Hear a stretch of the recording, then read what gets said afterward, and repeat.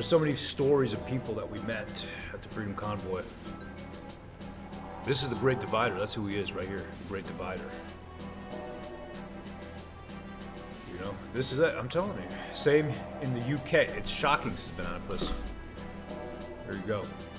And it's still happening. It's still happening. People are still being withheld medical care or EI, right? Employment insurance, unemployment, if they were fired for not taking a certain medical procedure. Our fellows in the Army, right? In the military, in the Canadian Armed Forces, same thing, being forced to take medical procedures, being given dishonorable discharge. And you know, some of our brothers and sisters, we've known them for many years, and they have served, and they were subject to this as well. And I don't want to really say their stories. It's personal. They're going to have to say it themselves. I'm not at liberty to say publicly.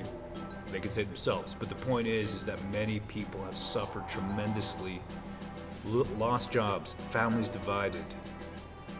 That's the reason. You know, of course, we're having a laugh. There's no doubt about it. But these are very serious things. Right? And I truly want to see a better society. I want to see a good world. I don't want to see war. I don't want to see destruction. I don't want to see children crying. You know, mothers dying. I don't want to see any of that. I want to see smiles. I want to see joy. I want to have the Canada that I had growing up in Montreal, where I had, you know, some Trinidadian Tobago person a couple doors down. I had across the street from me, you know, people who have been here for 200 years, whatever. I had the next door neighbors. I remember going to their basement, Norman and Dorothy, their entire basement wood paneled in that walnut, you know, maple. Beautiful, man.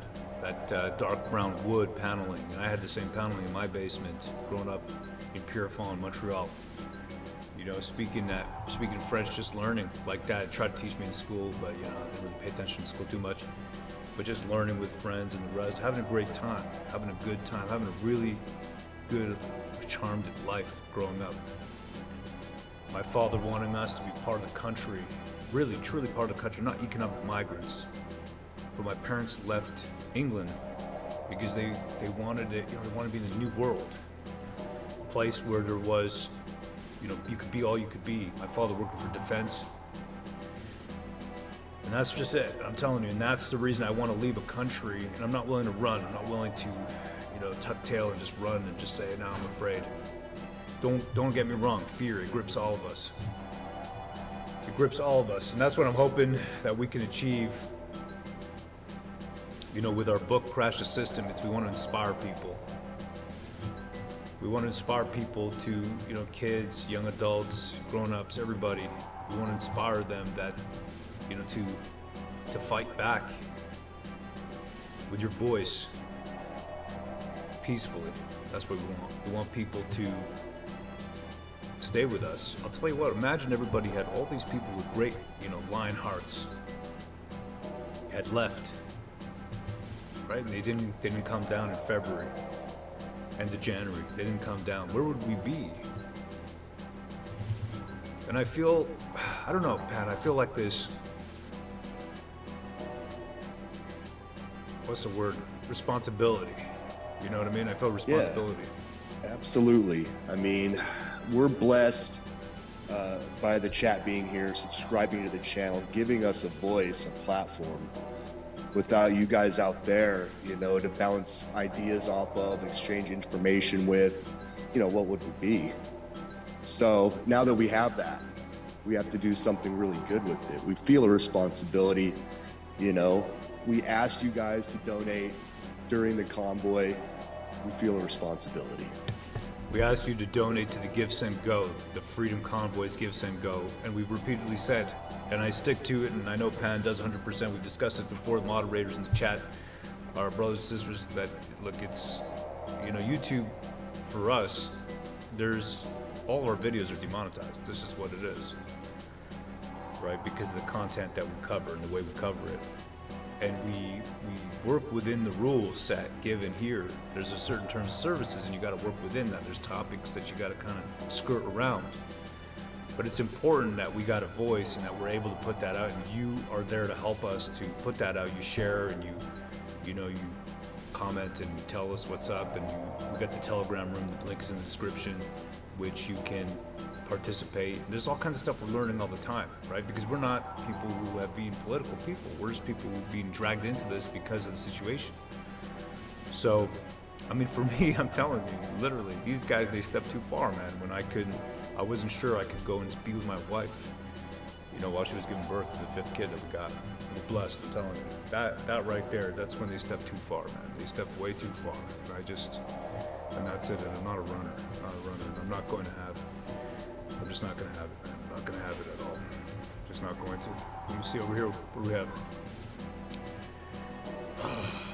Stuff, I'm telling you. People I've met. This is, and we got a responsibility. People that we've met in this thing. Yeah, they believe in us. I mean, this is amazing. The outpouring, you know, on Twitter and here on YouTube from all of you guys, it's really humbling. We got Brighton's thoughts. He says, anybody see a lot of stress on Trudeau's face? Absolutely, brother. Absolutely. Yeah, big time. Yeah, man. Shaking. Yeah, for sure. For sure. Like former Chief Bell said earlier, he said, squirm. He's squirming. Brighton says, press 7 if you believe in the fight. You're going to fight and stand with us all together. And that's the biggest thing. I was talking to, you know, this lovely lady that I know, and she was saying, you know, I said to her, I go, we just want to put that out there. We want to concentrate that energy. We want to be with other people. We want to be inspired by and inspire others. That's the amazing thing with the Freedom Convoy, right? It's inspirational, peaceful, spiritual awakening. And a spiritual war, a war of attrition where they want you to be ground down. They want you to be physically, spiritually ground down, where you feel alone, your family's divided, your house divided, your country divided. It's easier to rule that way.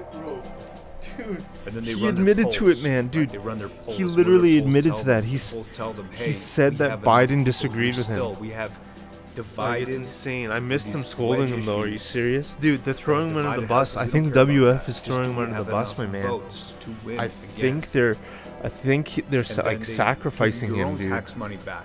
They I'm bribe telling you you, with man. your own tax money. That's what they do. They bribe you with your own I didn't tax see that, money. man. You mean the Chinese president, or you mean Biden? And you say, hey, listen, I don't Oh, actually the want my Chinese tax Z, money back. yeah, Just Z, can you I saw stop that. taxing me so much? I saw that. If one person does a tax revolt and decides they're not going to pay income tax anymore, what happens? They're going to be jailed.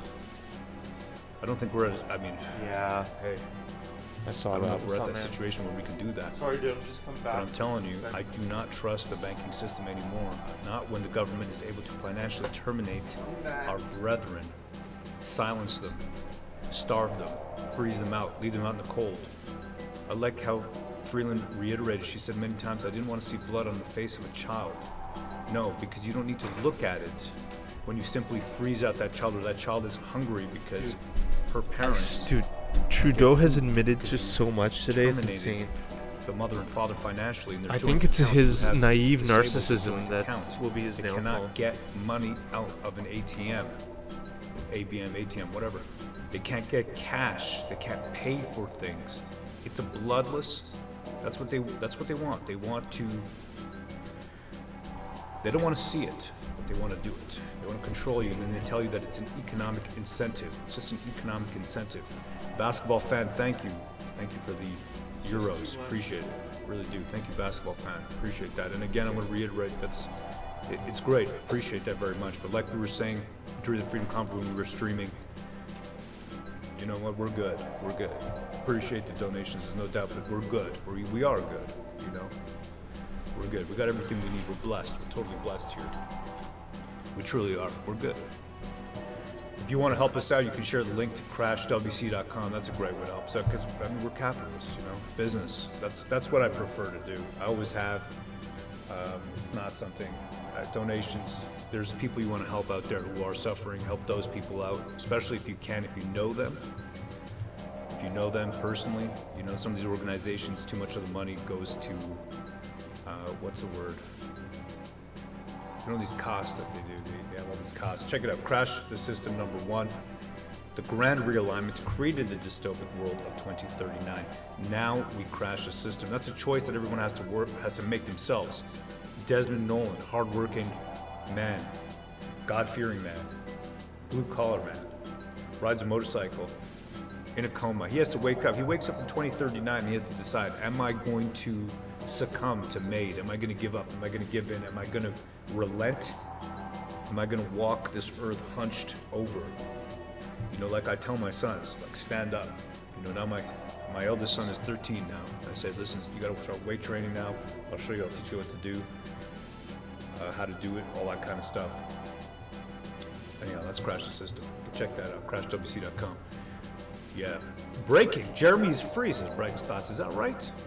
You got to look. Really? Yeah, tell us where we can take a look at that. That's cool. That's great. Fantastic. Man. Yeah, very cool. Very cool. Let me take a look over here. See if we can do a search here. Jeremy McKenzie. Let's take a look here. Jeremy McKenzie free. Oh, there we go. There we go. Right over here. Look at that. We got Junie Cage. This is for your children for Christmas. Love and peace. Wow, Junie Cage. That is very, very generous of you. Thank you very much, Junie Cage. Highly appreciate it. Thank you so much. Truly. I'm going to take it in that spirit that it is given. Thank you. And here we got some more Christmas news. Leader of controversial Diagonal movement, Jeremy McKenzie, free on bail after review hearing. Wow. All right, let's take a look. Yeah, Pan, if you'd be so kind, brother.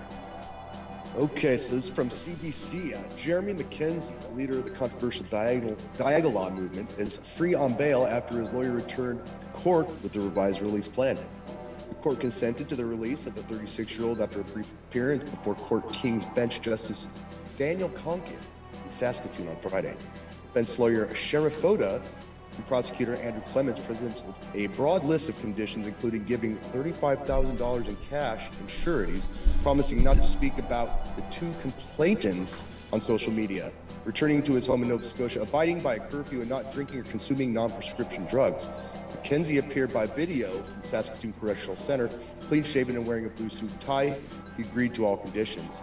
There's essentially two grounds an individual can be released after bail review. One is an error in the judge's decision, which we don't think was present here. The second is that there's material change, Clements said outside court. In this particular case, the material change in circumstances that were viewed when we reassessed the case was a much stronger bail plan. McKenzie is facing multiple gun-related charges stemming from an alleged incident in November 2021 near Viscount Sask, which is about 75 kilometers southeast of Saskatoon. The allegations include assault, pointing a firearm, mischief, and careless use of a restricted weapon. He was arrested at his home in Cole Harbour on a Canadian-wide warrant in September and flown to Saskatoon. Clemens said McKenzie will not be flown back to Nova Scotia from Saskatoon. My understanding is he'll be transported to Quebec to face matters there, and from there, he would have to pay his way back to Nova Scotia. McKenzie is charged in Quebec. Yeah, so he's... Wow. Okay. No, go ahead, brother. Finish, yeah. Sorry. Yeah. Just the last line. Yeah. McKenzie charged in Quebec with uttering threats and criminal harassment. Okay, so he's being released from there, and now he's going to be going to Quebec, and from Quebec he's going to have to face charges up there. Wow, all right. It's quite a journey, eh? That's quite a journey. Wow, all right. Well, there Glad we he's go. out. Yeah, man. Good for him. Good for him. We want all these people, all of our people out there to be out, and I know that there's more people, and they're doing this. They're shutting you up. They're not allowing you to say your piece. And I'm going to make it clear, I mean, really, I believe that he was politically targeted, all right, after he made some remarks that, I can't count this. Frankly, when I heard them for about 2 days, there's no way I could comment on it because I think they were astonishing. Yeah, man, I can't believe he showed up. Wouldn't, like, comments. But not worth. I can't believe he showed up, and I can't believe he's saying what he's saying, happened, unless they're trying to after the comment was throw made, him which under the was bus. very Because, man, suspicious. dude. Yeah, exactly. That, And you can, they would be able But to I don't get know him if it's that his fast. I mean, holy cow. narcissism disagree with that me thinks he's and say, untouchable. "Let's disagree here. You can be like, these are just." Because, dude, he admitted everything this morning. It was insane. This is some garbage. But at the same time, it's not a criminal Like, threat. and it is what it is, you know? It might be is, the but this is biggest situation we find ourselves in. I blunder. believe that anybody And I who think that's stands where up- they're Patrick that's where they McNulty, fail. Like that movie, man. Like that Chinese movie. Remember that Chinese movie? News. Fucking Who he is. He's the fellow that where his brought ego us kills him. Where when he laughs, he the becomes lowdown. vulnerable. on Remember we learned that life lesson in that fucking Chinese kung fu movie. Oh man. Telling you the same shit, dude. Hopefully it's just temporary. dude. Yeah, no, this guy exposed a Can and was dismissed from his job as a border agent. Oh, And wait a second. we Yeah. don't. No, Is, he's he, made a is new, that it? Is he back? Yeah, no, he's Oh, made a okay. new account. He's made a new account. He's Oh, good. Okay. Yeah. Okay. So now this is Really gonna be, good guy. This is going to be about his, religion and how he's been saved by Christ, sharing my discipleship journey with the hope that you come to know Him too. Yeah, he's turned to God. Absolutely, he's really felt an awakening. We discussed this before, him and I. He's a spiritual person now. So he's decided to close his other account. Okay, interesting. Very interesting. Yeah. Well, there it is. That's cool. I should really reset He these looks runs. good. Yeah, I'm glad. That's good for him. Good for him. He needs this. He really did. Sure. And he was targeted as well. They dragged him out. Okay? They brought him in front because he was speaking about a Can. I think that you gotta know that things like this are gonna come. That's just what it is. Things like this are gonna come. Mary O'Connor, who's writing exemptions, right? The CSPO. We'll put her up on the screen too. We've got about 20 minutes or so. I want to talk about her a bit. She's writing exemptions, mass exemptions, as well as So much lag in this run. Holy jeez, man. Patrick McNulty over here. Very nice. What? fellow. Come on. I should add. I might add. I'd like to add. He was talking about Can, giving people information about how to bypass So Talking dumb. Public Health Canada. And for all of his, what I consider patriotic efforts, he was punished. And how was he punished? He was punished by being tromped to jail and then told, hey, you're going to be staying here for 3 weeks. And we're going to keep you here if you don't abide by these rules and leave town. They charged him with criminal harassment of the people he was working for, management at the CBSA, the Canada Border Services Agency. Criminal harassment. That's what they charged him with. Because he mentioned them in his videos. Towards the end of the video, he mentioned it. So right there, what they did here, they took this guy and they said, you live very close to some of the people in your management. So you have 20 minutes, use it back. Pack all your items and leave town. Leave town right now. That's what they did. Leave town. If you don't know, we did a little give, send, go for him. Let me see if I can find that here. To raise some money because they literally he had nothing. And people came out hard. Good thing I practiced, eh? Okay, so we How put about this that? That's together. never happened to me. That's Here it crazy. is, because the work that he did. Good thing I learned from that. That $6,000 was crazy. raises About 2 months of living expenses for the guy. Right, and a big thank you to everybody out there who donated. Really amazing work. Can you imagine I lose a real run like that? Oh my god. He was I showing learned so much He from showed that. So much, and for that, I can't even tell you how much I learned. for doing that, we put those videos up, man. Like I an do idiot that jumping stuff out. now, I shouldn't do that. I should a lot just of wait. people I should wait for them to understood turn how the get on corner, Public honestly. Health Agency of Canada, who was skirting, right? They were using these rules to get you to disclose I'm on what's called leave without your medical. genuinely counting, which then equates to mass compliance, but often what's called mental health. Awful abuses of useless agents in the workplace, and now they're just enforced security. It's unacceptable and it has to stop. Really, really good stuff. Man. Very powerful. What I want you guys to remember is that Wow, it was brutal. The really, really powerful stuff. And this helped a lot of people. This video alone's got 133K views. And like I said before, we're good. We're good over here. The work campaign over here, we're good. I don't want to ask for money. I don't like asking for money. I just want to work. I just want to be free to work and be free to be left alone. That's it. I don't need nothing. I'll make all my money What? myself. We're going to be pens the same way. So and dumb. our moderators here too. We don't want nothing. Just leave us alone. That's it. Just leave us alone. You know, we are capitalists, 100%. But this guy out here, basically thrown on the street, couldn't even see his kids. All right, so he had to leave town. Now he's got a place. Got a place about an hour and a half away from me right now. I'm in Orleans, Ottawa. And this fellow couldn't see his own kids for about a year. Actually, I don't know if he's put that out publicly, but anyhow. speaking to him. I mean, Yeah. for me, like, it's for the police to come and say, you know what, you have 20 minutes, leave your own house, pack your bags, or you're going to jail. That's just crazy. It is. It is. You never ever imagine this in this country. You never imagine this in this country. You never imagine this. Can you imagine this is where we are? And I'm telling you right now, the politicians, this is what is so beautiful about this inquiry now. We're not necessarily going to get a direct judgment by Rouleau, a snap decision at the end, and he says, you know what, it was illegitimate use of the Emergency Act, and therefore I'm calling a general election. They don't have the power to do that. They're toothless. But what they do have the power to do, and it's already coming out, is that we're seeing how the sausage is made. We're seeing and we're meeting these people that we never met before. People from the Privy Council Office, PCO. People like Drouin, Nathalie Drouin. People like Janice Charette. We're seeing people like Telford. A lot of people know Katie Telford from the PMO.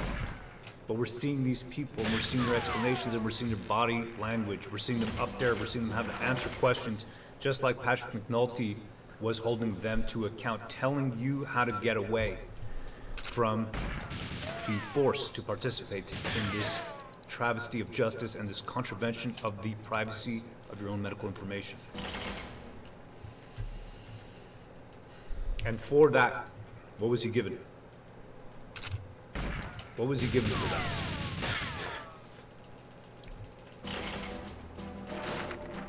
He was thrown in jail. That's what he was, and they threatened, take everything, whatever he had left away from him. And we got real patriots like this.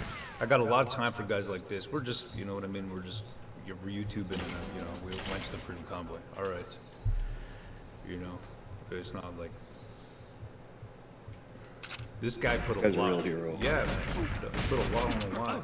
A lot on the line. He's given up his career, his whole career. I can get work programming again. I'm a computer programmer. Penn comes from a logging family in Oregon. The tree logging. So we're good. We're all right. This guy gave up a lot, and a lot of people have. Mary O'Connor. Who's Mary O'Connor? I want to show her. This is amazing what she's done. These are the Come kind on. of- These are real heroes. Fucking I love the hell. support. I love when you tell us, we're so great. I mean, who doesn't like to hear that? I tell my wife, babe, can you tell me how I'm so great? She says, no, not today. Okay, I'm gonna try the natural stock, honestly. If I'm gonna just keep grinding this out, I might as well But these just are do the it real heroes once. right here. Mary O'Connor, facing prison. You know why she's facing prison? Because she refuses to give up who she wrote exemptions to.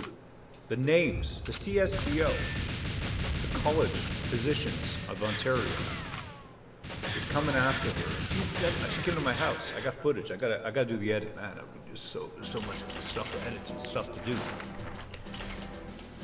Okay, she came to my house. She had dinner at my house. It was amazing. Really, really nice lady. Medical doctor for 40 plus years. And you know what? You can look this up. Okay, this is not, I'm showing you real stuff. That's what we're doing. Stuff that we verify. Mary O'Connor, CSPO.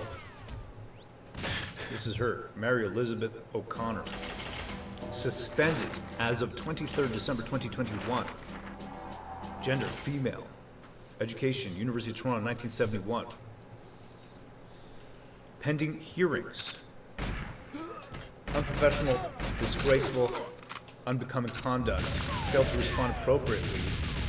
What is it? Failed to provide information, records, and documents requested by college investigative and compliance monitoring staff. They want her patient records because she wrote exemptions. It is also alleged that between November and December 21, she, including by providing via exemptions contrary to the terms of an interim order imposed by blah, and failing to comply with terms of this interim order, failing to provide signed consent form, practice details. She won't give up patient logs. It says it right here. She's living in a trailer right now. She was practicing downtown. She was taking care of people who have been, women who have been physically assaulted. So in the last 15 years of her experience, this is her. This is legit. This is a legit hero. Heroine. Okay, she weighs all of 70 pounds. She's about 5 foot tall. You're taking the best of the best of the best of the best people. Patriots. People who love this country, who've done everything. Who've given up their careers and literally refuse. These are the real heroes. All these social media people, and I'm going to tell you this. I hate to say it. We've done this. We covered this in Crash the System. In Crash the System in the future, in 2039, they don't have all the heroes that you know and love up there, the statues, right? People who've actually built the country. No, you know who they have instead? They have social media icons. Because that's how vapid society has become. And yes, we're doing social media. Absolutely, we are. But that's the thing. We're not the heroes. These are the heroes. These are the people. These are the people who have honor, accountability, integrity, loyalty, who embody those virtues. These are the real heroes. This lady who's 5 foot tall, downtown Ottawa, you can look her up where she used to practice, who's being hunted by the CSPO, who want to bring her in front of a trial for contempt of court. She's living in a trailer. She can't even tell you where she lives right now because she's in a trailer outside of Ottawa. People don't know the story. They hired a doctor hunter to hunt down every doctor and get those patient records of people who has written any exemption, whether it was a mask exemption or a V exemption. These are the real heroes. We're publicizing it, and we've been blessed with a platform to be able to put that information out, so we thank you for that. We really do, because obviously, you know, without the audience, The border to see agent this, then at Windsor on the way back into Canada said that these are the real heroes. my These are the medical real exemption heroes. written by a doctor in Florida is not valid, and I need to get a written letter from Public Health Canada about my medical exemption. Kids have to go with that. Anyhow, Fucking idiot. these are, you know what I'm saying, Pan? I mean, you got a real American heroes out there. You know what I'm saying. Yeah, no, these are real Canadian heroes, absolutely unsung. You know, not many people know. It's, you know, it's nice to be able to call a little attention to them and honor them. In 2039, you got social media icons as statues. Your statues are social media icons because it's the vapid. That's what it is. The vapid. You know, just scroll through your TikTok. And don't get me wrong. You know, sometimes I scroll through and I'm like, hey, I keep watching. For, you know, the algorithm is just showing me dancing girls. I don't know why. But these are the real heroes, and these are the people. I mean, Mary O'Connor right here, she has more, I would say, honor of herself. Real, true honor. You know, that accountability. I lied. I'm doing traditional She mainframe. herself her own integrity. And she got loyalty to their patients. These people are so few and far between. I'm gonna have to put that edit down, and I really hope that when I do. I think I'm too far back. I don't think it's gonna open. It might open, but that's what too I wanna bad. see. Pretty fast That's why run we otherwise. got this platform Not blessed much by help. God. Blessed by God, and that's what it's for. We're on a mission, and that's what it's for. You know, so yes, I love, you know, thank you for all the accolades and everything else, but we're not. It's not about us. We're not important. If you're a beautiful lady, yes, of course you can send me a message. But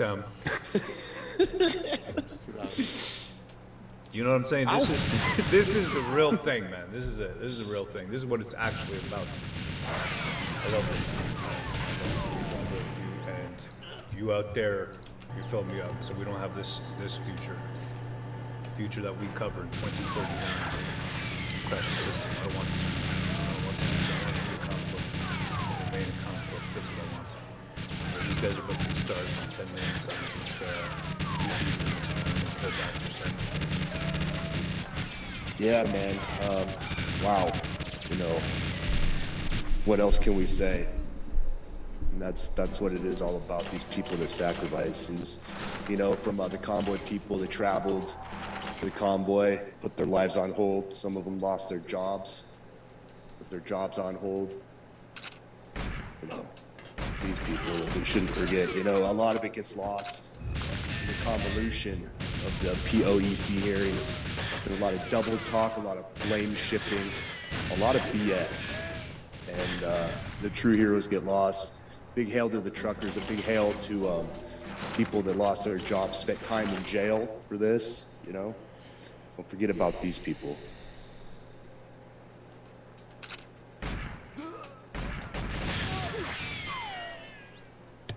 Yep.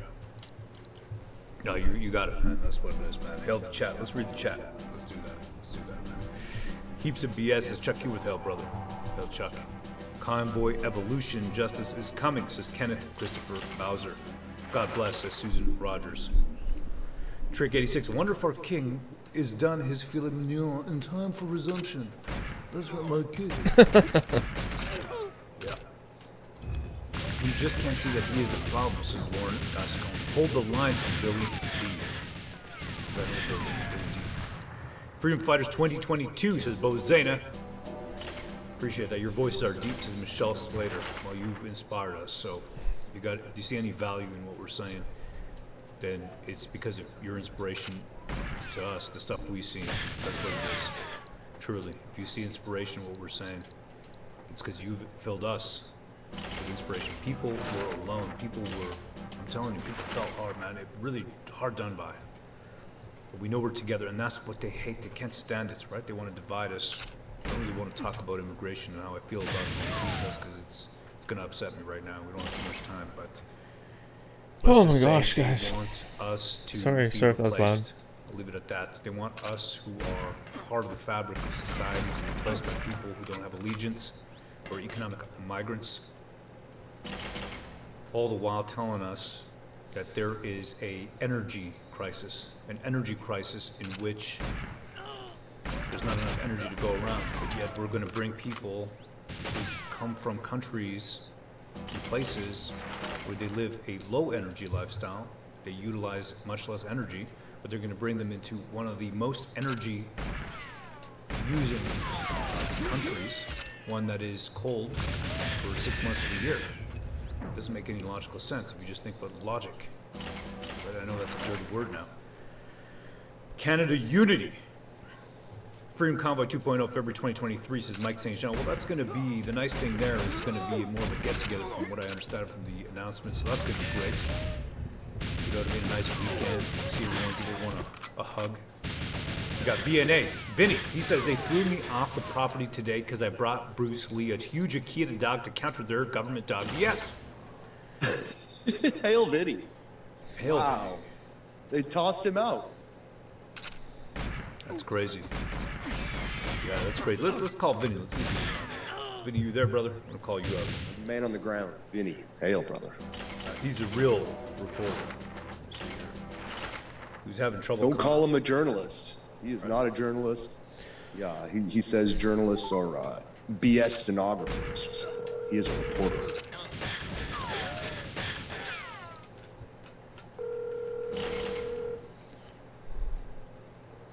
He is not a journalist. Yeah. Oh. He says journalists are. Yeah, Vinny, you're.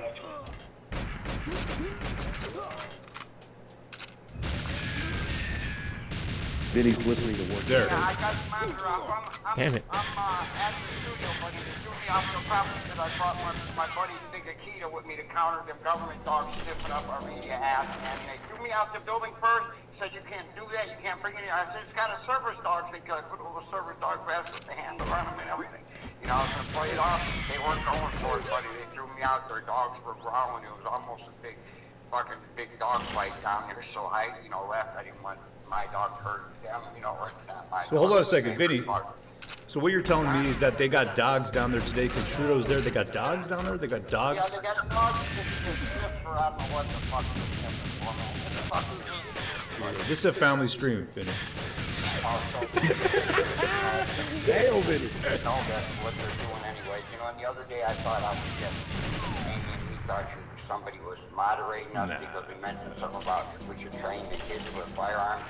No, you got to be. If your message doesn't come through the YouTube chats, because you got to get past the YouTube filter, right? Anything I that. did that by putting our location as France, believe it or not. Oh, there you go, eh? Obviously, Could have been way faster. you don't want, you seeing a Canadian seeing American media. That's what, C11, he just got to see that door, but you know what I mean?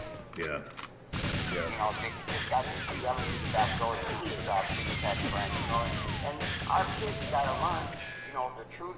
They want men to be sissies now, like you mentioned several times. They want them to be wimps and stuff. They want them to be that. It can't be violent. Sometimes it's defense of what you believe in your country. Well, I'm gonna stop you right there. We're not gonna be violent, right? We're gonna do peaceful. Not violent. No, you're not understanding what I'm saying. Not violent. I'm saying to be strong men in defense of your country. Okay. You want the kids to be wimps. Where that go and bend that right time. That's all I'm saying, buddy. I'm not saying be violent. And if you teach your kids about firearms, you would to show them how to use them.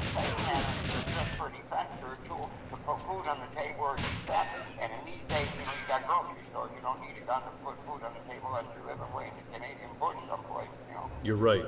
Absolutely. We got to teach kids how to use these. Stand up for their rights. Yeah. For sure, man. We got to teach children. Not to be bullies and say, well, I'm a big bad guy because I got a gun in the closet. Not that. You got to teach them to respect what that thing can do to somebody.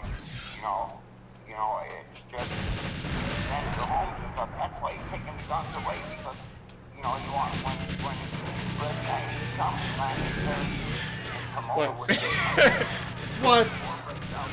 That's bogus. That's bullshit.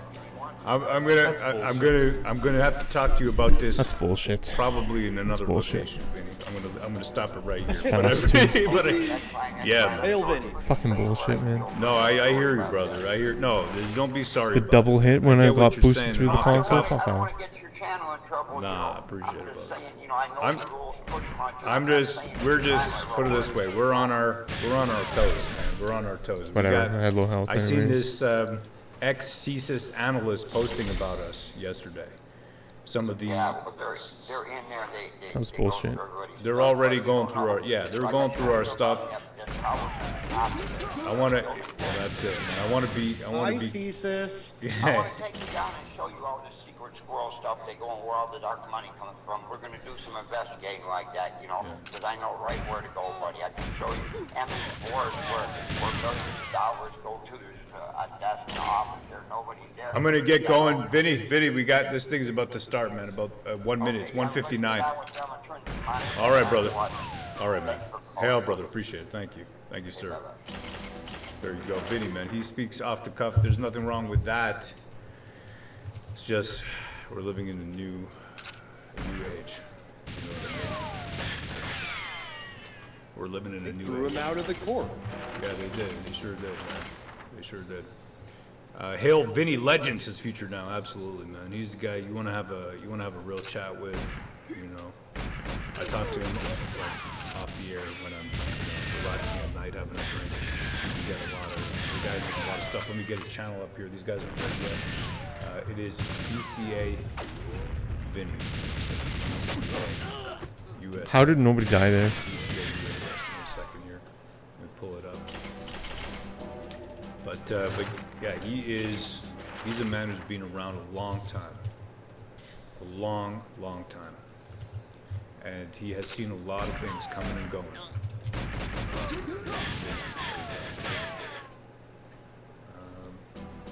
If I can pull up his channel. VCA USA. I think it's VNA USA. VNA USA. Where's this freaking thing? Sometimes, it's hard to find the subscription.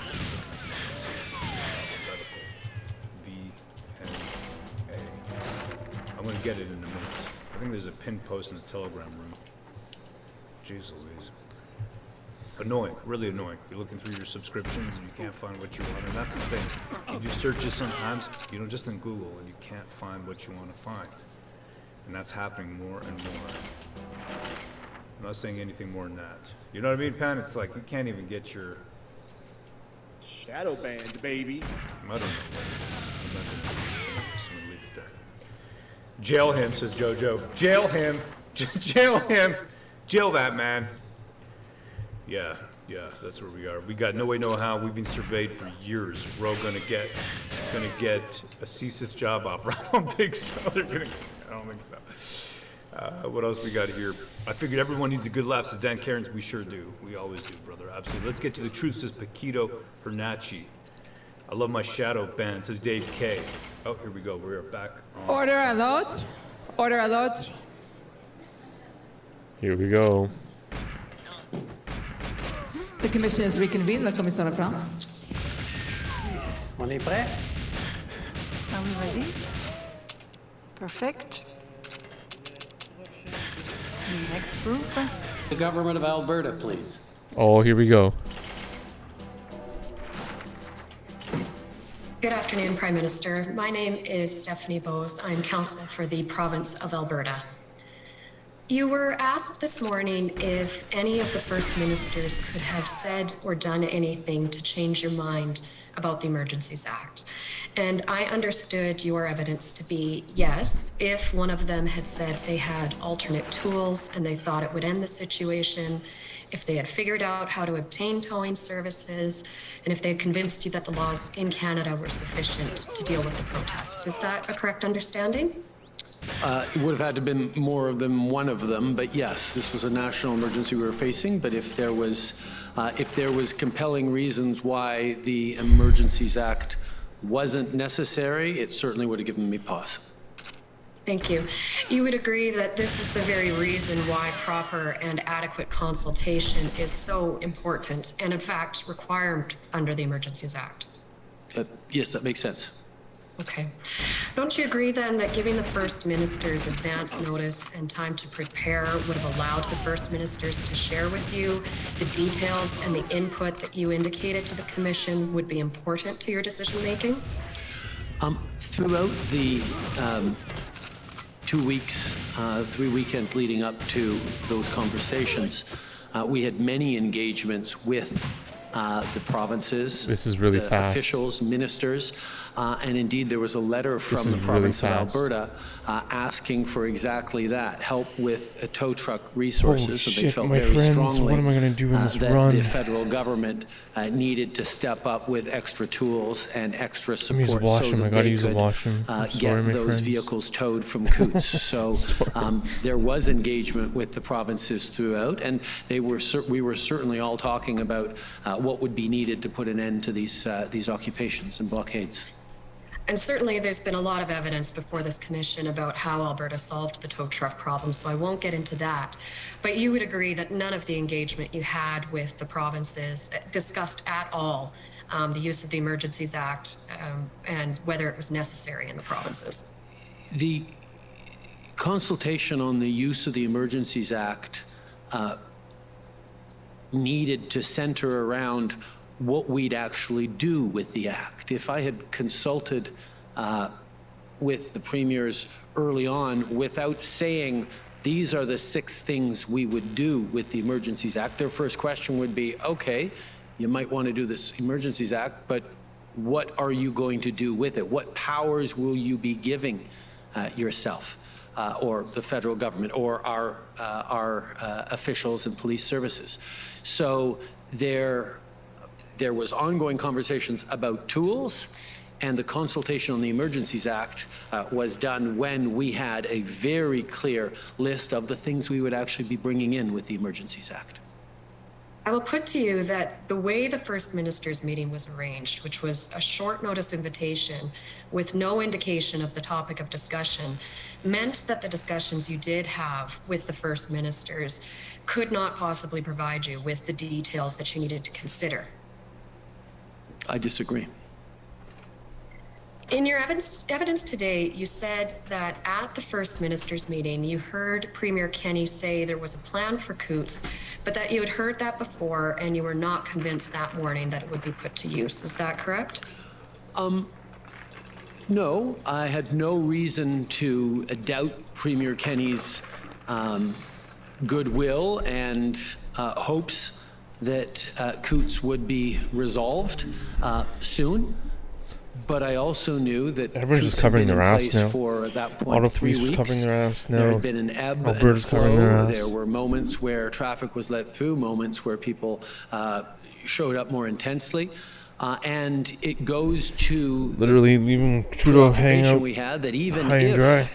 as It's he crazy. indicated, there were good chances that it would be cleared in the coming moments, there was going to be a continued challenge to hold open fuck that me. area given the current Come on. context. You fucker.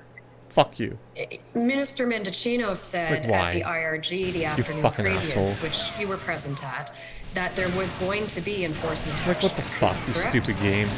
Yes, Like, look it at my was health. something that we had been monitoring for a while. It would turn out Fucking that the stupid RCMP, who had intended to do enforcement action as the provincial police force many days, if not a week before, had to suspend it because of genuine concerns around officer safety and the presence of significant numbers of weapons and problematic individuals in that. So it was something we were anticipating and hoping was going to happen, certainly hoping was going to happen peacefully, but it was something that we had been hoping would happen for a while.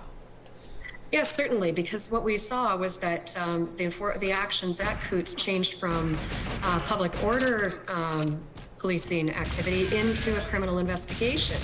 And around 8 p.m. on the night of the 13th, Commissioner Lucky emailed Minister Mendocino and Jody Thomas and advised them that the RCMP had an enforcement plan ready for execution and that they were indeed on the cusp of enforcement in Coots. And that proved to be true, correct? Yes, it did. That was good news that it was true, yes. So then why were you doubtful when Premier Kenney told you that he believed the situation had been secured and the RCMP would now proceed with broader arrests and secure the border, when exactly what you had been told the night before about RCMP enforcement did in fact happen?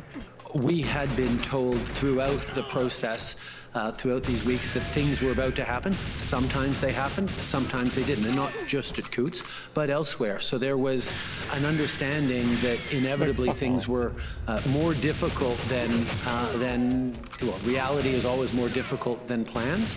It was good news that the province was able to clear. No. But I will also say, or that the situation was able to be cleared in the province at that point.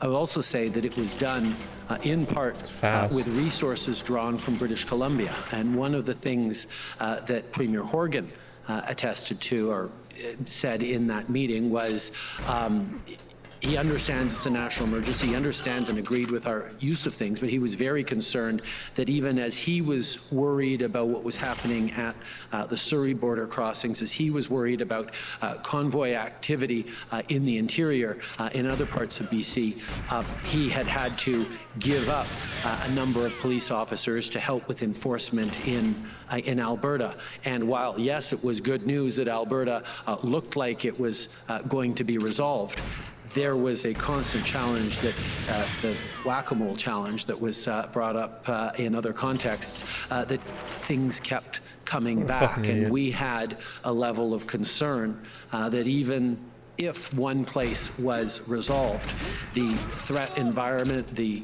concerns we had were going to replicate themselves elsewhere.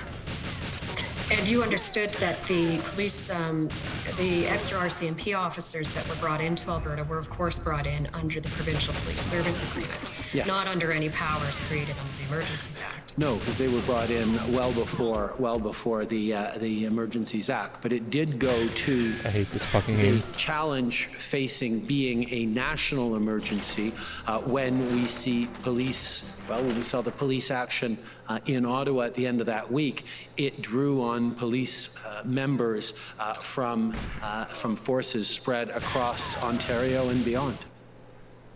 The Emergencies Act didn't change that, though. It facilitated that. It facilitated police. It didn't create police officers. No, Correct. but it highlighted that you couldn't just look at one place and say, oh, we have enough resources to fix in this one place. It was a broad challenge across the country at the same time. So Alberta, being on a hopeful track at that moment, was obviously good news, but it wasn't sufficient to say, oh, great, there's no more national emergency. All right, I'm going to put to you the fact that you did have evidence that the laws in the provinces were sufficient to handle the blockades, and I'll give you 2 examples. One is that the Windsor Police, along with the OPP, cleared the blockade and the Ambassador Bridge was reopened before you made your decision, correct? Yes, with the caveat that a lot of the people who were leaving the Ambassador Bridge were purportedly headed towards the Sarnia crossing or the Fort Erie crossing, meaning that there were still real concerns that even as we settled things in one place, the rhetoric across the country and the online activity indicated that people were not going home, but they were looking for the next thing they could engage with. Right, so the police powers were able to deal with the problem, correct? They were able to clear the blockade. They were able Yes. to clear lanes at that moment, yes, in that spot. Okay. But there was And a of real course- concern there would be more. Right. Or they The other would return. example is Coots, where the RCMP were able to safely conduct a criminal investigation, execute search warrants, and make arrests, correct? Yes. And that protesters in Coots indicated to RCMP that they wanted to leave the protest because they didn't want to be associated with the criminal elements uncovered, correct? I can't speak to what their intent was. Okay, we've heard evidence in this commission, so the commission knows what one of the protesters did indicate the intent was. Now, these are in fact the type of decreases in troublesome protest activity that you had been hoping to see in the weeks prior, weren't they? Yes. And definitely examples of how existing legal tools and police powers were effective at dealing with illegal portions of protests, correct? Yes. All right. Out of your time, so if you could... And that's okay. I think I will end there. Thank you very much, Prime Minister, for answering my questions today. Thank you. Next is the convoy organizers, please. Wow, here we go. Here we fucking go. Here we fucking go.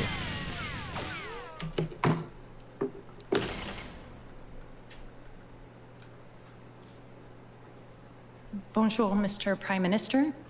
Bonjour, Monsieur le Premier ministre. The lawyers representing Freedom Corp and the protesters who were here in Ottawa in January and February of 2022. I want to first talk to you about the events that led up to the invocation of the Emergencies Act. You would agree with me that the Emergencies Act was invoked on Valentine's Day, Monday, February 14th, correct? Yes. And you are aware that this commission has received evidence from the police and other witnesses that on Monday, February 14th, the Ambassador Bridge was reopened, as was Coots. All the borders were reopened, correct? Yes, and there was concern that more locations were going to be closed. Actually, Coots didn't open till Tuesday. Okay, well, we'll review the record for that. On the Sunday night, February 13th, there was an IRG meeting, and you were there, and in fact, you were the chair of that meeting, is that correct? Yes. And at the IRG meeting, you were advised that there was a breakthrough agreement between the Mayor of Ottawa and the convoy organizers to move trucks out of the downtown residential areas, isn't that correct? That is not how I remember it. Okay, well, I can advise you that at the inquiry, it was confirmed by the documents your officials filed here and by witnesses, namely Jody Thomas. She confirmed that at that IRG meeting, you were briefed that there was an agreement with the mayor. Does that, do you recall that? With whom? With the mayor and who? Some of the convoy organizers. Which ones? Well, Tamara Leach, who's present here in this room, signed a letter. It was made publicly available on the news on Sunday, February 13th, and you were advised of that agreement at the IRG meeting. And we were also advised that that agreement wasn't holding and that many of the convoy had decried it as fake news and not actually an agreement that they would abide by. And you learned that on Twitter, is that correct? No, we learned that at the IRG By whom? by our elected officials. Thanks. And now you should be aware that this commission has also received evidence from city officials and others that the next day, on Monday the 14th, over 100 protest vehicles had moved out of the downtown residential areas under the mayor's agreement prior to your 4:30 p.m. announcement invoking the Emergencies Act. Is that right? I can't speak to that, but I'm sure others have or will. They have. And you are aware of the evidence before this commission from police officials and others who testified that the efforts by the truckers to further vacate the downtown residential areas under the mayor's deal were blocked by the police on both Tuesday and Wednesday, February 15th and 16th. Are you aware of that? No, I am not. My understanding was the police were allowing anyone who wanted to leave to leave. Would you agree with me that it would have been a far better outcome if you and your colleagues would have allowed the de-escalation agreement with the mayor to be completed, and there would have been no need to invoke the extraordinary powers of the Emergencies Act, including the significant and violent police actions and freezing Canadians' bank accounts? If I could interrupt, Commissioner, it's Brian Gover on behalf of the Government of Canada. The agreement was to move the protesters to Wellington. My friend is misstating the evidence in my submission. I could provide some clarity. It's very well known in the agreement with the mayor that it was to remove vehicles from the downtown residential areas, and yes, Mr.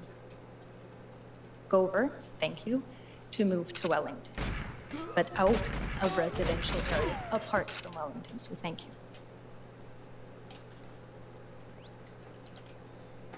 Can you now, are you able to answer the question?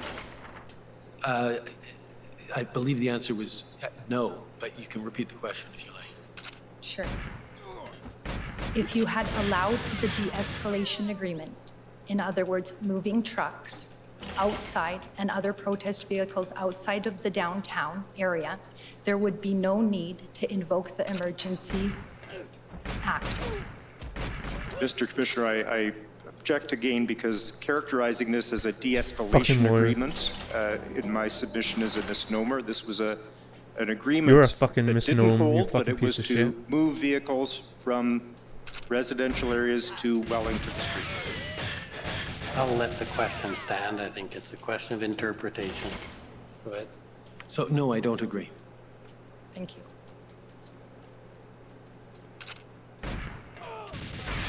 Your officials have testified that they were following the convoy as it began moving from regions of Canada towards Ottawa.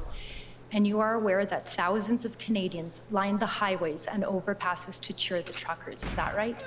I can't That's why the lawyer intervened. He didn't want him to not agree. There were. That's why the lawyer knew. Yes. Because Trudeau's Mr. Prime Minister, I would like to read to you an excerpt from 3 of the many statements that Canadians prepared for this commission. Canadians who supported the convoy and explained why. And I would ask the registrar to bring up document ID HRF 401660. If you could turn to page 274, please.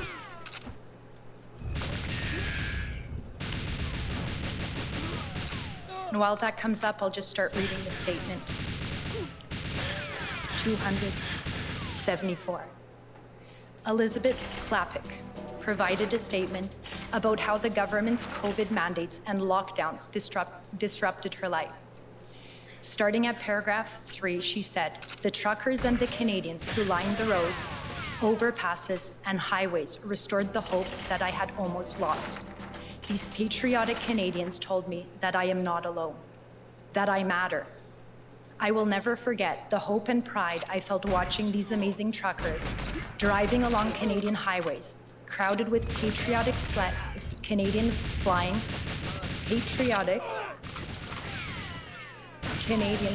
their flags and holding their signs of support. I will never forget the tears I shed as I regained that almost lost hope, that love for my home and native land, that love for my fellow Canadians. At page 235, Ottawa resident Karen Hanna, who obtained a sociology degree from Ottawa University, starting at paragraph 5, stated, "For months, the leader of our country publicly shamed people like me and my husband. Our own family members turned on us, blamed us, and some even told us we don't deserve health care." Paragraph 17. One of my most emotional moments was dancing on Rideau Street beside a local man. He had tears streaming down his face. All he wanted was a hug. It was very overpowering for him. I met a girl, 22 years old, who just hopped in her car from Winnipeg and just kept driving. She stayed the entire time. I met people who were like family to me. People who gave up everything to come to Ottawa for justice and an explanation. At page 116, here is one of many, many concerned parents and spouses. Sam Crozier at paragraph 8 says, "I am not asking for help. I am begging you to please listen, hear my heart, feel my pain, and help work towards the true North strong and free that we were promised. My husband, an Army veteran who now has PTSD, and not from anything he has seen or done in the forces, but from what our own government has done. Our government has destroyed my life. I, a once optimistic, full of life person, find myself struggling to stay above water now. I struggle to find joy in anything and daily fear a new announcement being made that will further punish us. I have written the same email to every member of Parliament daily and been ignored by a large collection of the people meant to be our leaders, meant to be listening to us. Mr. Prime Minister, you have now heard the statements from some of the many concerned Canadians who felt compelled to support the protesters. Do you now understand the reason so many Canadians came to Ottawa with such resolve in the midst of a harsh, cold Canadian winter because of the harms caused by your government COVID mandates, and they wanted to be heard?" I am moved, and I was moved as I heard these testimonies, as I saw the depth of you're a fucking idiot, Trudeau. You deserve death. And anxiety, but the present and the future expressed by so many people. The COVID pandemic was unbelievably difficult on all Canadians. Fuck this guy, man. And my job throughout this fucking piece of this shit pandemic is to keep Canadians safe. And the way that I chose to do that was to lean on public health officials, lean on experts and science on the best way to keep Canadians safe. And because Canadians got vaccinated to over 80%, we had fewer deaths in Canada than places that didn't reach that. And every heartbreaking story I hear of a family who sat beside the bed of a loved one dying because they had believed that the vaccines were more dangerous than the disease. This guy's fucking done, I take man. Personally, because I wish I could have done more. And I don't mean people to cut to you get off, vaccinated. but I only have 10 minutes, so thank you. That was fucking psychopath, man. Just to interrupt you, you're gonna have to shorten it because you're already over your time. Fucking loser. A number of people have What a testified in this stupid fucking inquiry loser. referencing your widely published comments and calling the unvaccinated What a racist fucking and psychopath. misogynists. Yeah. And we have heard testimony in Motherfucker. this inquiry about how Fucking some piece of your of shit. officials wanted to label protesters as terrorists. Would you agree with me that one of the most important roles of a Prime Minister is to unite Canadians and not divide them by engaging in name-calling? I did not call people who were unvaccinated names. What a I fucking highlighted idiot. He's such a there's fucking piece of shit. between people who are hesitant to get vaccinated for any range of reasons. Oh, fuck yourself, you and fucking people piece of who shit. deliberately spread misinformation that puts at risk the life and health of their fellow Canadians. This guy's And fucking my retarded. focus every step of the way, and the primary responsibility of a Prime Minister, is to keep Canadians safe and alive. Right. So in terms of safety, when you met with, I'll reframe, Minister Blair, Public Safety Fucking Minister, idiot. Minister Mendicino, National Security Intelligence Advisor Jody Thomas, and RCMP Commissioner Brenda Lucki, and today you testified that the federal government was committed to exhausting all alternatives to a resolution prior to making a decision to invoke the extraordinary powers of the Emergencies Act. Do you agree that that accurately describes your government's position? That the invocation of the Emergencies Act was a measure of last resort, was not something to be taken lightly. Thank you. And something to do when other options were not effective. And you are aware that the OPP, along with others, developed an engagement proposal, and you were advised of that proposal at the IRG meeting on February 12th, correct? It was a proposal, but we had, and it was presented to us, we had more questions about how it would actually work. It was not a complete proposal. My last question, Mr. Prime Minister. When did you and your government start to become so afraid of your own citizens?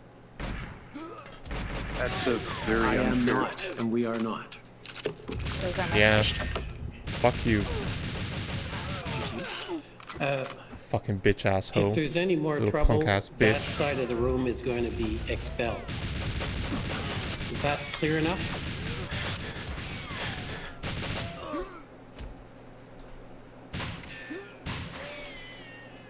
Rolly, you little piece of shit bitch, motherfucker. Next, I'll call on the City of Ottawa, please. Fucking loser.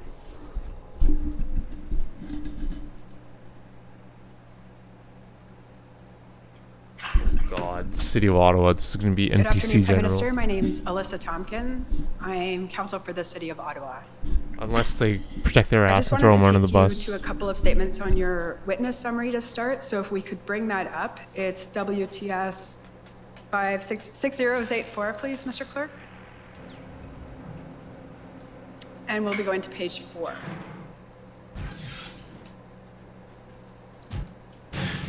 And just if we can scroll down to where we're talking about challenges in Ottawa. So the first point you make is that the lesson learned was not to let the trucks park because that makes it more difficult to remove them. And you noted that decision makers in Toronto and Quebec City heeded this lesson. Prime Minister, are you aware that since that time, the City of Ottawa, in preparation for 2 events, has indeed closed roads? So the city's learned that lesson as well. You'll agree? Excellent. Okay. The second, about the resources, you state that there appeared to be a breakdown of communication between OPS and the city. And you state it was unclear, for instance, whether the mayor's request for additional police officers was made with the support of the OPS or the Ottawa Police Services Board. Now, are you talking about the letter that you received from Mayor Watson? I'm talking about the fact that we were regularly briefed throughout that there were different requests coming from the police, then from the mayor, then from other elements within the Ottawa's orbit. Okay. Well, I'm a bit short on time, but I'll put to you that the letter you received from the mayor was co-signed by the chair of the Ottawa Police Services Board. So by the time the letter came, it was clear it was from the OPSB as well, correct? Perhaps. Oh, I can bring it up. Okay. I don't know that it serves us. I'll put to the record, and given my short time, we'll deal with it after. And in terms of OPS also, by that point, Well, why don't we go to the readout of the call? So the letter came, just to situate you, the letter came February 7th, and the next day on February 8th, you had a call with Mayor Watson. Do you remember that? Yes, I do. But we'll bring up the readout. So it's ssm.can.nsc.00002837.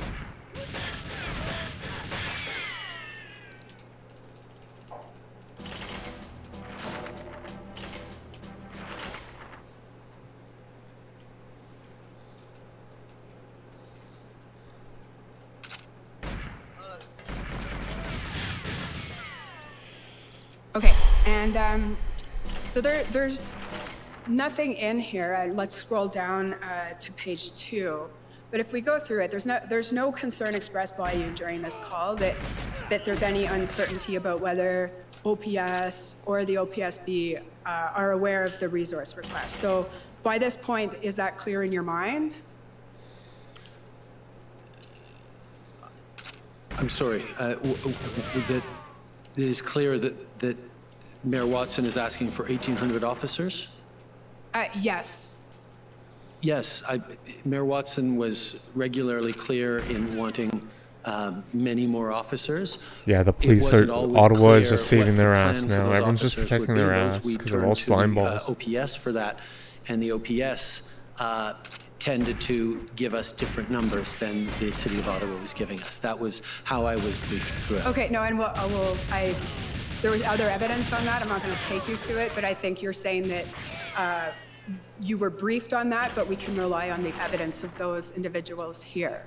Okay, but in a contemporary way, as I was watching things unfolded, the briefings I received and what was consistent was there was confusion or misalignment between different sectors of the City of Ottawa and the Ottawa Police Forces in terms of what they needed, how they were being delivered, and that was one of the realities we were dealing with.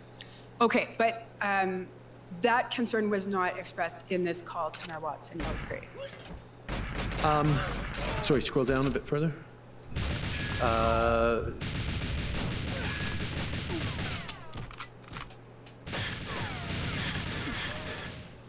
There are moments where you are saying one thing and he is saying another. Is there anywhere we can help around that? I think that was me expressing that there were different messages coming out of the policing side versus the mayor's side.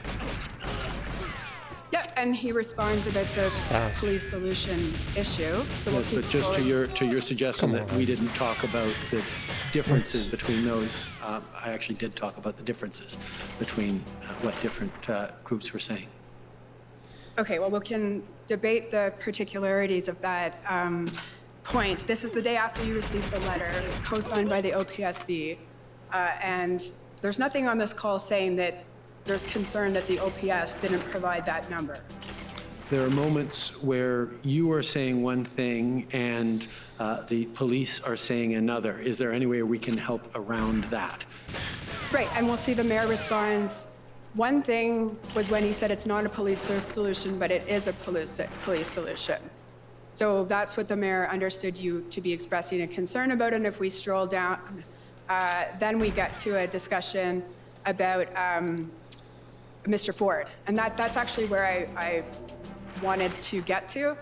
In fact, you took a lot of time. You're out of time, so please get to the point quickly. Yeah, so if we keep going and, oh, there we are. So you express that the federal government will be there with the resources, and there's something about conflating. And I think you testified earlier about it's the source of the mandates. But you say Doug Ford has been hiding from his responsibility on it for political reasons, as you highlighted, and important that we don't let them get away from that, and we intend to support you on that. And the mayor says if they keep dragging their feet, I'm happy to call them out. It'd be nice if we have something firmed up from the federal government to shame them.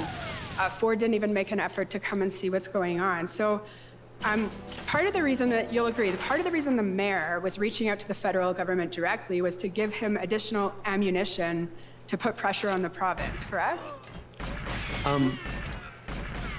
I can't speak to the mayor's intentions in reaching out to me. I know that I reached out to the mayor to talk about the situation in Ottawa and to express that I had expressed to the Commissioner of the RCMP and others that we should be providing whatever resources can help the City of Ottawa.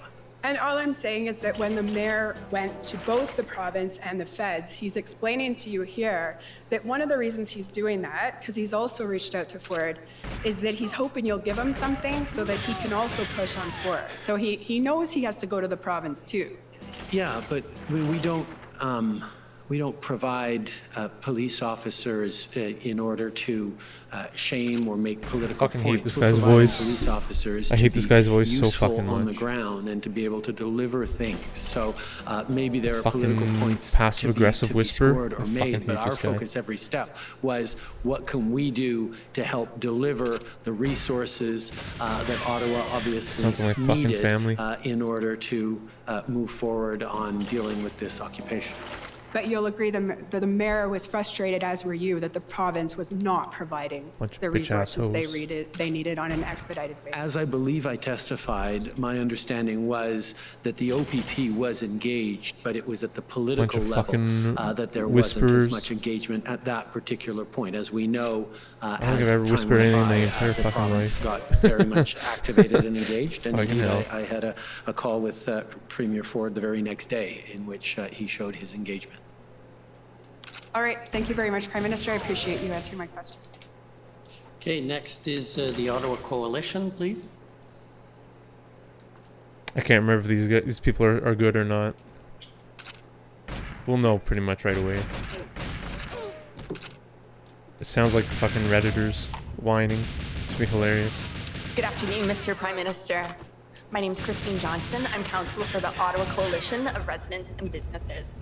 Yeah, it is. They're gonna be I want to use whining. my time with you today, Just be Prime just Minister, whining. It's gonna be amazing. to It's unpack gonna be a the salt mine. evidence that you've provided that, in your mind, this demonstration in Ottawa was not a peaceful protest. So you've already told us, I believe, in response to some questions from my friend with the Commission and my friend with the CCLA, that you obviously believe that protest is a very important part of a functioning democracy. You also acknowledged, and I think most people in Ottawa would agree, that peaceful protests may sometimes cause inconvenience for people and may also sometimes cause temporary interference with critical infrastructure even. But during the convoy demonstrations in Ottawa, you'd agree that we weren't seeing mere acts of civil disobedience or temporary interference with critical infrastructure. We were seeing unlawful conduct that significantly interfered with the community's ability to live and exist. Yes. Thank you. And it's your view that as early as the first weekend of the demonstration in Ottawa, some convoy participants were engaged in serious illegal activity by blocking and occupying city streets, defacing public property, and harassing residents. Yes, as was evidenced by my call with Yasser Naqvi, who highlighted a number of those things and a few more. And from that first weekend onwards, this became even worse and more concerning to you. Yes, reports of people being harassed for wearing masks, the constant noise, the people not feeling safe in their own streets. There were many examples of that. And you mentioned to us this morning that you grew concerned in particular over counter-protests rising up. Were you aware in particular of the counter-protest that has now been coined as the Battle of Billings Bridge on February 13th? That was, I believe, remind me, I believe that was where a number of residents prevented trucks from getting to the downtown core. That's correct. And is it fair to say that this counter-protest was actually quite successful in getting some trucks to leave very peacefully? It's possible that it achieved those, but having civilians having to do things that would be more appropriate for trained police officers to be doing, I think we can both agree is not an ideal situation. Right, and so was the government worried that, given the success even of this counter-protest, they might become more frequent if there was no government action, and you were worried that that was what might ultimately lead to a violent conflict? Yes, and when I talked about threats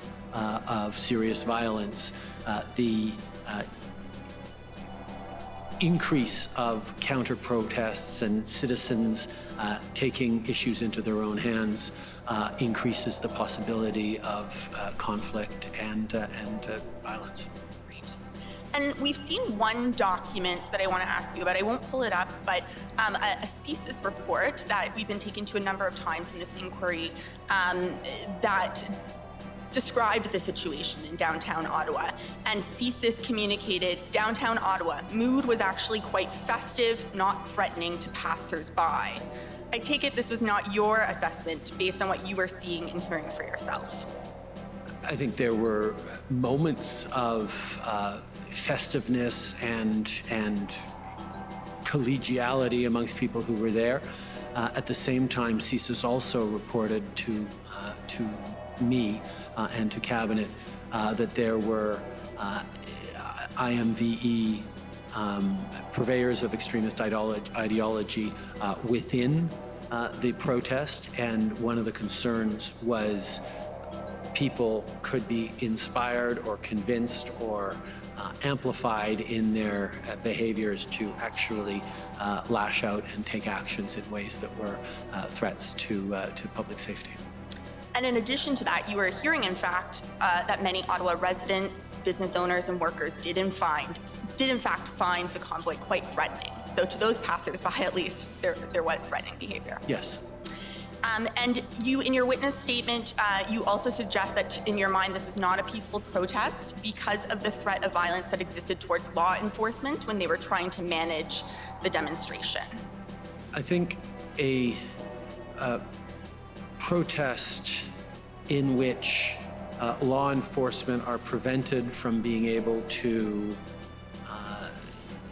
do their jobs because of threats of violence to themselves ceases to be a legal or peaceful protest. And my last question for you following from that is that when the government was ultimately considering the invocation of the Emergencies Act, CSIS advised Cabinet that invoking the Act could further inflame extreme anti-government rhetoric and even incite violence.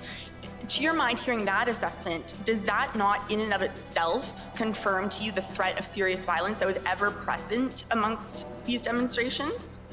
Yeah, if someone's telling me, oh, you should be careful about actually enforcing the law because that might make people more violent, that's not necessarily a good argument as to why we should sort of let it slide or not intervene. When people are emboldened or digging in to their illegal behaviors, and that enforcement of public order is actually a threat. And this is actually something that Jason Kenney brought up at the FMM, highlighting that these are not rational actors. They are conspiracy theories, and he was concerned, as we were, that the invocation of the Emergencies Act could have people who are irrational overreact, but at the same time, we had to balance that risk against the risk that people who were already starting to get fed up and engage in counter-protests would start taking more and more into their own hands, which was a greater risk, I think. Thank you very much, Prime Minister. Those are all of my questions for you. Thank you. Next, I'd like to call on the Ontario Provincial Police, please.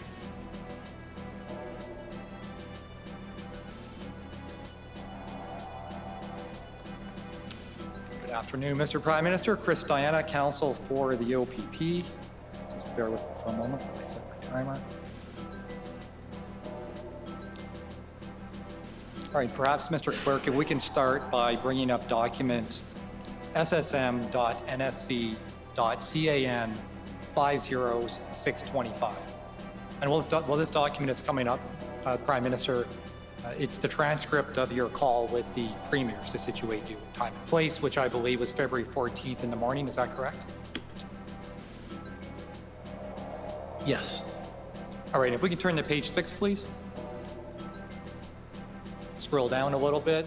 All right, where it says PM, on the second line down, I'm just going to read it out. It says, on a personal note, everything I've heard about RCMP and OPP have been excellent. OPP Commissioner regarded very highly by federal officials. Windsor operation was outstanding. We'll continue to collaborate. So I take it that that's what you were hearing from your senior officials, that the OPP had been very effective to date? Yes, and I would have mentioned, you're always looking for positive things to say in these FMMs where sometimes there are contentious issues, but that would have been the understanding I had of the previous days. It may not have held from the very beginning of the protest. I won't speak to that, but at that moment, yes, that was what I was hearing from officials. And that would have been in accordance with your own personal views over what you had seen in recent days happening in Ontario in any event, right? Yes, that there was progress, yes. And I take it that your government had full confidence in the OPP to discharge its policing responsibilities within the province of Ontario? It is not up to the federal government to determine who is policing, so it's not up to us to have a confidence in the OPP to execute provincial responsibilities. No, but my point is and this is not a call where the media was on, this was you were talking to the premiers and you, without prompting, brought up the OPP and the OPP commissioner. So I take it that your government was satisfied with what it had seen at the time of that call with the OPP. I was prompted because the Premier was talking about the OPP before, so it wasn't entirely unprompted, but I was happy to say yes. I'm not trying to argue about it. Yes, things seem to be working well at that point. Right, and because by that point, and we've established earlier in your evidence that the Ambassador Bridge had been fully open to traffic, correct? Yes. And that was an OPP-led enforcement? If you say so. And we also know at that point, I think you testified that you were aware that the OPP had sent subject matter experts to lead the integrated planning team in Ottawa? Yes, I knew that they had sent experts to support in Ottawa. Right, and they were working with other police services, but you may have heard some of the evidence of Carson Party, who was leading the exercise from the OPP, correct? I hadn't, but I'm sure that's true. And you also mentioned some other areas of difficulty in Ontario. You mentioned the Blue Water Bridge, you mentioned Fort Erie. Those are the other areas the OPP was actively engaged in, correct? I assume, yes.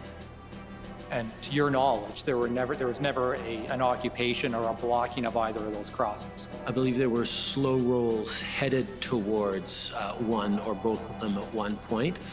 There was chatter about people moving from the Ambassador Bridge to one or two of the others, but I don't believe those, I'm quite sure that those blockades never actually fully materialized. Right, and the OPP were actively engaged in those movements, correct? Yes, both before and after the invocation of the Emergencies Act. Right, now in that context, where the OPP is active across the province of Ontario, you would agree that OPP Commissioner Carrique could have provided valuable input on what tools might be useful under the Emergencies Act?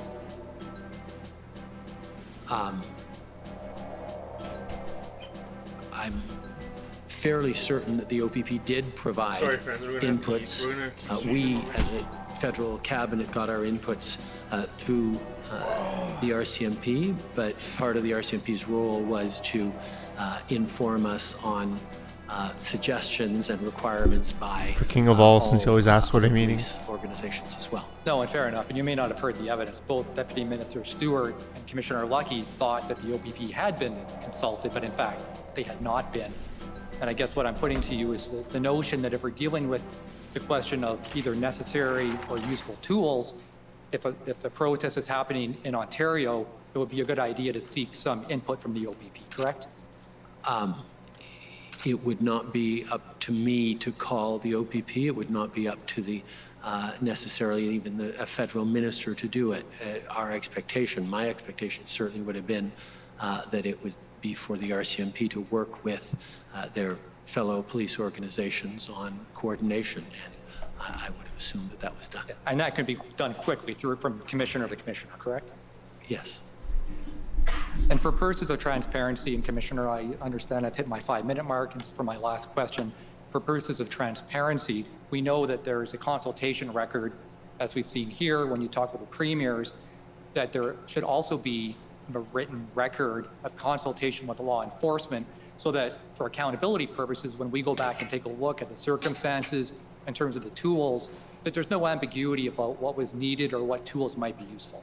Would you agree with that suggestion? I know the commission will be reflecting on suggestions on how to move forward in future emergencies. So you would agree with my suggestion then, correct? It's not up to me to agree with what needs to happen in the future. Okay, but you wouldn't disagree then? I think more consultation is good, but understanding that in an emergency, one needs to move quickly. All right. Thank you, Mr. Prime Minister. Okay, thank you. The next is former Chief Slowly's counsel, please.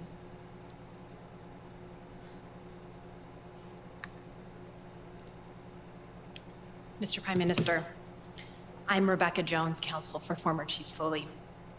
And you've testified today about the situation facing the country and the city of Ottawa in particular when the Emergencies Act was invoked, right? And this included threats of violence, trucks with weapons in Coots, trucks with unknown contents in Ottawa, and children in Ottawa at the site of the occupation, right? Yes. And Chief Slowly described the situation in Ottawa as a tinderbox, and I take it you'd agree with that. Yes, that was one of our concerns, that it could get worse very quickly. Right. There was always a risk of escalation. Yes. And you testified that it is the responsibility of the Prime Minister to make tough calls and keep people safe, right? Yes, and others as well, but yes, that is one of the roles of the Prime It's Minister. not your only responsibility. I take it that is also the role of a police chief. Yes. And the Prime Minister and a police chief don't take steps just because people are demanding them, right? We certainly need to take into account the perspective and concerns and expectations of citizens. That's an important input into leadership. But ultimately, we have to, getting the decision right is more important than making the popular decision. Right. And you testified that as of the date of the Emergencies Act, the fact that there had not yet been any serious violence was obviously a good thing, but that you couldn't say there was no threat of that, right? Indeed. And I'm going to suggest that the fact that there had been no serious violence was not only a good thing, but it was a credit to municipal police forces, all police forces, Chief Slowly, and all of his policing partners. Yes, and a credit to residents, and a credit to people who were there on the ground. There was no violence. It would have taken one person on any side to create situations of violence. So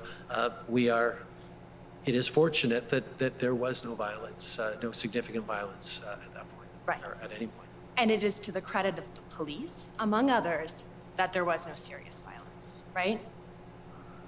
I'm not positioned to evaluate how much what the police did or didn't do in Ottawa was directly responsible for the lack of violence. Okay. Now, in 2021, then Chief Slowly was invited to the Prime Minister's listening circle to speak about policing reforms. You remember that? I do. And Mr. Prime Minister, you thanked him for his presentation and you thanked him for his leadership in leading police reform in Canada, right? Yes. And I take it you agree that it's important to have voices like Peter Slowly's at the table in Canadian policing. You mean diverse Canadians in positions of power? Yes. Yes. Okay. And the convoy-related events across Canada in late January and February of this year, I take it you'll agree with me, they were a trauma for the nation. They were certainly a very challenging time, and many Canadians experienced them as trauma, yes. Right. And this trauma landed more heavily on the shoulders of certain individuals, like Chief Slowly and his family, than on others. Is that fair? I think there was a lot of trauma to go around on all sides. Okay.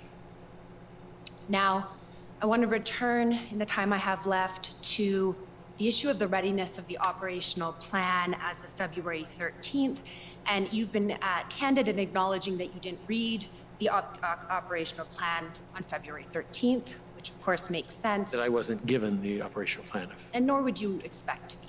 That's right. Okay. And you can't comment on whether or not it was a good or complete plan, you testified.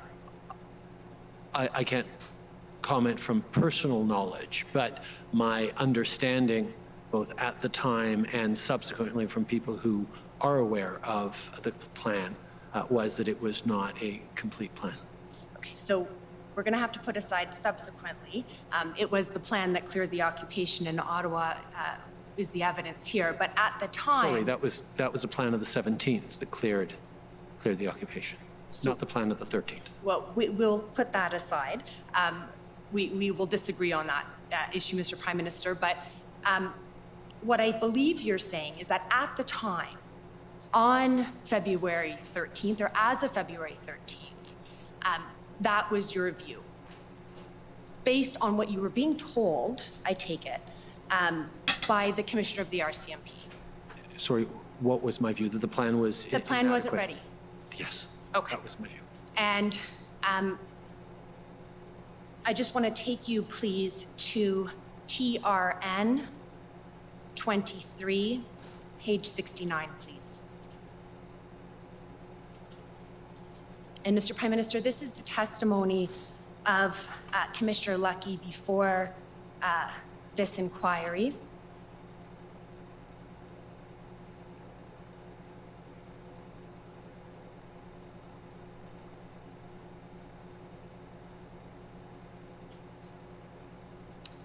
I believe it may be page 69 in the PDF.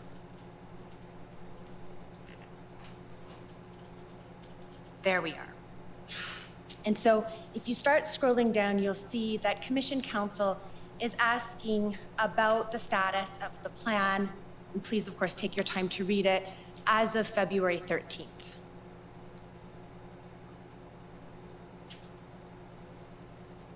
And you will see that Commissioner Lucky confirms, yes, that was when it was completed. And that would be on February 13th. And then Commission Counsel says, and we've heard some evidence about this from other police agencies, but essentially that it was a team effort. The RCMP was there, the OPP, and the OPS. Correct? And Commissioner Lucky says yes.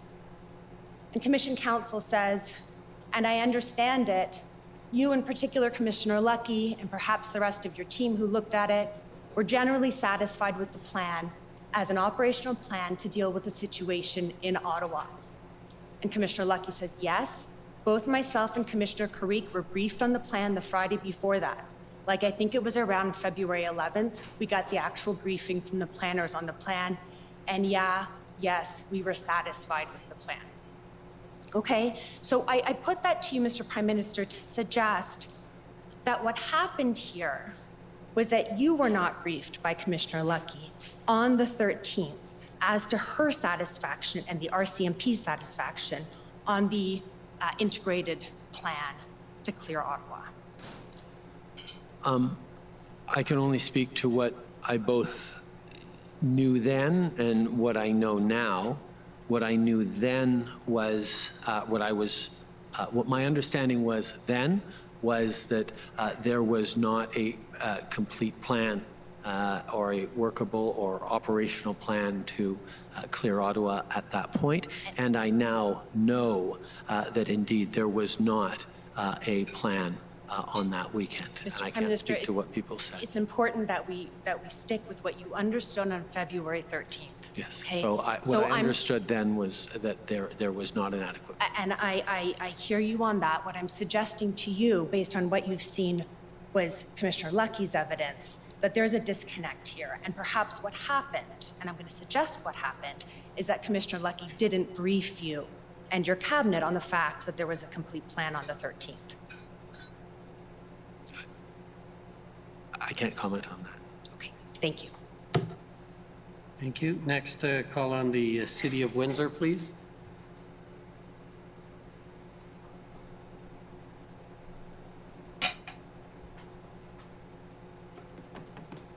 Good afternoon, Mr. Prime Minister. My name is Jennifer King, and I am legal counsel to the City of Windsor.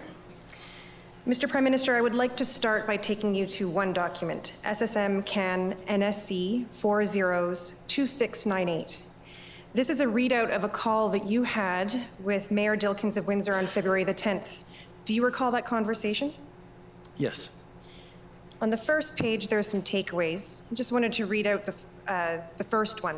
The mayor appeared confident that a plan and resources are in place. He only needed the injunction to operationalize the plan by Saturday. PM provided reassurance that the federal government is there. If you could scroll to page 2 towards the bottom of the page, Mr. Clerk. And you'll see here, Mr. Prime Minister, that it indicates that you said, as I was speaking with police officers and various folks, no question on the ground operationally who has jurisdictions. I can assure you that the RCMP is working closely with the OPP. Because this is our problem, and I want you to be reassured that we are out there and operationally totally linked. So I just wanted to stop there. What did you mean, Mr. Prime Minister, when you said this is our problem? It is our problem together. It is our, as in different orders of government together, as I assume what I meant on this one, because the rest of the sentence is really showing that I knew and I'd been apprised that in regards to what was happening in Windsor, the OPP and the RCMP were working well together. Okay. And hopefully it continues on, and hopefully the politics will recede a little, because some of that stuff coming out of QP is a little inconsistent. What does QP mean here? Probably question period on the federal side, because I think he was talking about the challenges he was facing in council chambers as well, and some of the debates that were happening at the municipal level. Right. Okay. You can take that down, Mr. Clerk. Thank you. You testified this morning, Mr. Prime Minister, about jurisdictional issues that arose related to the governmental response to the blockades and occupations in January and February. In Windsor, there's a provincial highway connected to an international border crossing by a municipal road through a community, right? Yeah. Would you agree that the response to the blockade required communication and collaboration between all 3 levels of government? Yes. Certainly this morning you testified that when 3 orders of government are able to work seamlessly together, you get better results, right? Yes. You would agree with me that there was not a pre-existing plan or framework establishing the jurisdictional responsibilities of each of the 3 levels of government when responding to the unprecedented circumstances of these blockades of critical infrastructure? I can't speak to the existence or not of that, but it is clear that if there was, it wasn't as effective as it could have been, and if there wasn't, perhaps there should have been. Okay. And you testified this morning about the 2 tracks of work coming out of the IRG meeting on February 10th. The clerk of the Privy Council told this commission that track 1 was to determine everything that could be done within the existing set of powers, duties, and functions under the law, right? Yes. So there was no pre-existing plan or framework setting out the various authorities available to all 3 levels of government to respond to these blockades. Sorry, I don't understand what you're asking. So it wasn't predetermined, it wasn't pre-collected, the different authorities that were available to the different levels of government. But that sounds like operational police coordination, and that's not something that, as Prime Minister, I would be particularly closely involved in. Well, certainly the 3 levels of government were considering, and the IRG was considering the different authorities and powers available to them to assist. Yes, the IRG and the federal government was looking to offer resources to police of jurisdiction in helping out, yes. Okay, so the commission has heard during this hearing several times that Windsor started reaching out to the province and to the federal government shortly after the blockade was cleared, asking for the 3 levels of government to sit down, debrief, and work together to develop a plan to protect these international border crossings. Minister Blair, just to give you a heads up, testified that he did not recall this request, but said it struck him as a reasonable request. Do you agree? Yes.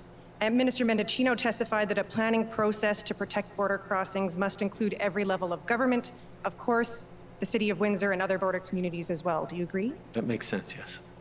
And so you'll agree that all 3 levels of government must collaboratively develop a framework to protect the critical infrastructure in Canada? Yes. Mr. Prime Minister, you said in your remarks on the revocation of the Emergencies Act on February 23rd that even as this emergency is over, we need to make sure our institutions are prepared and ready for the future. This issue won't just go away. And in fact, Mr. Prime Minister, the next threat may be different than the blockades that we experienced earlier this year. What are you doing, Mr. Prime Minister, to ensure that such a plan is developed on an urgent basis?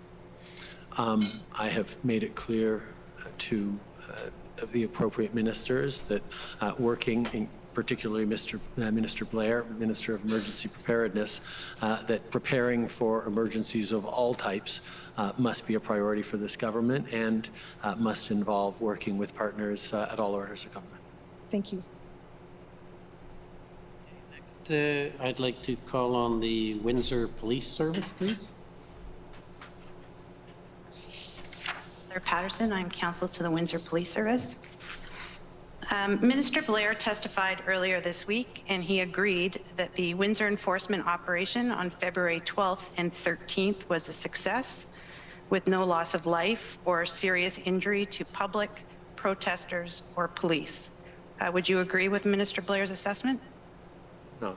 Okay. And you're aware the Ambassador Bridge was reopened by police in the early hours of the morning of February 14th, correct? Yes. Okay, my friend for the OPP took you to the First Minister's conference call on February 14th, 2022 at SSM NSC CAN 625, please. And I'll just put your comments back up. It's the same paragraph we're going to look at again on page 6.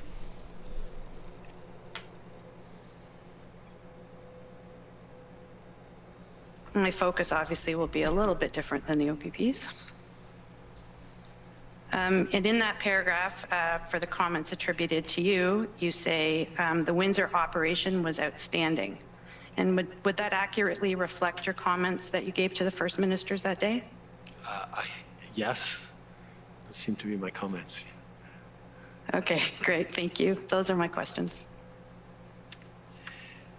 Okay, with that pat on the back, we'll go to the government of Saskatchewan, please.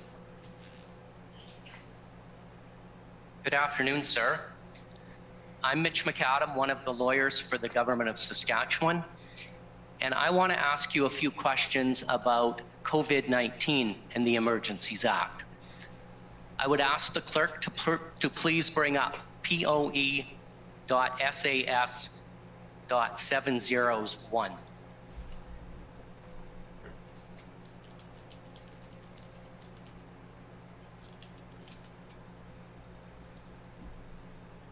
Sir, this is a letter that you sent to Premier Moe of Saskatchewan on April 8th, 2020,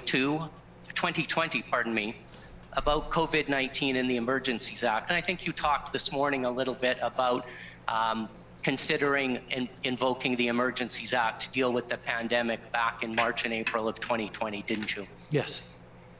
And I take it that similar letters would have been sent to all the premiers? Yes.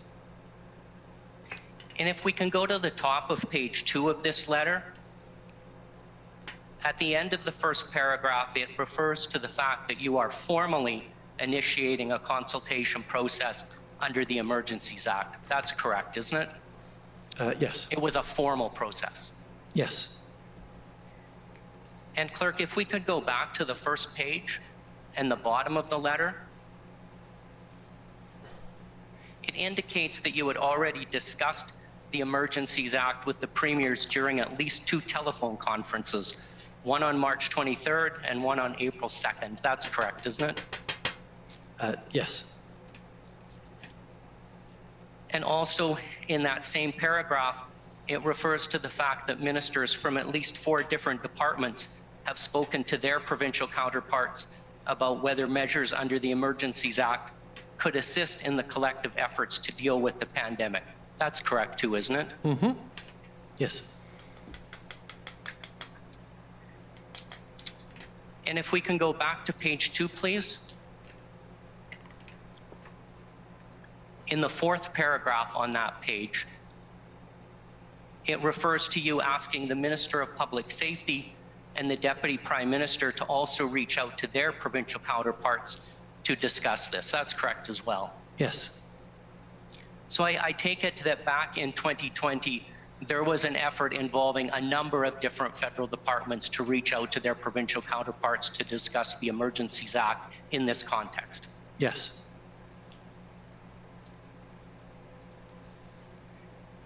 And if we look at the end of that paragraph, I take it that there was a plan that you were going to convene another telephone conference with the premiers to discuss this topic further, correct? I had a lot of telephone conferences with the premiers around then, yes. Okay, thank you. Clerk, if I could next ask you to pull up another document. It's SAS.702, please.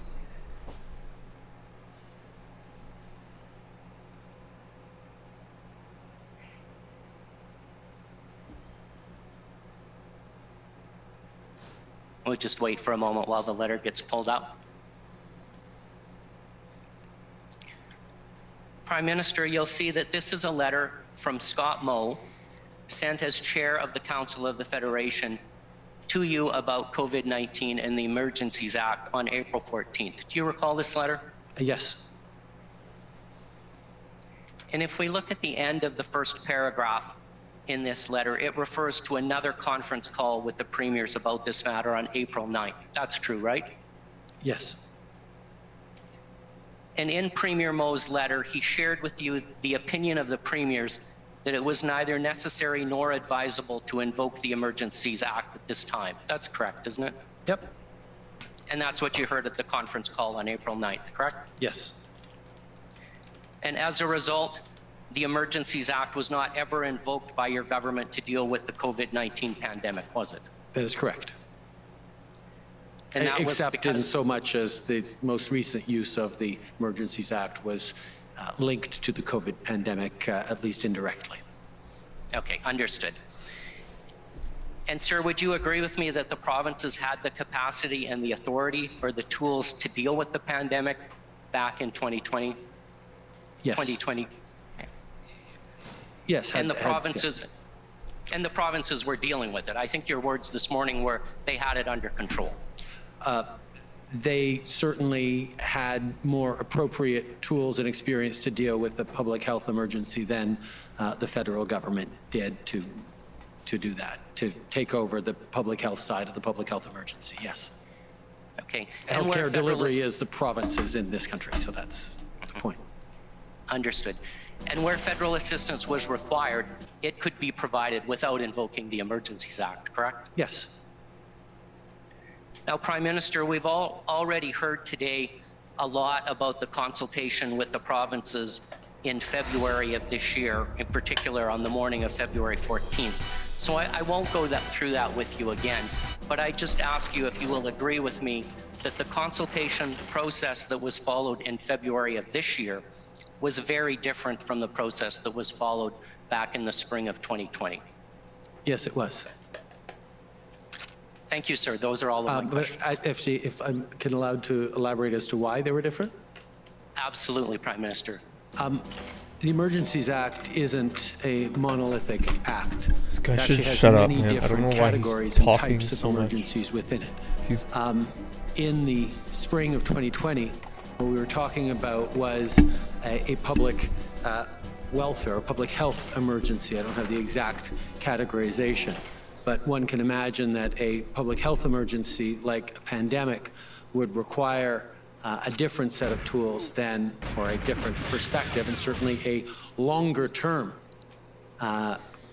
opportunity with more opportunities to write letters back and forth and consult with the whole Council of the Federation and draw up paperwork in response to the consultation. And we certainly took advantage of that because in the section of of the Emergencies Act that refers to public health emergency and invocation of the Emergencies Act, it says clearly you have to have that consultation done before.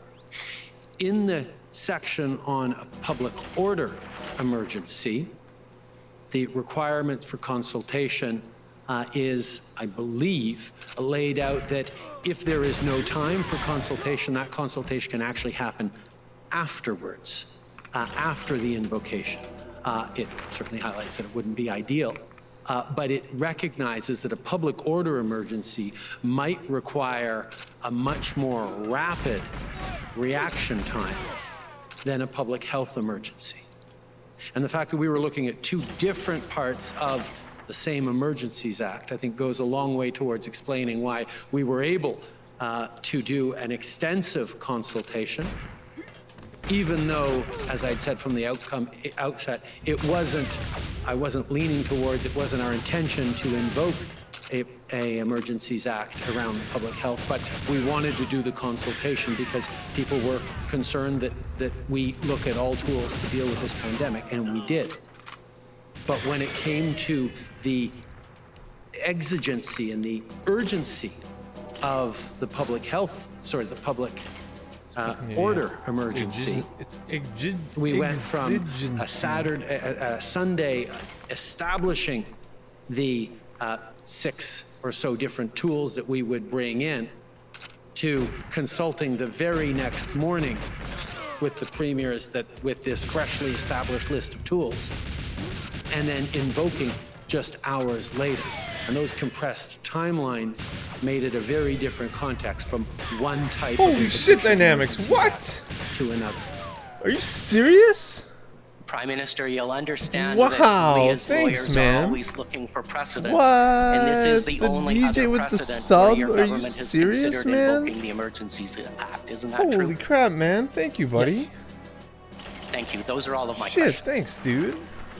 2 months in a row? Did you sub last month? On the Criminal Lawyers Association. Yeah, I think you did. I'm sorry, man. Holy shit. Thanks a lot, man. That's really awesome, dude. Prime Minister, my name is Greg Del Vecchio. I'm one of the lawyers representing two organizations, the Legend, Criminal Lawyers man. Thank you, Association dude. and the Canadian Council of Criminal Defence Lawyers. 2 months in a row. By way of overview, I'm going to ask you about the summary of the inputs and considerations that were available to you, summary of police powers. Yo, and then I'm dynamics. going Thanks, to man. Ask you, I'll throw my Holy final shit, pitch. man. Thanks, dude. With respect to the factors that were Made my taken day, into man. account, and this might not be a complete list, but will you agree that it was a situation that was dynamic? Thanks, buddy. Yes. It was a Dynamics, protest you or fucking taught occupation me that was everything. happening at more than one location and in different provinces. Yes. You had to take into man, I account guess the started scope streaming, of what, police powers 3 years as ago, exist November within the criminal 2019? code. Yes. Yeah, November 2019. You had to 2021, take into 22. account the Damn, adequacy of those police powers having regard Thanks, to buddy. the That's really nice, circumstances man. that presented themselves. Yes. You had to take into account resource I got the issues, GameCube how many stick police officers for are 2.x available, for when, Dan 50 where, that to do kind my of damn thing. agent attempts. Definitely, yes. For sure. You had to take into account jurisdiction issues, and in particular, municipal, provincial, and federal. Yes. With respect to inputs, you had input, when I say inputs, and that's information available to you or inputs as to whether or not to invoke the act. I might try You took into the. account I think it was Big information Tommy, from man, that said cabinet if you colleagues. Yes. take a Dremel and you From put these opposition like little members. notches in here, Yes. it'll make it From easier to do unelected 2.x officials because and I've been staff. slipping out. Yes. I'm pretty From terrible at it premiers. still. Yes. From citizens. All right, let's play. Yes. Thanks, man. From What? police, from That's different awesome. agencies.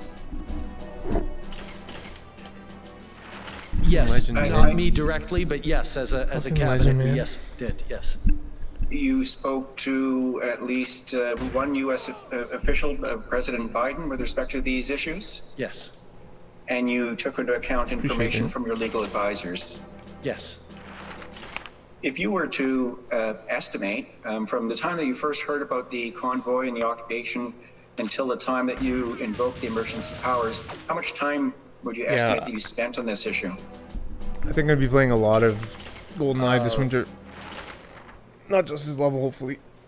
Most days in the thick of it, about an hour a day minimum. Some days, most of the day.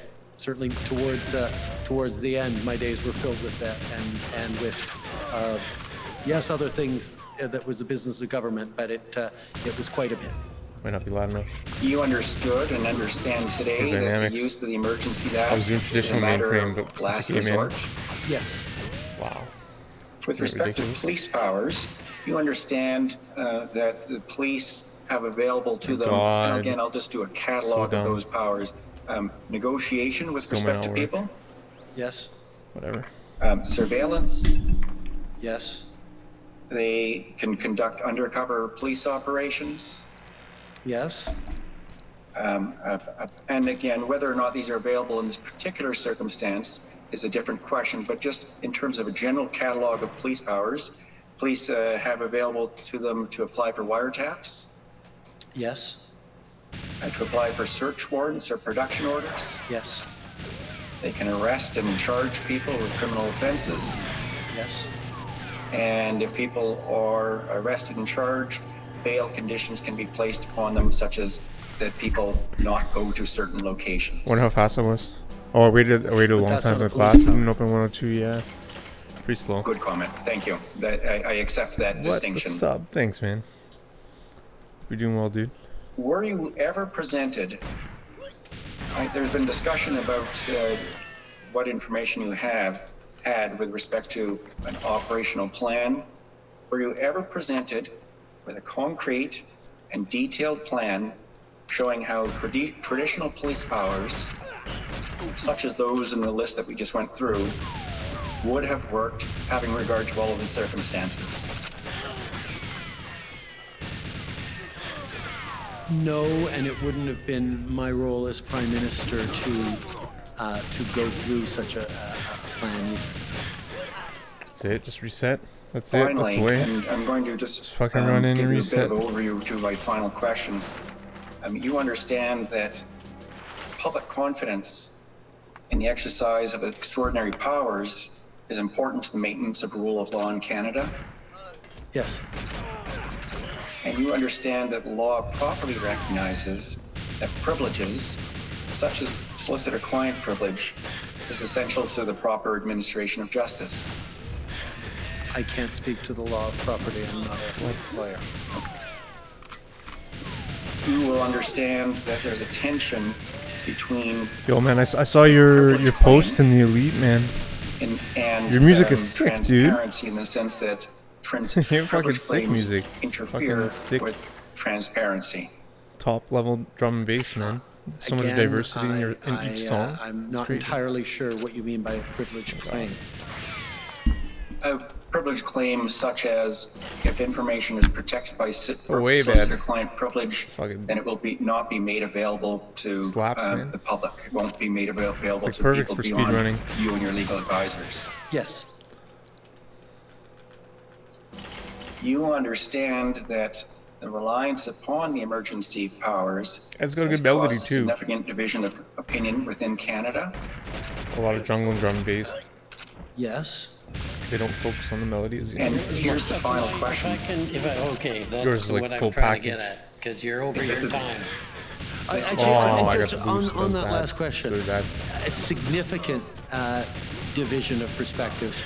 I think I don't know. It's much faster though. I guess I do have to do this but there because certainly are different. I was doing traditional mainframe perspectives on the use of the Emergencies Act. I know that there was an awful lot of consensus. I know Trudeau is quite loud. Let me know if it's too loud. But. Fair enough. And here's the final question. In light of the fact that privilege claims have been made with respect to some of the information that was available to you, and I want to emphasize that I'm not challenging those or suggesting they should not have been made, but in light of them, and the result that there is certain information that is not available to the people who are listening to this commission, what do you say to assure people that the emergency powers were properly invoked, having regard to a full consideration of all options? We waived cabinet privilege on the inputs we received so that the public and the commission could see what we saw as a government while this was unfolding, and to demonstrate that to go to the opening paragraph of the Emergencies Act, or one of the early paragraphs, that the governor of a public order emergency, that the governor in council had reasonable grounds to declare a public order emergency. Given all the range of inputs that cabinet was receiving, which for the large part, Canadians have been able to see through this process, I am confident that that reasonable test was met. Thank you, Prime Minister. What? Okay, thank you. It's a pretty good attempt. Call on the government of Canada, please.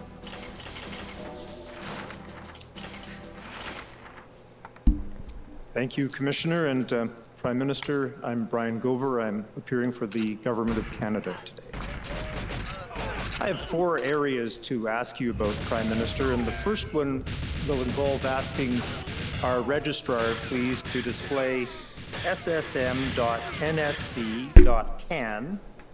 50216. And if I got the number right, Prime Minister, this is in relation to the cabinet meeting, which was held on the evening of Sunday, February 13th, 2022, beginning at 8:30 p.m. And of course, you've been asked questions about that meeting in the course of your testimony today. I might try My question relates to the CSIS assessment route on Frigate 00. that was provided I might try at that soon, just cabinet for meeting. fun. And if we could please go to But I'm the, slow. I'm really slow second going last through Frigate. page. My bug throw is really slow too. And Prime Minister, it appears from this that the CSIS assessment was in relation to possible implications of the invocation of the Emergencies Act across the ideologically motivated violence extremism, or IMVE, space in Canada, with a particular focus on the Freedom Convoy 2022 and CSIS's subjects of investigation. Is that correct, sir? Fuck. Damn it. Thought I had more bullets. And to be clear, sorry. The Thought I had more assessment bullets. that you received on that occasion, Scared they won't hear me. I don't know why. to clarify, was not in relation to Section 2C of the CSIS Act. Is that right?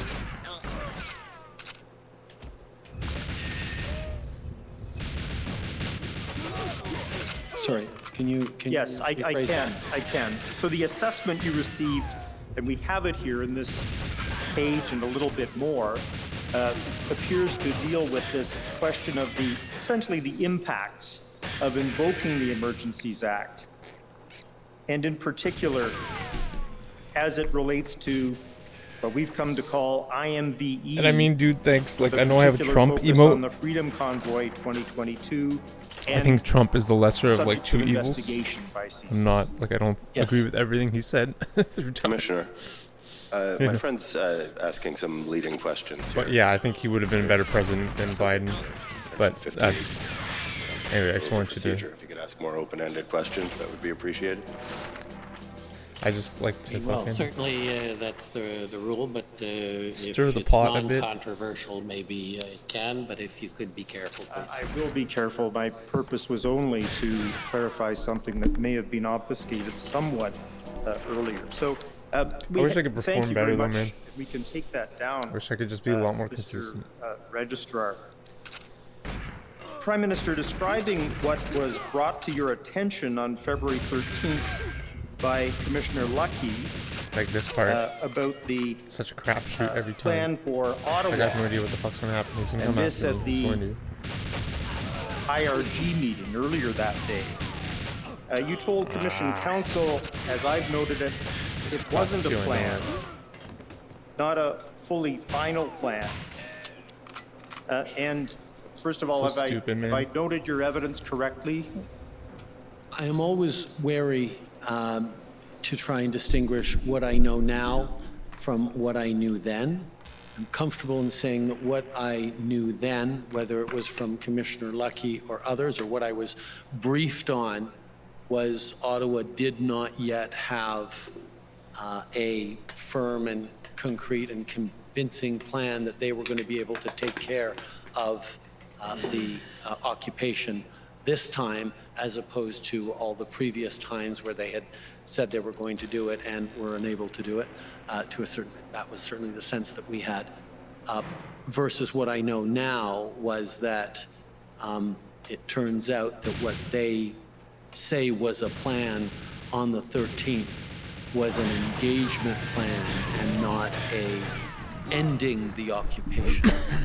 And what I'm going to do, Prime Minister, in the course of the next few questions is take you through what we now know to be the case and ask you how it accords with your recollection of what you knew that's what you then mean. on February 13th. And in that respect, a lot faster. Could we go to WTS? At least 3 seconds, yeah, maybe even 4. So that's, as I have it, 5030. This is the witness summary of Superintendent Bernier. And we've heard, Prime Minister, that Superintendent Bernier was the incident commander in relation to the operation that ultimately cleared downtown Ottawa. And if we could go, please, to page 18 initially and the first sentence of the first paragraph.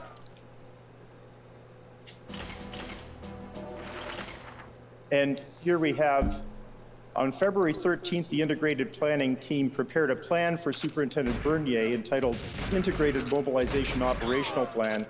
It's referred to as the February 13th Plan. And then we have footnote 16 referred to, and if we could go to that at the bottom of the page, please. This we have as OPP 0001851. This is what you were taken to earlier by redactions. Yes. And yeah, I saw you were playing Bunker 2 Secret Agent for the Ottawa Police Service the other day. Now, if we could. Or yesterday. You said the one with the redactions. It wasn't the one with the redactions. No, it was the long it was the one. the 72-page one. Yes. Yes, sorry. Thank you. Thank you. Thank you, Commissioner. Yeah, man. I think you're on like and then if we could go to really nice time there in that level. Page 13 that last of camera, that document. Heartbreaking. This man. is the one cited in the footnote. Even watching it, it's like I just don't get my hopes up at all.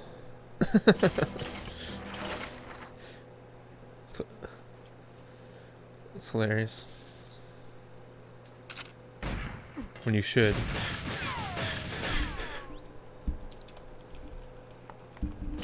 And in particular, if we could look at the list of contingency plans that were to be included in Appendix H. If you could scroll down a little bit here and maybe stop there if you would. The following plans will be provided by the respective specialized units, POU, which we know now to be public order deployment, traffic plans, I'm just reading some of them, hostile vehicle mitigation, and importantly, obstruction removal at the bottom of vehicle and persons. And if we could please go to Appendix H at page 62. This is the proposed contingency plan. Been so busy. Yeah, soon. Geez, streaming, no worries. No stress. And as we hey man, scroll congrats down, man with the work. It's great, from specialized units is all we have there. My friend from the Ottawa Police Service didn't show you that, money. That's good, man. Prime Minister. And then if we could please go back to Superintendent Bernier's witness summary, man. Make the money, man. which was WTS 0000, so 5030. That's good, man. What were you doing? What was the job? Setting up stage. With the words he sound noted equipment. at the February 13th plan. Lights, sound, mics, staging, we have it flooring. halfway down the first full paragraph we see here. He noted that the February 13 plan was not the overall operational plan and did not contain I remember the video you plan to shared. end the occupation of You Ottawa. or you put them on YouTube the or overall whatever. operational plan Or was they, still yeah, being I think they're YouTube prepared. videos.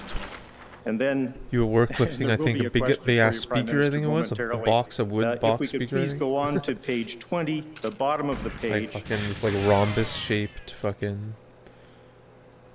On February 17th, Over 50 pound Superintendent speaker or some Bernier, Inspector Stringer, and Superintendent Liu approved Covered the in, like, overall carpet. operational plan, which was titled Integrated Phased Approach, the February 17th Plan. This refers to its development Like professional shit. after Superintendent Bernier briefed others. And the operational plan approved that day, which was the Thursday of the week the Emergencies Act was implemented. I mean, the traditional. That's what I mean. Like, I don't chicken out. It's just like this is such a good run. It'd be such a waste. You know what I mean? Now go to Even though it didn't still work ever at all. I don't even know why they didn't work. Which Commissioner David Michikowski from the Ottawa Police. The rules do provide that my friend is limited. Is there any chance this could work? I don't think I stayed there long enough. Speak into the microphone, please. Sorry. I'm gonna check for the mobile rules awards. do provide that my friend is It was limited coming from the to warehouse. examination in chief, and this is not what we're seeing. This is my friend The mobile. giving evidence, and I am Mobile. sure that there is a question that will be coming, but so far we haven't heard it. It seems to me that's not what the 5 for 2 minutes. 5 hours, nice. Yeah, buddy. Hell yeah. Commissioner, I have prefaced this by indicating that I would take the Prime Minister to certain elements of the evidence and then ask him how that accorded with what he was told on February 13th about a plan. And that's my intention to do that very shortly. I have to just finish this one point. Okay, well, if you could get to the question as soon as possible. I will, thank you. It's looking a bit like a presentation. It's explaining to the Prime Minister what the evidence has been at this inquiry, actually despite aspects of the cross-examination. So, Prime Minister,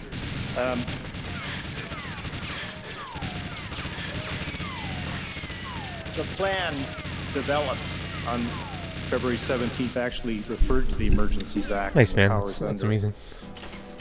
But my question, to come back to it, is, Prime Minister, how does the Goose, evidence thanks, to man. which I've just referred to What? you, which has been heard in the course Heck of this yeah. inquiry, Used to go compare black with version. your understanding and recollection of what Oh, a band. That's Commissioner dope. Lucky told you Yo, thanks, about the Goose. plan for Ottawa? I at think the we got IRG something relevant meeting on Sunday, the February YouTube 13th. going As I with Trudeau. testified earlier, What's Turducken saying? Yeah, on exactly. the 13th Oh my God, dude, at the he said a IRG, lot, man. My understanding from officials in general, most likely He Commissioner admitted Lucky a primarily, lot. was that the plan that the Ottawa Police Services had at that point was not a plan to end the occupation. As I would later testify, He admitted- later I'll let him find talk. out, the plan of the 13th was not complete the way the right. plan of the 17th Oh my was, gosh.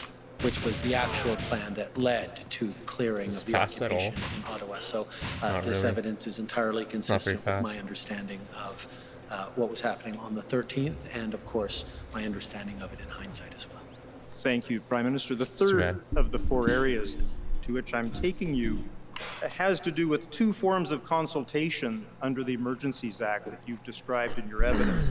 He admitted And the 2,000 we're going to be guns aided by wasn't going real. to the Emergencies Act He itself, and in said he particular, admits it's he at goes CCF against CSIS's conclusion that it's not an 000000, emergency. could be 6 zeros. He says he uses an 47. independent IRG cabinet Display handpicked that, to make please, decision on whether to Registrar. admit the Emergency Act. He admitted he did not give the CSIS document to cabinet, And you've referred to stating two that provisions CSIS thinks it is not in an the course emergency. of your testimony on this point He's already. been spilling the beans Prime today, man. Minister, I'm going to ask that we Like, turn he should initially have really to Section 4. listened to his lawyers, man. He's been telling everything. It's crazy. Oh, redacted comments about unredacted notes saying that American tow trucks were available, but so, and then he said, oh, we need the Emergency Act in order to get tow trucks to clear the stuff. And then I'm saying February 14th, the borders were already open, you know.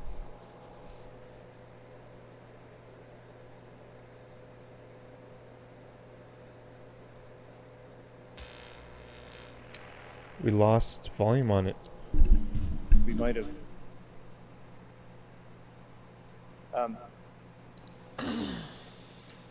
Section 14, please.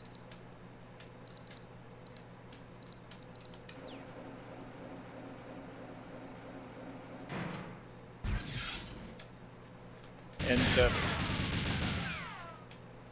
this provides that Fuck off. subject to subsection 2, before the governor and council issues, continues, or amends a declaration of a public welfare emergency, the I wonder if looking down there and more council of sharper each terms province would be in better. which the direct Maybe effects even of the going to the emergency cinema. It's pretty occurs fast. shall be consulted with respect to the proposed action.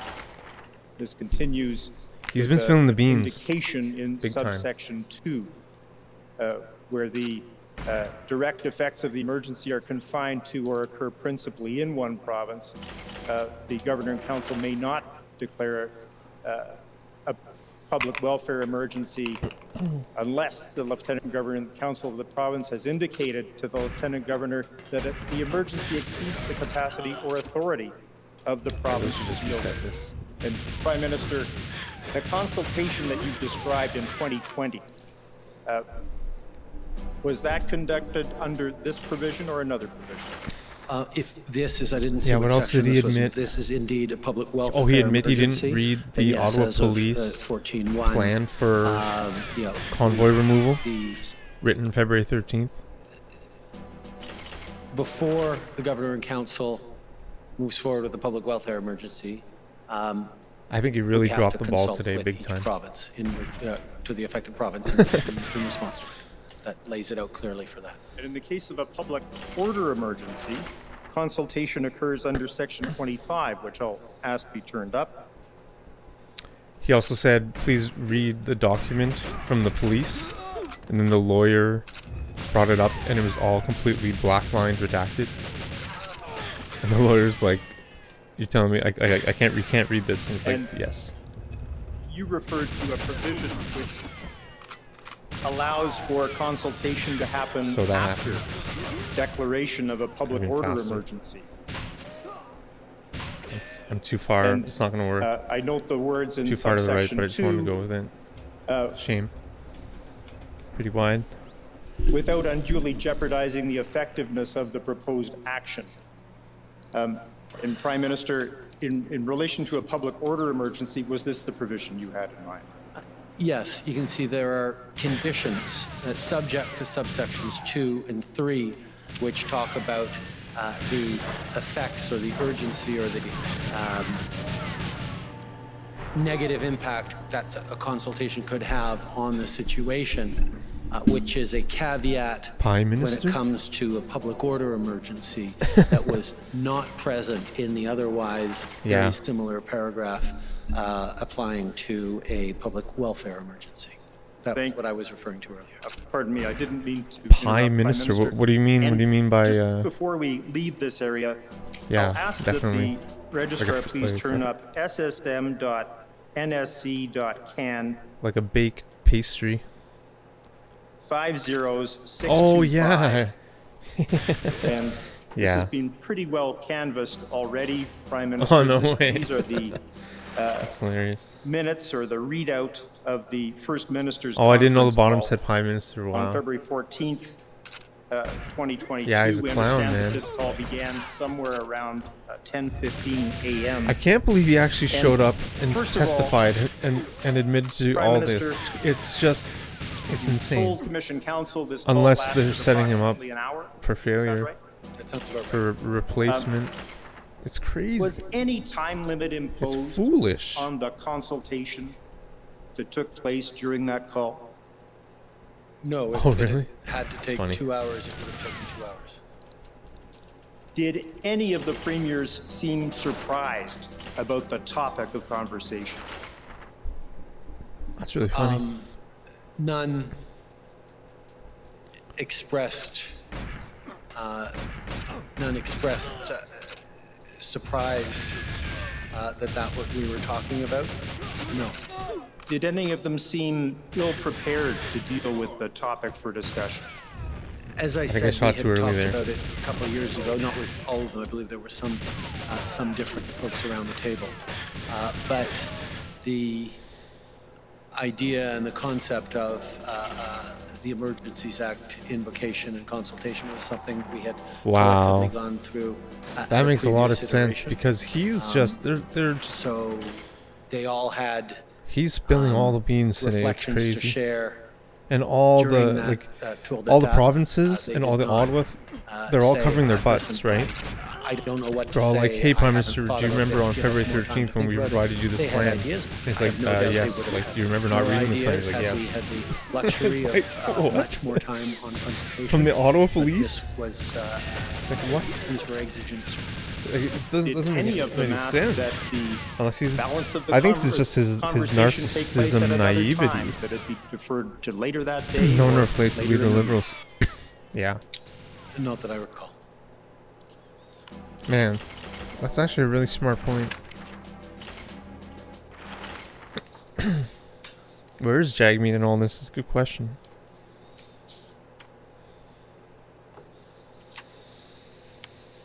And if we could just please turn to what will be the... Like they'll literally Don't just know turn if the page to the next story. Paginated. This will be where This will all be Premier memory Ford hold. speaks. Well, it's a fucking great run. And it will be Like, count the please. pages. Like, please. Should be the Oh, 6th man. page, please, Mr. Registrar. It sucks. What? I got it. Get out of here.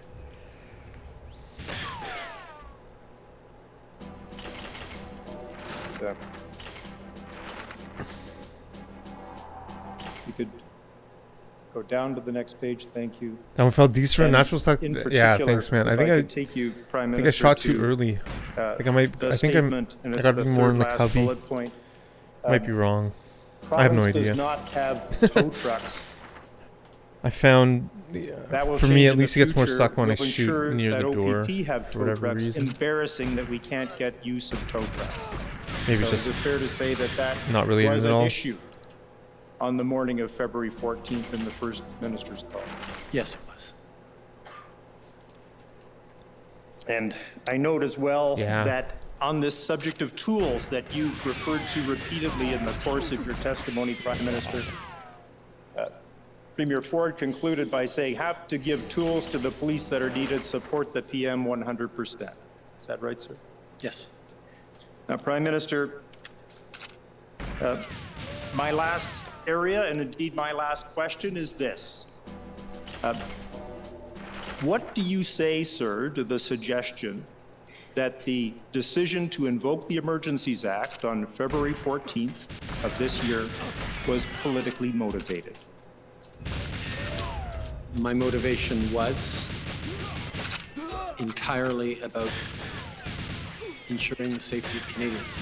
Oh, My that's secondary terrible. I got the boost. motivation See was that? making sure Canadians Too continue bad. to have confidence in their institutions and in our society's ability to Irrelevant. function and enforce the rule Ensuring of the law. safety. when it's Oh, not that's his go-to. being respected.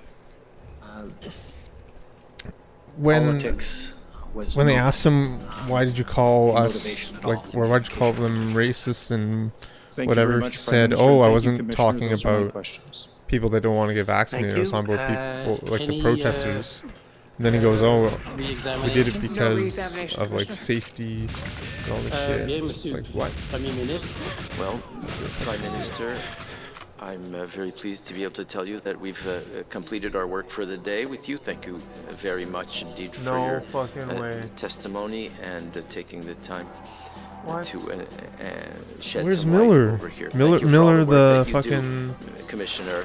You are free. Whatever. Enjoy your weekend. There's a famous lawyer named Miller, and he didn't ask any break questions. I and don't then think. come back with the final submissions from the various parties and a brief don't know why. closing statement by assuming there's still someone here by me. There are people. So, Yeah. let's see. Yeah, they won't. They won't. The commission is in recess. The commission levée. Tamara Lich is there apparently. I was considering going today because it's down the road, but look at the fucking room. Apparently people are outside and stuff. It's crazy.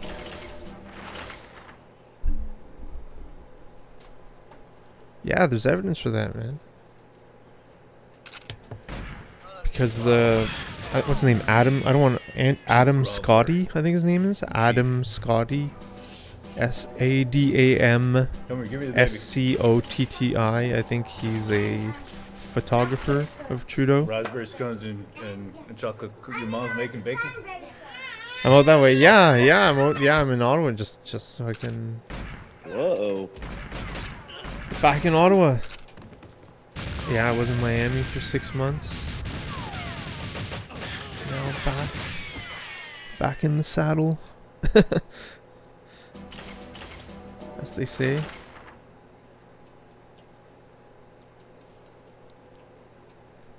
In Orleans.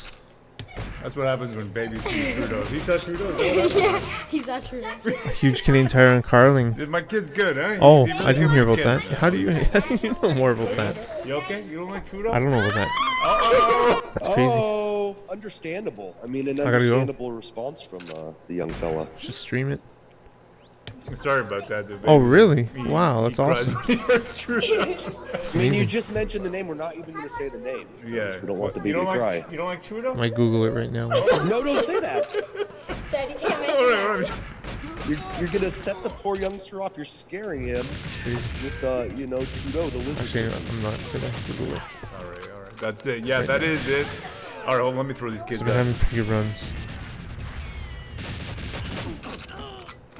Wow, yeah, thank you everybody for sticking with us through the break here.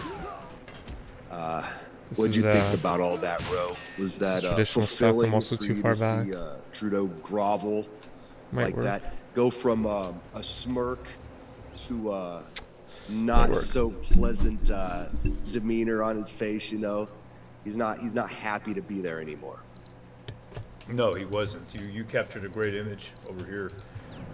Well, there's this one, of course. Hold on a second. What's wrong with this? There it is. Okay, Come on, and then we please. got one more image over here. I think this is the one here. Yeah, here it is. Yeah, there he looks just dejected. That was just from a few minutes ago. Looking very dejected. And you should, because you're a disgrace.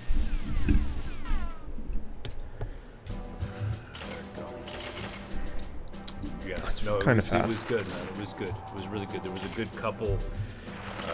Everything before the lunch break was excellent, and then Eva, she was excellent, and that's how I saw it. The rest, you know the government lawyers and oh my God, chief, slowly, and all that kind of stuff, and this guy just trying to wrap it up. Oh God, terrible.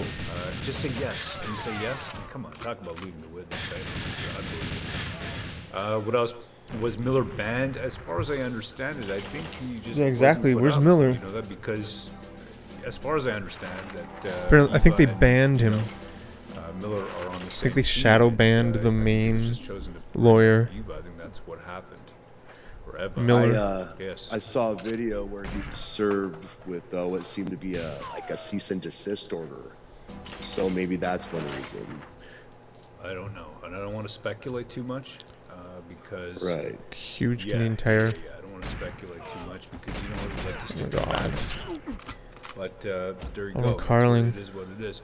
Let me see what else we got over here. All lawyers and stuff, no Closing worries, no evidence stress. was priceless, as Dan Anyways, Kennedy he's- sure was. It was excellent. What else? He we was got one of the over main, here? main one Global of the main News Ratings guys. Put him on a pedestal. Says Larry Lemon. Hagatha 429 says no, he was banned. I think he actually made the accusation that the flag bearers were federals. Glenn McGregor. Because I think it was redacted information, Glenn and then McGregor, the cuck from CTV. CSIS didn't allow the redacted information released. Yeah. Because they look said at it that. I was due think to that shows the public video. security issue or whatever. You know. Yeah, okay. Here we go. That's Eva right there. Right? Oh my God. Yeah, exactly.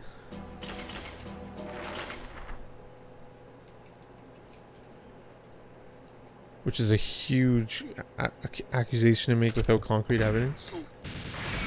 And I think so the this is court gonna be used that served. as an excuse to It ban says him. here, Glenn McGregor. Now, bear in mind, this is Glenn McGregor. Okay, this is CTV News, one of the biggest cucks. But he there did is show the ever. fact that CSIS wouldn't. Truly one of the most pathetic fellows in the news business. And he's Yeah, just I taking know. a grain of salt for what it was Yeah. served with a Well, what live happened? notice. There's a witness that didn't want on the After stand either. alleging Sean consultant Folks. carrying You can find him on a YouTube. NBC His flag, not to be confused his with testimony. New I'm already here. Zealand, Sean at the Folks. Ottawa protest in January. In So, February that's put out by him. 2022, You can do a search over someone interviewed him because he was a black man there, and they said, "Hey, what do you think about Trudeau calling you people, like everyone at the protest, a racist?" And he says, "Oh, I just walked by the Nazi flag guy." He said, "Oh, I just saw a guy holding a Nazi flag," and he said, "Oh no, this isn't. This doesn't mean I support Nazism. It means that Canada is becoming this." And we want to report the facts and stick to the facts of the matter. Said it was in front There you of go. Chateau That is what Laurier, it is. and there was a big crowd of people that showed up, Discovery will and he be said, excellent, "Yeah." says taxpayer Dave. Said, "No, I Miller don't believe in underplayed this." his He evidence. said, I'm sure he wanted to go "This to is what court Canada's over this becoming." master. There it is. It's an interesting opinion right there. Yeah, he said What else the we guy got? had the F Trudeau Miller and served with the defamation Nazi suits, flag an with angry him. atheist. All right. What else And we he used got? that We as got an excuse Pat because the Cross crowd promised a did get fair, around him, transparent and inquiry. that's why they It was let him go. obvious that it was united Yeah, and man. transparent. Fucking Sean Folks, the So can I witness. assume that it was also unfair? He's also like national shot put champion or I something. thought it was Something interesting crazy. that Rowley had no questions Something weird. for He's on Trudeau. YouTube, man. Crazy guy. Well, Rolly's going to talk to him right now. He's coming on. Oh, is he? Are they going to Yeah. confer? Land back, Okay, folks, good. can use the Okay. symbols. He says Don't let him off the hook, Rolly, if you have any nuts at all, and we're not sure you do. Nuts. Yeah, like a literal Any false bookends, flag. Bookends. Yeah, I don't think he's got Any bookends. Does he? Do you have What else we bookends, got? Rolly? By the way, if you haven't already, please subscribe to WCFreedom.com. That's right, that is right over here. I was also reading on 4chan people saying that Go they found there, like it'll creases take in you the to flag, newsletter like they link. just literally opened Great up way to from keep in a touch with us. package.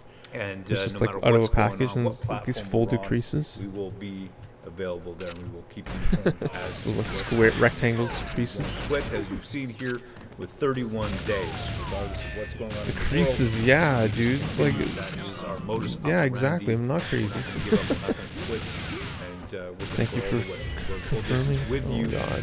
Thanks to you, the chat, you have given us the ability to do it. creases, because yeah. We just won't be able to sit here otherwise and do this. And after this, after these closing remarks from Rolly, I'm going to go Wild. and I'm going to start on my next, my December session, which is going to be just I mean, meat, yeah. weight training, Not saying that. exercise, and I'm only doing, the new Yeah. exercises that all the women are doing, gym talk, which is, that's right. It's all about the peach. It's all about the And peach. the issue 2023. is So we're looking forward why to that. What else we got won't over here? CSIS Just being served says chickens. Okay, so unredact the blanked out Rolly text? dismissed. Why can't they provide information on on what they know of who the flag bearer He's was? going to give some closing remarks, he said. And they won't. Still running. He said that, so he's going to come back here. Yeah, he said he's going to give some remarks. Crazy. There's something else going on to us. Like that's not his exact words, but something else being entered in. That's right. We'll see what he's got to say. Chuck, you were saying Rogan and Buster Yo, Kegels. I might do that. Hideyoshi. Peachy is right. Sketch art. Red Pill and Sketch Enterprise art Canada. photo. Absolutely. What else we got over here? Bomber Lemmy says Miller's Enterprise Canada, the car rental company? I'm just take what you're hearing, with a grain of salt until we get some facts. Pretty good, okay? kind of expensive now. Glenn McGregor, Overcharging now. CTV cuck after all. Exactly. Let's get All some rental facts. companies are charging What else we got over here? We over got the $100 Great bucks Dominion. All the parties will give a day. closing remarks It's followed insane. by Rolly's final remarks. Okay, so he's done this before. He knows what's going to happen. There it is. We got Nathan St. Orange. Trudeau's gone now. It's closing submissions from parties now. All right. We got Greg Barbillon. He says, Eva has said that Miller's taking a break and is chilling at his hotel. You know what I'm going to do? I'm just going to ask her. How about that? Okay. Sure. Oh my god.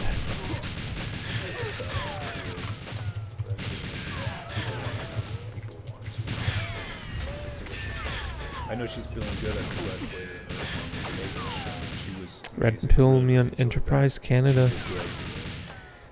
Pretty similar to Enterprise United States. You know, they were amazing. Rob Kittredge, Sujit Chaudhry.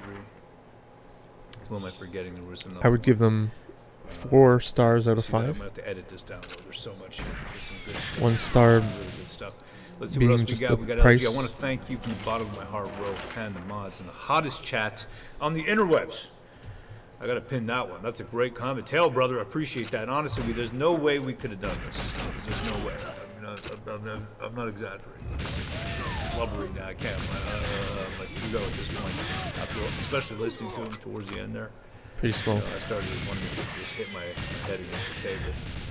4 p.m. in Ontario. Yes. What's that, Pan? Go ahead, brother. Just gonna say we appreciate everyone sticking with us. So, and like Rose said, we couldn't do it without you. You guys like and share and get the word out there. You guys motivate us. You guys share information. Goose, any advancement on house purchase? What? We love it. Hail. Hail. Absolutely, brother. Hail. Let me see here. We got Marilyn Greek. Got a ton of insight on so many things. No worries if you don't want to share that info from Rowan Pan in the chat. publicly. So remember this always. Well, I'm glad, and I hope you stick around. On Monday, we will be doing 2 hours. We're going to do a 2-hour stream on Monday. Okay, sort of a little bit of a wrap up, and also kind of looking at, you know, what has been percolating over the weekend, because today's Friday, 4 p.m. Eastern, 4:01 Eastern, and you know that people are going to be talking, discussing. We're going to see mainstream media. We're going to do kind of a 2-hour stream around afternoon time Eastern. Maybe actually around 11 or noon. We have yet to confer and discuss the timings, but around there, not too late. And then, you know, we'll go and we'll do that, and we'll kind of look at what's going on, and we'll be doing a regular show, just getting the news and seeing what's happening, because we feel like we've got the best chat here, and we want to keep that going, because truly I've found inspiration here. I do need to, you know, get some rest. I know many people here need to get some rest. We need to all go and get some rest. But we are going to do that, and then we're going to continue to hold people. We may not be doing it for 10, 12 hours a day, though. Let's hope never again. Never again. That's right. It's been wild, but worth it, I think. Yeah, and I mean, latest tweets from Gyges saying he hasn't commented at all on this. He's still not commenting. I saw W. McMaster in the chat over here saying he thinks that that this, and I'm on the same opinion personally. The NDP know this is their only power that they're going to have. This is I can't believe Trudeau showed up and spilled the beans on everything. Order alert.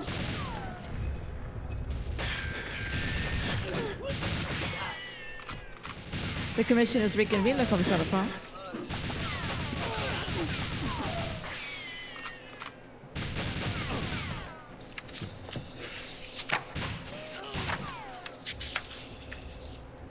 Okay, well, the evidence is all in. So now we can have a few... they won't touch him. Yes, a few moments to go through what various parties view as their critical points and a brief final submissions. That's why, like, it's probably easier us from your seat, visually seeing him guilty is probably our best result, which is why we're putting focus on this now, all of us, you know, the government of Canada, because please. That's kind of,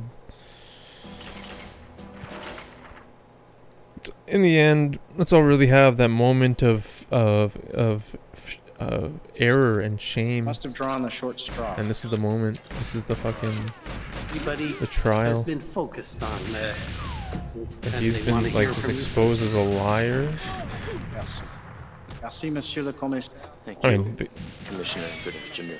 Definitely guilty. Bert McKinnon. I am in every province. Lead counsel for and every council has covered their for butts. the government in Canada.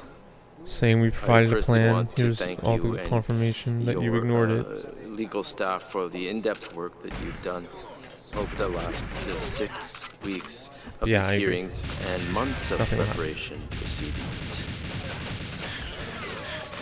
For this commission, from the parties, and the submissions from members of the public have shown unless they want him out. That there were reasonable ground for the governor and council to talking about he was saying maybe that a public order emergency Jagmeet Singh could have made a coalition government. That special temporary measures were necessary to resolve it. The decision to invoke the Emergencies Act they might bring this other guy responded to the volatile escalating an urgent situation of serious threats of violence to persons and property across the country. There were threats to the security of Canada in the form of illegal blockades at key border ports of entry, the red banana, yeah. such as Windsor, Ontario, I was playing Coutts, Donkey Kong Alberta, like 2 nights ago. Emerson, Manitoba, Great game. and Surrey, BC, as well as protests in ports of entry right across the country. The discovery of weapons and a hardcore group of individuals willing to die for their cause at the Coutts blockade revealed a real potential for serious violence. In an SNES There was also game? the potential serious threat of weapons and threat actors at other illegal protests. I don't know. In addition, Maybe. there was the unprecedented, unlawful occupation in Ottawa, which was described by the Chief of Police as a tinderbox. The evidence confirmed the unorganized chaos that gridlocked the city. Counsel for the convoy, Mr. Wilson, admitted that this illegal occupation attracted individuals and groups with violent tendencies, like moths to a flame, in his words. There was also the real potential of serious violence from the racial harassment, intimidation, and threats to residents of Ottawa, Windsor, and other illegal blockades, and the risk of violence from counter-protests. The lives and livelihoods of ordinary people were seriously affected. Many businesses closed, and people were without work for weeks due to these blockades.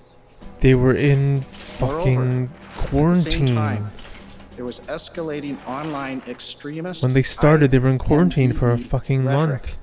and threats against the lives of police, Lockdown. and elected Everything was officials, closed. including the Prime These Minister, fucking Deputy literal Prime Minister, motherfuckers, man. among others.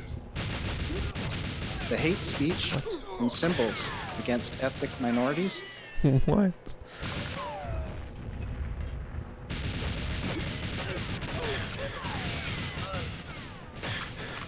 Just too much.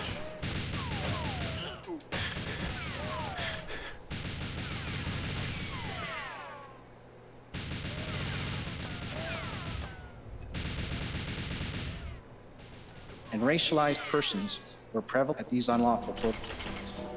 As Minister of the Environment of Lawlessness, the escalating threat of violence, unpredictable in form and by unforeseen actors, is very real. What? It's very There real? were also It's serious not real threats at to all. the economic security of Canada. They even Canada's admitted trade relationship with there's no the US, violence. to our main supply chain of essential Task goods, feels nice. food, fuel, Thanks for being and here, medicine Yoshi. Appreciate to all parts of the country, and to the economic well-being of Canadians. Task feels. It's cool. You make Security tasks. threats It's dope. were real and escalating across the country, including to airports and railway That's cool. lines. It was not known where Do you have the a YouTube next channel for illegal your tasks? blockade That'd be would great to arise see. and further strain the resources of law enforcement. Oh, this is fast. Come on, baby.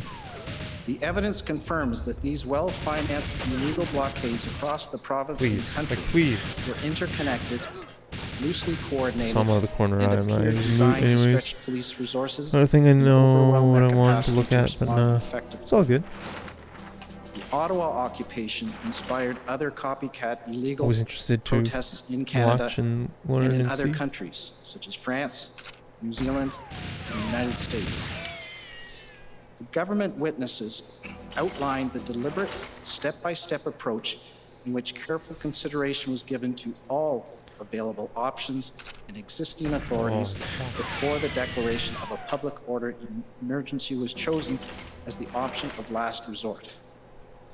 The option of a peaceful resolution of a complex situation was seriously pursued and considered through an engagement proposal, though ultimately found not to be a workable solution. Please. By February 14th, the cities of Ottawa and Windsor and the Government of Ontario had already declared a state Like, of this might emergency. work. I don't know why. I just After when I extensive get really engagement close and formal shoot, consultation it between gets stuck federal more. officials, No, it wasn't stuck. ministers, and their provincial counterparts. It's just nothing. The governor and council determined that this volatile situation exceeded the capacity or authority of a province to respond effectively to the crisis on a nationwide scale. The Emergencies Act was invoked with the support of several premiers and territorial leaders. The measures taken for dealing with the emergency were proportional, effective, time-limited, and charter compliant.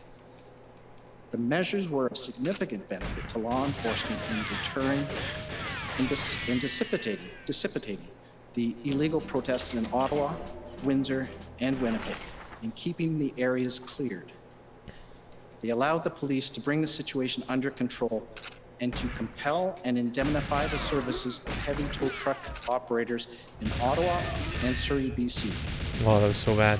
The Emergencies Act measures were revoked as soon as they were no Can't longer believe required. still hit him. In the end, these measures resolved the crisis situation across the country after 9 days without any loss of life. Le gouvernement du Canada attend Government of Canada. Oh no, not awaits French, not impatiently this the French evaluation game, that will please. be made of the events by the Commission and circumstances that led to the public order emergency declaration, as well as its conclusions and recommendations flowing from its important mandate. Thank you. The public that's no doubt listening, to just make clear that these are summary positions expressed by the parties.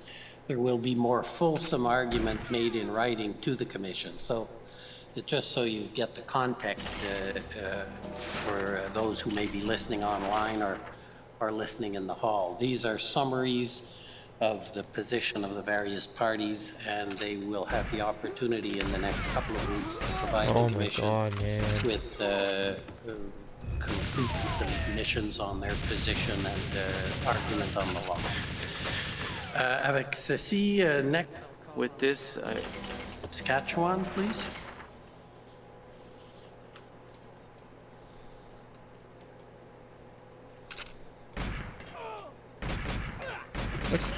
Good afternoon, Commissioner. I'm just having a little difficulty with my camera. Du fromage, oui. It's now on. You're good. Certainement. Am I good? There. Thank you, Commissioner. I'm Mitch McAdam, one of the lawyers for the government of Saskatchewan. Saskatchewan intervened in these proceedings for two reasons.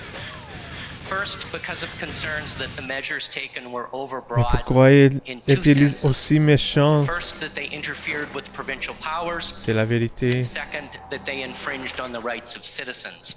It's more of a France thing. Second, because of concerns Pourquoi that the est-il aussi statutory méchant? threshold for invoking a public order emergency was not met. Why is he also Saskatchewan here is very mean? concerned about the impacts of invoking the Emergencies Act on federalism. The Emergencies From a power flows commercial? out of the Peace, Order, and Good That's Government hilarious. clause in the Constitution Act 1867. I didn't know about. I never heard and about gives that. the federal government the power to temporarily assume provincial powers under the Constitution. Why is he In many here ways, mean? it is like the notwithstanding clause in the Charter. In this case, while the federal government has said that it was simply providing additional tools to police, the fact is that they assumed significant provincial powers. Policing is a matter that falls under provincial jurisdiction. The Emergency Economic Measures Terrible. Order is not just about banking. It expressly Might deals have with butchered credit it. unions, insurance companies, trust companies, loan companies, securities dealers, and investment advisors. What? All matters that fall under exclusive provincial jurisdiction. I don't think I've While ever many seen of this. these powers were not relied upon by the police, the order itself caused confusion and represented a serious and, in our view, unnecessary intrusion into matters under provincial jurisdiction. Psyched me out. See that?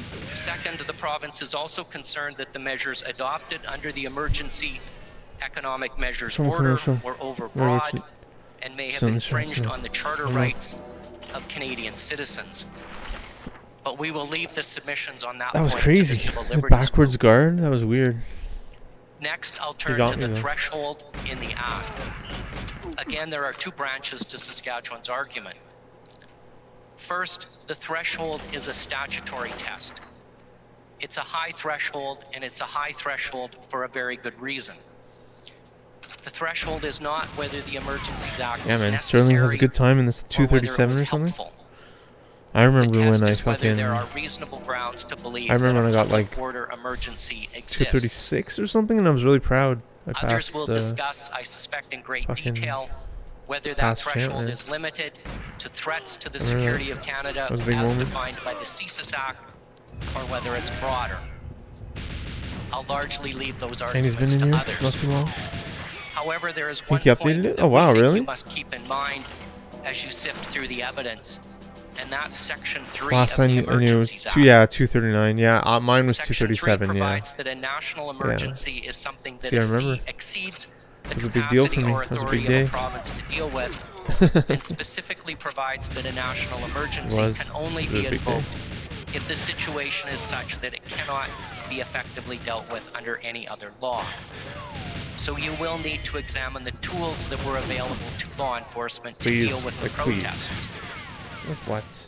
We've heard a lot of evidence about Let's try the tools Mystic in Cheese this look case, down at that pillar. and I would say that the Emergencies Act and tools is a bit of a chicken and game problem. Does the emergency arise first and then the Act provides for tools to deal with the emergency? Casual, Or that's all can an good. emergency arise because there aren't sufficient tools to deal with the situation? Pretty much all. I tend to think it's the former, Most of my and I think there is a other times are concern that the casual. Emergencies Act should not be used simply as a way to fill in the gaps in the Nice. law. That was never its purpose. Second, Oh yeah, Saskatchewan's with the primary consistent focus in strats, this the case is on the the slower consistent consultations strats, you can get it. with the provinces. It is Saskatchewan's Good time position in that this the level. consultations in this case were inadequate. We say that there are a number of things you should focus on. First, the precedent from 2020. Second, there were opportunities to consult with the provinces earlier. We've heard that the Emergencies Act was on the table by February 9th or 10th, if not earlier. The federal government could have consulted with the provinces at the front end instead of at the back end. Third, there's evidence which we will suggest shows that the decision to invoke the Emergencies Act was de facto made on February 13th before the First Minister's meeting. The Prime Minister confirmed this morning that the consensus at both the IRG meeting and the Cabinet meeting on February 13th were to proceed with the Emergencies Act. Fourth, the actual meeting that was held with premiers on the 14th. This meeting was set up on very short notice with no indication of what the subject matter was to be, and it lasted about 1 hour. When we file our written submissions, we will refer you to case law in other contexts, which suggests that this is not an adequate consultation. Commissioner, those are our submissions on the key points that you need to consider during your consideration of the evidence that you've heard over the past 6 weeks. And finally, in closing, Commissioner, on behalf of Mr. Morris and myself, we would like to thank you for providing us with the opportunity to participate in these hearings virtually. It was much appreciated. Thank you. Okay, thank you. So that was Government of Saskatchewan. The Government of Alberta, please. Oh my God. Good afternoon. Nandy England for the Government of Alberta. Reflecting back on the past 6 weeks of evidence, there's obviously much for you to consider, Commissioner. The many aspects of your mandate include making recommendations to provide guidance for potential refinements to the Emergencies Act and guidance for future invocations of the Act. The Government of Alberta would highlight in this brief time 2 main points related to this aspect of your mandate. First, consultation with the provinces is required by the Emergencies Act. This is extremely important to our constitutional system. It is not a suggestion to which the federal government can just pay lip service. God. One aspect of this is timing. We have heard Terrible. extraordinary evidence that the Government of Canada did not want to raise the potential invocation of the Act with the provincial governments until more than a few hours before it would be invoked on February the 14th because they were afraid that the information would be leaked to the public. And yet, the Federal Minister of Emergency Preparedness himself spoke to more than one national media outlet the day before on February the 13th. Being suspicious of the provinces, especially after a federal minister has already raised it with the media, cannot be an acceptable reason for the Government of Canada not to have the required, meaningful, good faith consultations with the provinces about a matter as serious as invoking the Emergencies Act. Another aspect of this is weight. 7 provinces advised the Government of Canada that they did not support the invocation of the Act in their province, that there was no need, and that they had the capability and authorities to deal with the situation. What? And in fact, provinces including Alberta did deal with it Thought for sure I before the would've gotten Emergencies him. Act was invoked with Looks like they didn't existing even hit him. capability and authorities. The incident response group was told on the afternoon of February the 13th, the day before the Prime Can't believe Minister they didn't says even he hit him there. decided That's to crazy. Was invoke that the too high? Emergencies Maybe it was Act, a bit too that an high. enforcement action was being undertaken at Coutts. And the Prime Minister has acknowledged today that he was advised at the time of the First Minister's meeting that the enforcement action was well underway, that arrests had been made, and that Coutts was secured. What? The relevant test under the Emergencies Act requires that, in order for it to be invoked for a public order emergency, the situation must exceed the capacity or authority of the province to deal with it.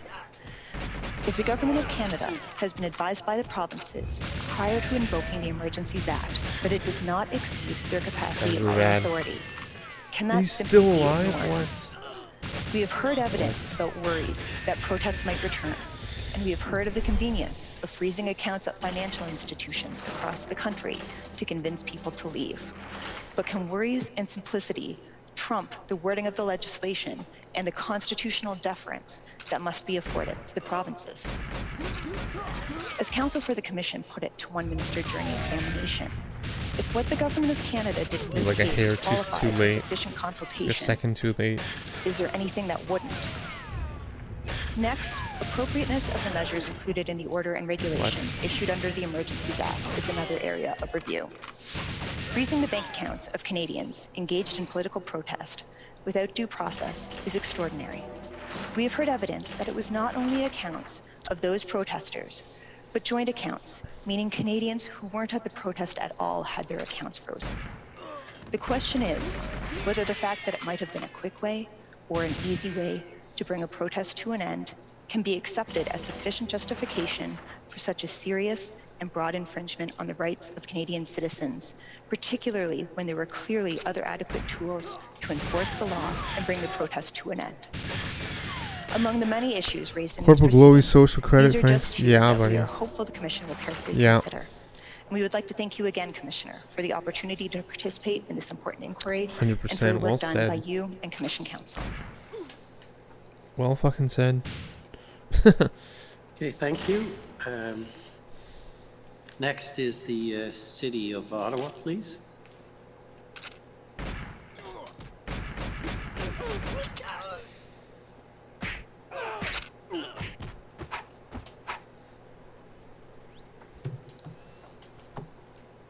Thank you, Commissioner. Alyssa Tompkins for the city.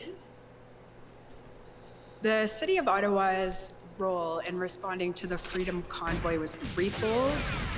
Wow, they actually it referred to sought it as a Freedom support Convoy. the OPS as the lead agency in crazy. response to the protest. Second, maintain city services as much as possible, again in coordination with police. Français And et third, dec. it exercised a convening function Français et in dec? terms of bringing people together at other levels of government, at Terry both the Davis. political and official level. I'll remind Schizo the posted Commission flyers, what the city and mayor cannot typewriters do, and six- which is direct the police or the Police Wow. Services Board. About what? About like the Korean War City and like Council's oversight powers are the Vietnam extremely War and limited. stuff? They're limited to approving the police budget on a Inspired global lawyer basis from New York. Wow. and appointing 4 members Crazy. to the board, 3 councillors, and 1 member of the public.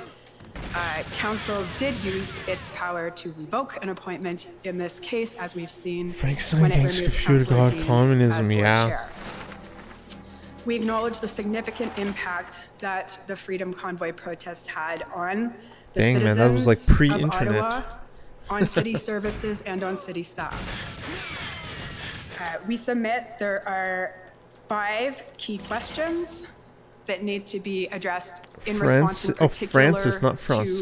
the Ottawa Francis. situation. A dec. We'll of course answer those questions in Francis our written Edek. submissions, but for now, here are the issues. So 1, did a lack of intelligence or lack of coordination among institutions responsible for collecting Wow. or analyzing intelligence affect the terrifying. response to the Freedom Convoy? Reminds me Two, of that movie was Toys there with a Robin delay in Williams. sending additional police resources to Ottawa? And Remember if that movie so, Toys? what That was caused fucked up. or That was a contributed messed to up that movie. delay? Third, was Windsor a or the That's crazy, though. priority? And if so, who was Around responsible corners for that rejected, deadly decision? touch, tarantula spider. Wow. Fourth, Runaway Tom if the Selleck. lack of a plan or difficulties Oh, I haven't with seen that achieving story. unified command caused delay, Magnum? how could these issues have been addressed and resolved more quickly? In particular, what I is haven't the seen that. role of oversight bodies in such a situation?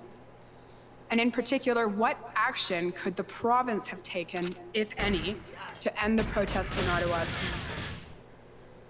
Okay, I've had like no And of good course, runs here in the we're last 20 referring to attempts. both the MTO and the Solicitor General in terms of Jesus. discharging its obligation to ensure Oh, yeah, adequate he is, and effective 100%. policing in He's an Ottawa. asshole.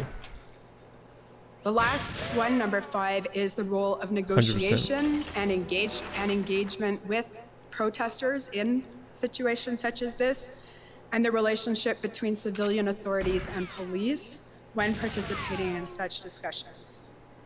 So we'll have more to say on that in our written submissions.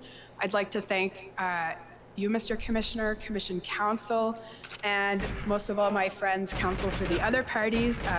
Strange alliances formed and then Oh, God, unformed man. on almost a daily basis between the parties, but always with collegiality and cooperation between councils. So thank you to all of you. Okay, City of Windsor. Probably use a washroom, take a bathroom break in a minute, and walk around for a minute or two. And then I'll play some more. Good afternoon, Commissioner. Jesus Windsor Christ, this is so long. understands that this commission has the mandate to examine and report on the circumstances that led to the declaration of a public order emergency and the use of the measures in February 2022. However, it may not be a surprise to the Commission that I'm going to start my submissions on another part of the Commission's mandate. The mandate to set out the lessons learned and make recommendations as it pertains to those matters. Windsor, we've heard many times, is not only the host to the Ambassador Bridge, there are multiple border crossings in its borders. And it serves as a vital trade corridor between Canada and the United States. The Yeah, I'm gonna use focus a washroom must and then I'm be gonna on be learning back after lessons this from the run. events of January and February. Appreciate it very It much. is clear, Windsor submits from the evidence before this commission, that the issues facing Canada earlier this year, in the words of the Prime Minister, won't just go away. It is clear from the testimony that all 3 levels of government and policing must work urgently and collectively to find solutions to prevent unlawful protest activity from ever again threatening the safety and security not only of Windsorites, but of Canadians throughout our country and our national economy. We need a toolkit that sets out the division of responsibilities of all 3 levels of government, the available authorities at all 3 levels, and the resources required to implement those authorities, including who is responsible for costs. This toolkit to protect the infrastructure critical to Canada's economy must prioritize municipal and community interests.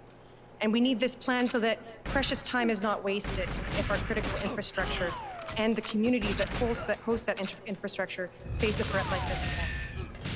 The evidence that this commission has heard about the response to the Ambassador Bridge blockade reveals the importance of swift, effective communication and cooperation within and between all levels of government to support police operations. Okay, bathroom break. The Thank you. I'll be back. successful Thank you. operation to clear the bridge, which Minister Blair called a textbook operation that was proportional, measured, charter compliant, and appropriate, was made possible because of early and open communication between Windsor Police and the OPP and their other policing partners.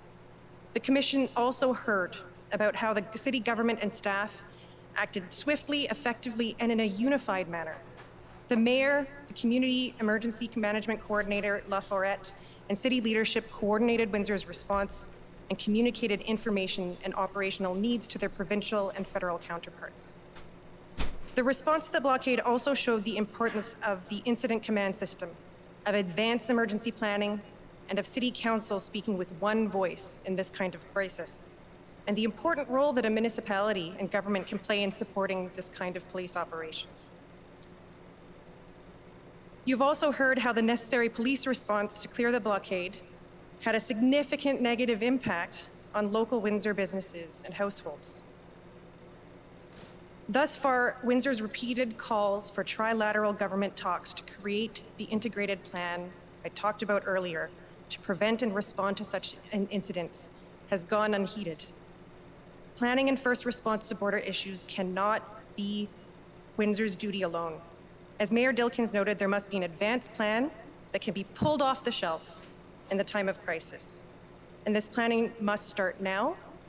Despite the effective response to the blockade, the process revealed, as we have heard, jurisdictional gaps and uncertainties that must be addressed. Doubt begets delay. Roles, responsibilities, and jurisdiction should be clear before an emergency arises. Windsor and the many other municipalities which host critical infrastructure are partners in this process, not just stakeholders. Where provincial partners and governments do not respond or do not respond quickly enough, the federal government has a responsibility to have a plan to directly support the first responders on the ground. Windsor thanks its community, its staff, its police force for their response to this crisis, and appreciates the efforts and professionalism of the OPP, the RCMP, and its policing partners, and the open lines of communication it had with provincial and federal governments. The city also thanks the Commission for the opportunity to participate as a party in this important process. Thank you. Okay, the Ottawa Police Service.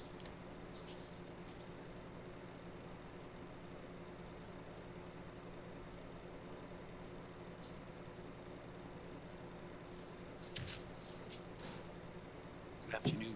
David Mijakowski for the Ottawa Police Service. In approaching the evidence, Commissioner, the starting point, we say, is to look at what is not contentious. And there was a refrain of 3 words that we heard from almost all of the witnesses: unprecedented, fluid, and volatile. It is not in dispute that the protest which became an illegal occupation was unprecedented in this country. The fluidity and volatility of the situation was caused by the presence of large trucks spread throughout downtown, coupled with protesters whose numbers swelled to the thousands during weekends, and a crowd that included children. That too is not in dispute. Having heard the evidence, you can now understand, and the public can understand, the intractable problem faced by the police, which was how to safely end the occupation without injury or loss of life to the community, to the protesters, and to the police officers on the ground. Another matter on which the evidence is uncontroverted is that the entirety of the Ottawa Police Service were united in a singular desire to do the right thing. The objective was always to safely end the occupation and return the city to normalcy. While there may not always have been unanimity on what was the best approach to achieve the objective, everyone worked tirelessly, doing their very best under very challenging conditions. What is also not in dispute. This guy speaking is pure evil. More resources. It was brought to the fore on January 31st, and the request for more resources was a refrain that started that day and ended when those resources arrived. I think he represents the police or whatever. Another matter on which the evidence is uncontradicted is that the Ottawa Police Service and its partners came together to plan and execute an integrated operational plan. Minister Blair recognized that the plan was flawless and its execution was careful and methodical. In his words, it was a textbook example of how to safely carry out a police POU operation. Importantly, Minister Blair recognized that what happened in Ottawa was not a policing failure, and what was needed ultimately to resolve the occupation and what was finally delivered was a massive influx of resources. The second point we ask that you keep in mind when you assess the evidence is to be aware of hindsight bias. Hindsight bias is the not uncommon human tendency to look back at events after they have occurred and to assert that it was predictable. But as we all know, this event was not predictable. You heard a great deal of evidence about the intelligence that existed in the days before the arrival of the convoy, what it meant, and how law enforcement should have responded to it. We ask that you carefully review that evidence to determine whether the perceptions of some of the witnesses in that regard is as a result of hindsight bias. No one knew that a protest about vaccine mandates, which started off as peaceful and law-abiding, would become an occupation.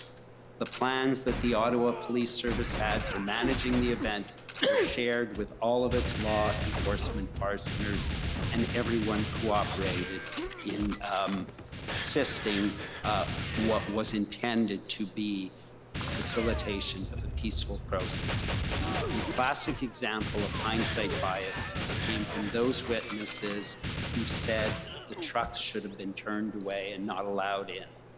You heard much evidence as to why that would not have worked, and what the impact of doing so would have been. Trucks would have been stranded on the Queensway, and to turn them away would have required thousands of officers and would have angered and incited those who had traveled so far to get here. The evidence you heard demonstrates that the Ottawa Police Service learned from its experience. Changes have been implemented in many areas, including how intelligence is analyzed, in devoting resources to the analysis of social media, and how event planners now balance the right to peaceful protest with the impact of protest on the community. There has been a recognition of the need for greater clarity in the operation of the incident command system, and the Ottawa Police Service has strengthened the PLT program. The Ottawa Police Service looks forward to receiving this Commission's report so that it can take even further steps to improve the safety of this community and to continue to rebuild public trust. Thank you very much. Thank you.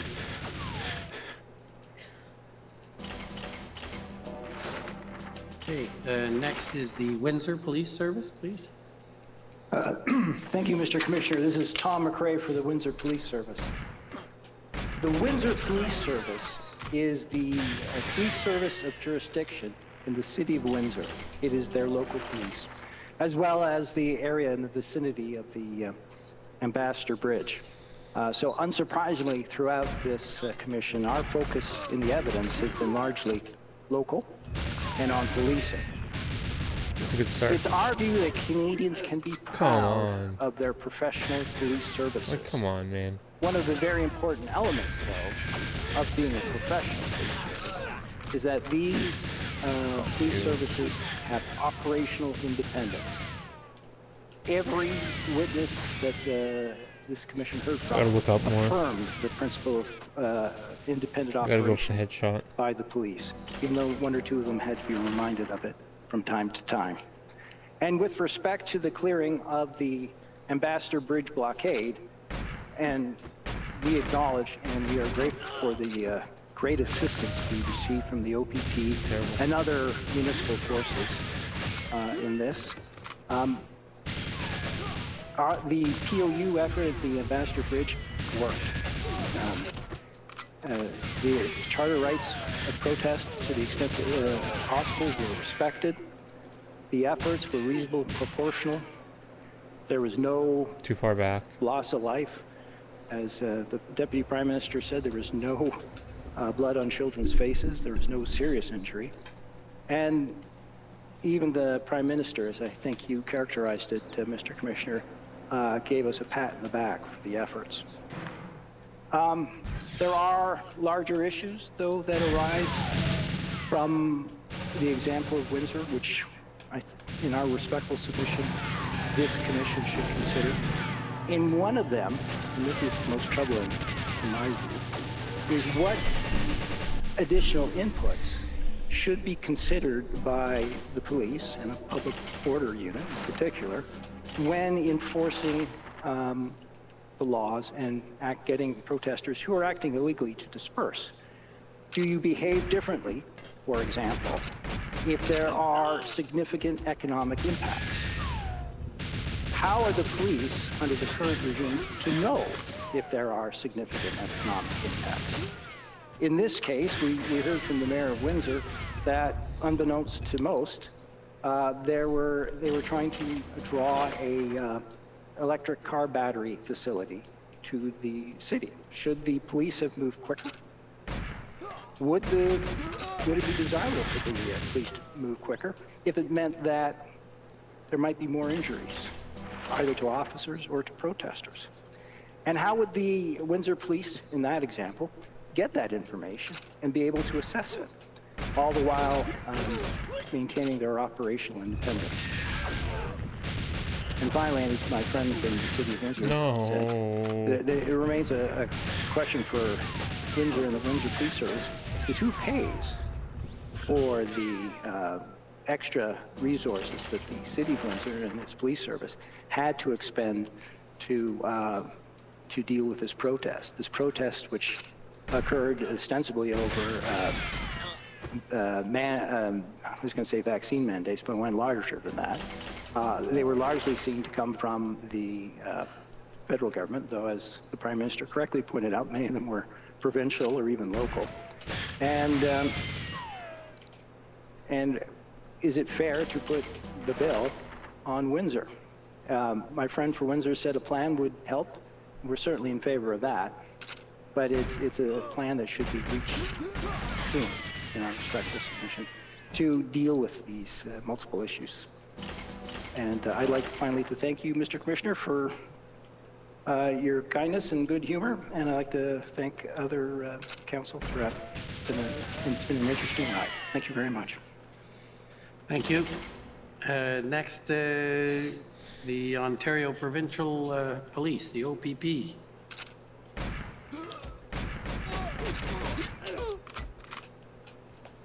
What's this nonsense? Thank you, Commissioner.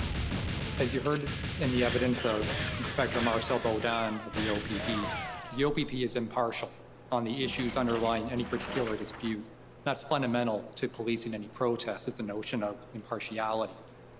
Consistent with that commitment to impartiality, the OPP takes no position on whether or not the Government of Canada ought to have invoked the Emergencies Act. That is not a question for law enforcement. That is a decision to be made by the Government of Canada. But it was obvious that an important factual issue would relate to whether or not police services could deal with the protest within existing powers and authorities. As I forecast in my opening submission, the evidence you consistently heard from OPP witnesses, and indeed many witnesses from other police services, was that while the tools were useful to varying degrees, they were not necessary. Ambassador Bridge was cleared without those tools. The Ottawa protest would have been cleared without those tools. You've heard about Blue Water Bridge, Fort Erie, other areas in Ontario which were not subject to blockades or occupations because of the work of the OPP using existing tools. So it's an important discussion that we've had and that we'll have in our written submissions about what are those existing authorities. It's a position of the OPP that there were sufficient legal authorities within statute and common law to, for example, set up exclusion zones, and that the Emergencies Act was not required for that purpose. I think we need to be careful, Commissioner, with how we look at this issue of existing authorities, and those authorities, common law especially, should not be so narrowly construed in support of an argument in favor of the Emergencies Act that police services lose the ability to act. In other words, the way we interpret the common law will be important for understanding what police can do in the future under the common law. So I think it's an important discussion, and certainly I'll be submitting case law in that respect in our written submissions. With respect to towing, we heard a lot of evidence. Ultimately, I think that where the evidence lands was that the act was useful, provided useful tools for indemnification and for business purposes, but the email from the OPP subject matter expert indicated that it was not used to compel tow trucks. You've heard a lot of evidence about the policing response and the involvement of the OPP. That response started well before the convoy arrived with Project Hendon. You heard about the broad distribution of Hendon in order to break down silos. The Prime Minister today actually spoke about silos within the federal law enforcement sphere and expressed concern about how those silos could have an impact. What is this nonsense, The Hendon reports went to all of those federal law enforcement agencies to try to avoid that concern. As early as January 20th, you've heard that there was intelligence that suggested this would not just be a weekend event. And I agree with my friend that, hindsight is 2020, but it's fair to say that the Hendon reports and the teleconferences provided significant information to law enforcement across the country. Now, OPP was not the police service of jurisdiction in Ottawa or Windsor, but worked to provide assistance in a number of ways that I won't go over now. The effectiveness and professionalism of the OPP and its commissioner has been a consistent theme in the evidence from a number of witnesses, including former Chief Slowly. I referenced the Ipperwash inquiry in my opening for a reason. Those recommendations fundamentally changed the way the OPP engages in policing. We've heard about the framework, provincial liaison team, operational independence, and the reporting relationship between the commissioner and the deputy minister. All of these are legacies of Ipperwash, and I will explore these themes in more detail in my written submissions. But it's fair to say that there needs to be a broader understanding amongst the policing community of the importance and effectiveness of some of these tools, because there may be some gaps with respect to some of those among certain police services. I understand that those recommendations from Ipperwash are in evidence, and I expect will be valuable to you in your consideration of this matter. Commissioner, the OPP asks that you consider recommending consultation with the OPP before invoking the Emergencies Act, assuming there's an Ontario component. That can be done quickly as between RCMP and OPP commissioners and can be done on a hypothetical basis so as not to betray any cabinet confidence. And for purposes of accountability and review, there should be a written record of such consultation. And of course, our written submissions will more clearly articulate these and other issues and other potential recommendations. The OPP's been very pleased to participate in this important process. I want to thank you and others. Thank you. Okay, thank you. Next is counsel for former Chief Slowly.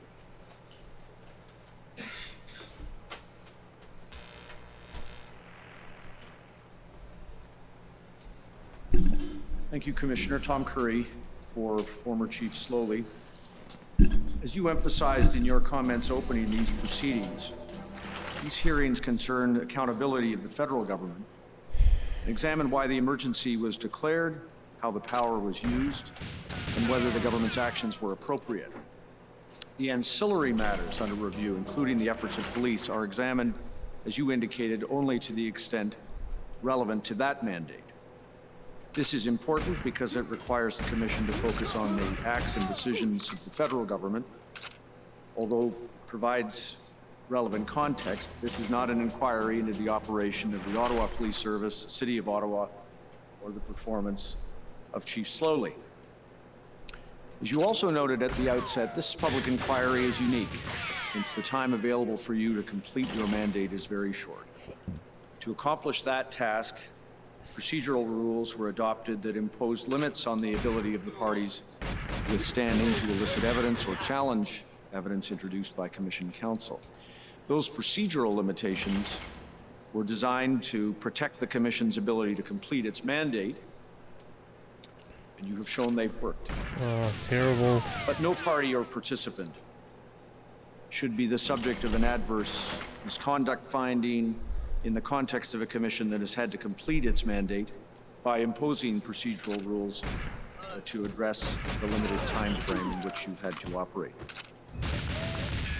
Chief Slowly is recognized by all as a national police leader who brought nearly 30 years of experience to Ottawa as its first black police chief. He has a long record of success at the City of Toronto Police Service and internationally, in virtually every role played in policing. His actions and his decisions and his recommendations for the future carry the weight of that accumulated experience and wisdom. The convoy protests that arrived in Ottawa in January 2022 represent an unprecedented and unpredictable paradigm shift in public protest. Even with the benefit of hindsight, it is not possible to find that police services and intelligence agencies should have known this would become an extended occupation. Recall indeed that most protesters left after the first weekend.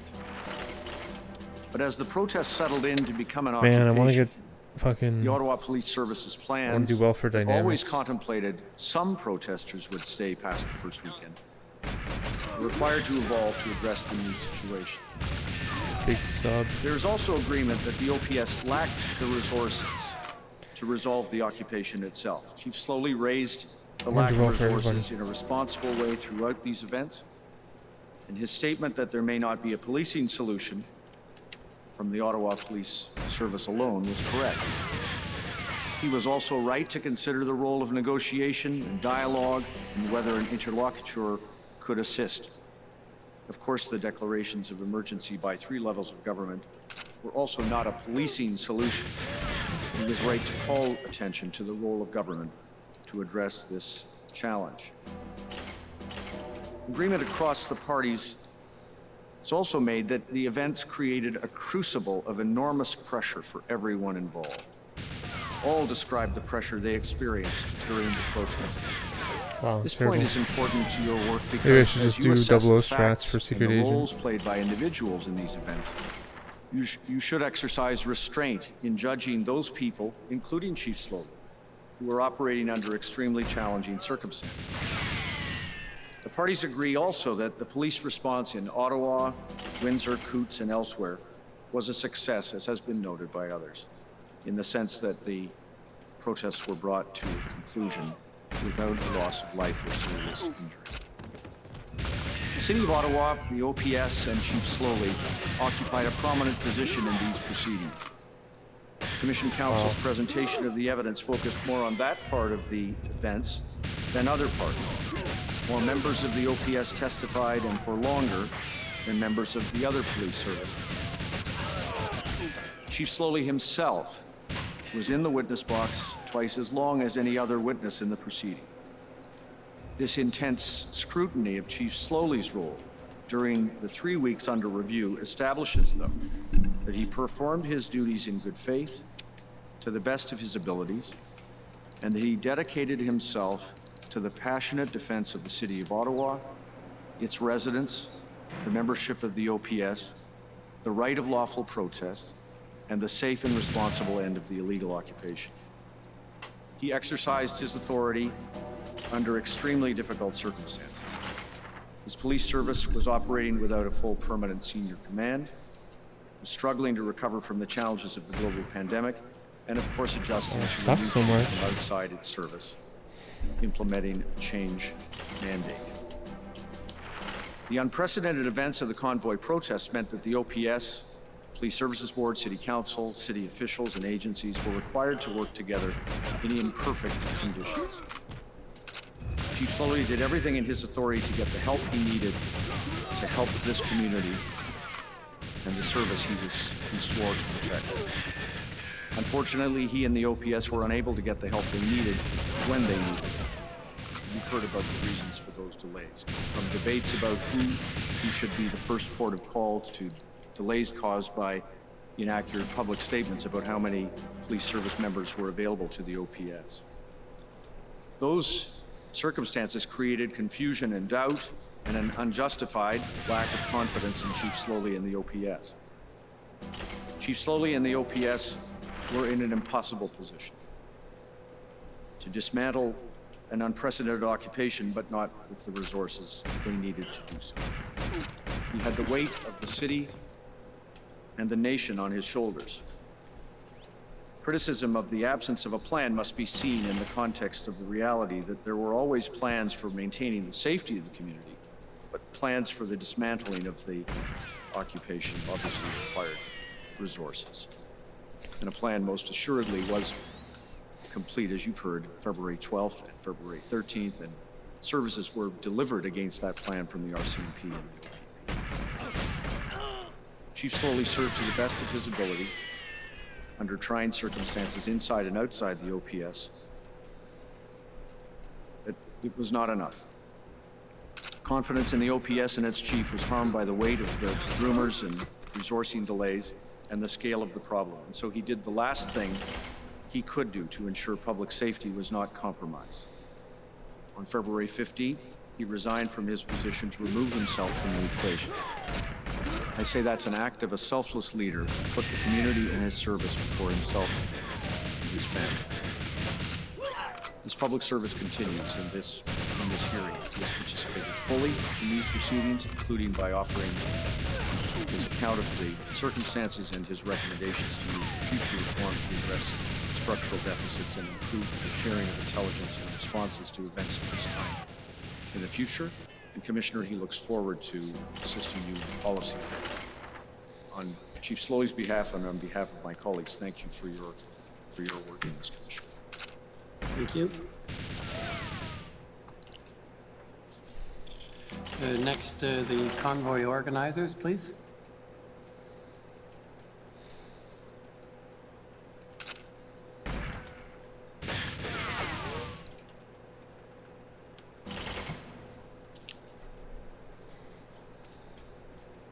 Good afternoon. For the record, my name is Eva Chipyuk. I am one of the lawyers representing Freedom Corp and the protesters who were here in Ottawa in January and February 2022. Mr. Commissioner, friends, Canadians listening to this public inquiry into the government's decision to invoke the Emergencies Act for the first time in history. You will remember on the first day of this public inquiry, our lead counsel, Brendan Miller, in his opening statement spoke about the evidence and threshold required for invoking the Emergencies Act. Mr. Miller set out each element of the test for invoking the Emergencies Act and then predicted that there would be no evidence to support any of the factors required to invoke the Act. I would like to restate Mr. Miller's opening statement and add to it what evidence in fact came out. It is our view that there was no justification whatsoever to invoke the Emergencies Act. The Emergencies Act requires several things.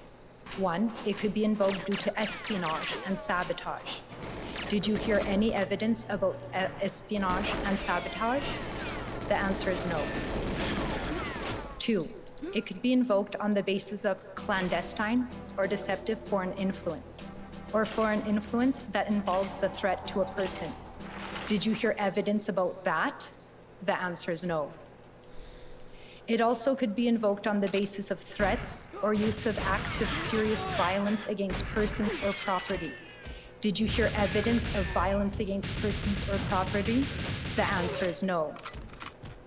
Lastly, it can also be invoked if there is a group or persons trying to destroy or overthrow by violence the system of government of Canada.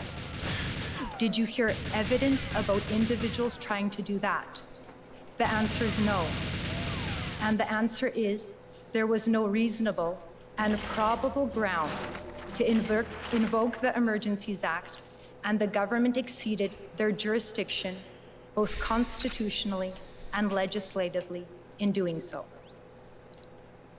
In using the Emergencies Act, which gives the government with extraordinary powers, the Government of Canada chose use of force, that is state violence, over peaceful negotiations and democratic engagement with the Canadian people. The sad irony is that the protest in Ottawa was fundamentally about government overreach. Canadians felt that the current government had gone too far with the COVID-19 mandates. The government's response to the protest by invoking the Emergencies Act was a further reach in power over people instead of power by the people. In response to the unprecedented unison of voices of many Canadians, including a voice by way of millions in donations to the cause, the Government of Canada refused to engage and listen to the people. Instead, by invoking the Emergencies Act, the government stepped even further into their oppressive governance by quashing the most fundamental right that belongs to a Canadian democracy. That is to come together in their nation's capital, in front of Parliament, to engage in dialogue with their elected officials. Protesting is, in fact, the people trying to have a dialogue with their government as a last resort of engagement when all other avenues for discourse have failed or have been censored. A healthy democracy demands continuous engagement between people and government. And when the government uses violence to assert its power over the people, the fabric of democracy is torn. That is what was witnessed at the protest. We heard from witness and protester Maggie Byrne, who knelt before the public order units, placed a copy of the Canadian Bill of Rights, the first human rights law in Canada, onto the snow in front of her before being brutally snatched and shoved behind the police lines, thrown to the frozen ground, beaten, and had a rifle pointed to her head. We heard from witness and veteran Chris Deering, survivor of a bomb explosion in Afghanistan. He fought for our country. Oh, Kaito, what's up, man? What's up, Kaito? How you doing, man? Fighting for. Kaito. He said he came to Ottawa. Thanks, dude. Because it was his duty. I'm playing some secret agent. What's up, yo? Nice, man. In their cry to the Canadian yo, I saw your shout out on the forum enough. To me, man. That's cool, dude. You mentioned my name in the in the best memories thread. That's dope, man. Thanks, dude. Free from fear.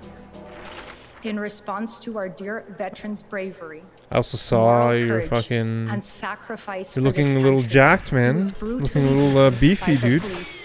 And treated a little with beefcake. Less human dignity. I'm cool, thanks, man. You're cool, dude. The fact yeah, man. I see you've been maybe lifting some weights. That's dope, dude. I think you told me that. I think you said you were. To be Canadian is to value human dignity. You were lifting weights. Kindness, community. It shows, compassion, and love. It is not normal to hate and divide. Nice, man. That's great. This public inquiry is more than just looking into circumstances that led to the government's decision to invoke the emergency. Yeah, I mean, I might play some more just Secret Agent because I don't really have a PB in Secret Agent, and I think I can get like if I just do literally the exact same strats. The government does not define us; we do. We, the collective of many diverse groups across the country. The protest in Ottawa brought so many Canadians from all different walks of life together. It was an opportunity for reconciliation, for uniting and forging friendships despite so many differences. The protest in Ottawa gave people hope, and it humbled all of us. What we saw in Ottawa is emblematic of what it means to be Canadian. Thanks, man. And that is what terrifies the current government of Canada. Yes, there was honking and diesel and noise, and that was not only challenging for residents in Ottawa, it's not but gonna also let me for like get around. But the protesters were not extremists or terrorists. They are fellow Canadians. But I mean, even if I get a completion, neighbors, and each person is points. the thread that holds us together in a peaceful and loving society. We have all suffered in our own unique way because of the pandemic, the virus, the sickness, the lockdowns, the job losses, loss of livelihood, the mandates, and mental health. On the first day of this public order emergency inquiry, Commissioner Rouleau, who said uncovering the truth is an important goal when difficult events occurred that impact the lives of Canadians. The public has the right to know what happened. Certes, l'objectif de l'enquête publique. So the goal of this public inquiry is to shed a light on these situations that occurred, to make recommendations. So brutal now you can play it that much. I don't know. I like it, man. I really like it. Be the starting point for all Canadians. I like it a lot. And that means all Canadians, I like at the end you pass away like government over 100 guards, to like hold hundreds the of guards executive branch every session. Of Canada to account. I love that. If there ever was a time for a prime minister to step down, now is that time. Oh wow, it's a step down. Crazy. Okay, thank you. Can't believe you actually said that. Next is the Ottawa Coalition. Yeah, man, just like at the end of the session, even though you have 0 completions, shot in this game. Yeah. Thank you, Mr. Commissioner. Oh my Paul God, Champ for man. the Ottawa Coalition of Residents and Businesses. I'm just going to try to focus, if I can, Commissioner, on the key points of evidence that I think questions that you're going to have to try to determine. All the testimony and exhibits you've received over the last several weeks. First of all, what we know is that I do this a little more, and then I might just go back to by allowing hundreds of semi-trucks to drive and park in downtown on the first weekend. The OPP disavowed supporting this idea and said that they thought the plan was to stop the trucks, but the reality is they also assisted in guiding the trucks downtown. So what happened? Also, the Ottawa police made a mistake in believing that they were only going to stay for a weekend. Terrible. Despite all the other intelligence available, you heard a lot of evidence about how and why that decision was made or that calculation was made when there was a great deal of intelligence that suggested otherwise.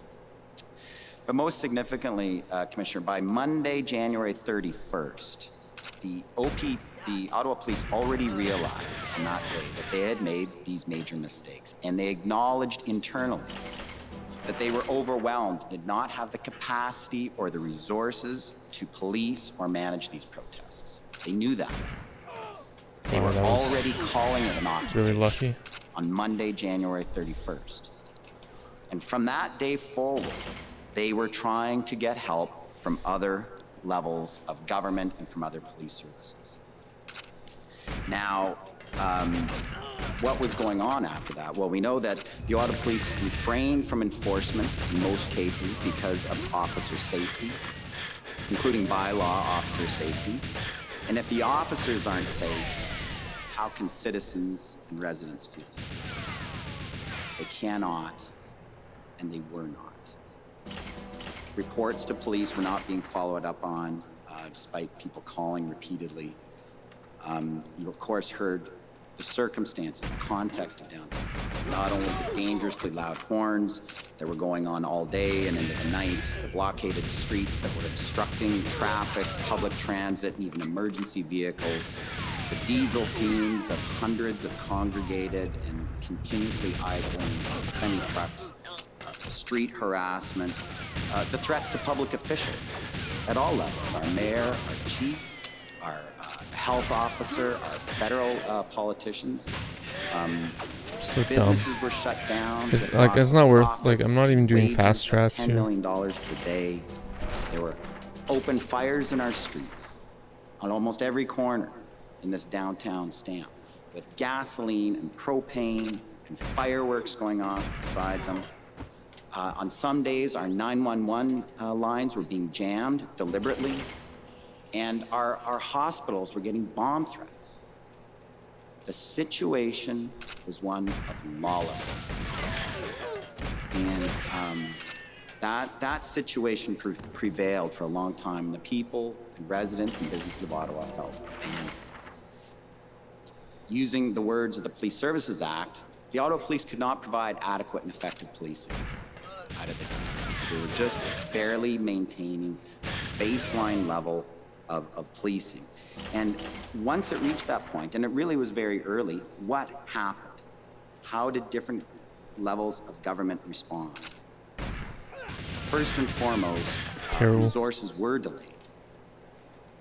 The RCMP and the OPP were on the ground in small numbers early, but they withheld larger numbers because they were dissatisfied with the OPS plan. So you'll hear a lot of evidence about why those delays were happening and what happened. So really bad. I think make some decisions about that, factual findings. And what did others know about that dysfunction? Other levels of government, and what did they do about it?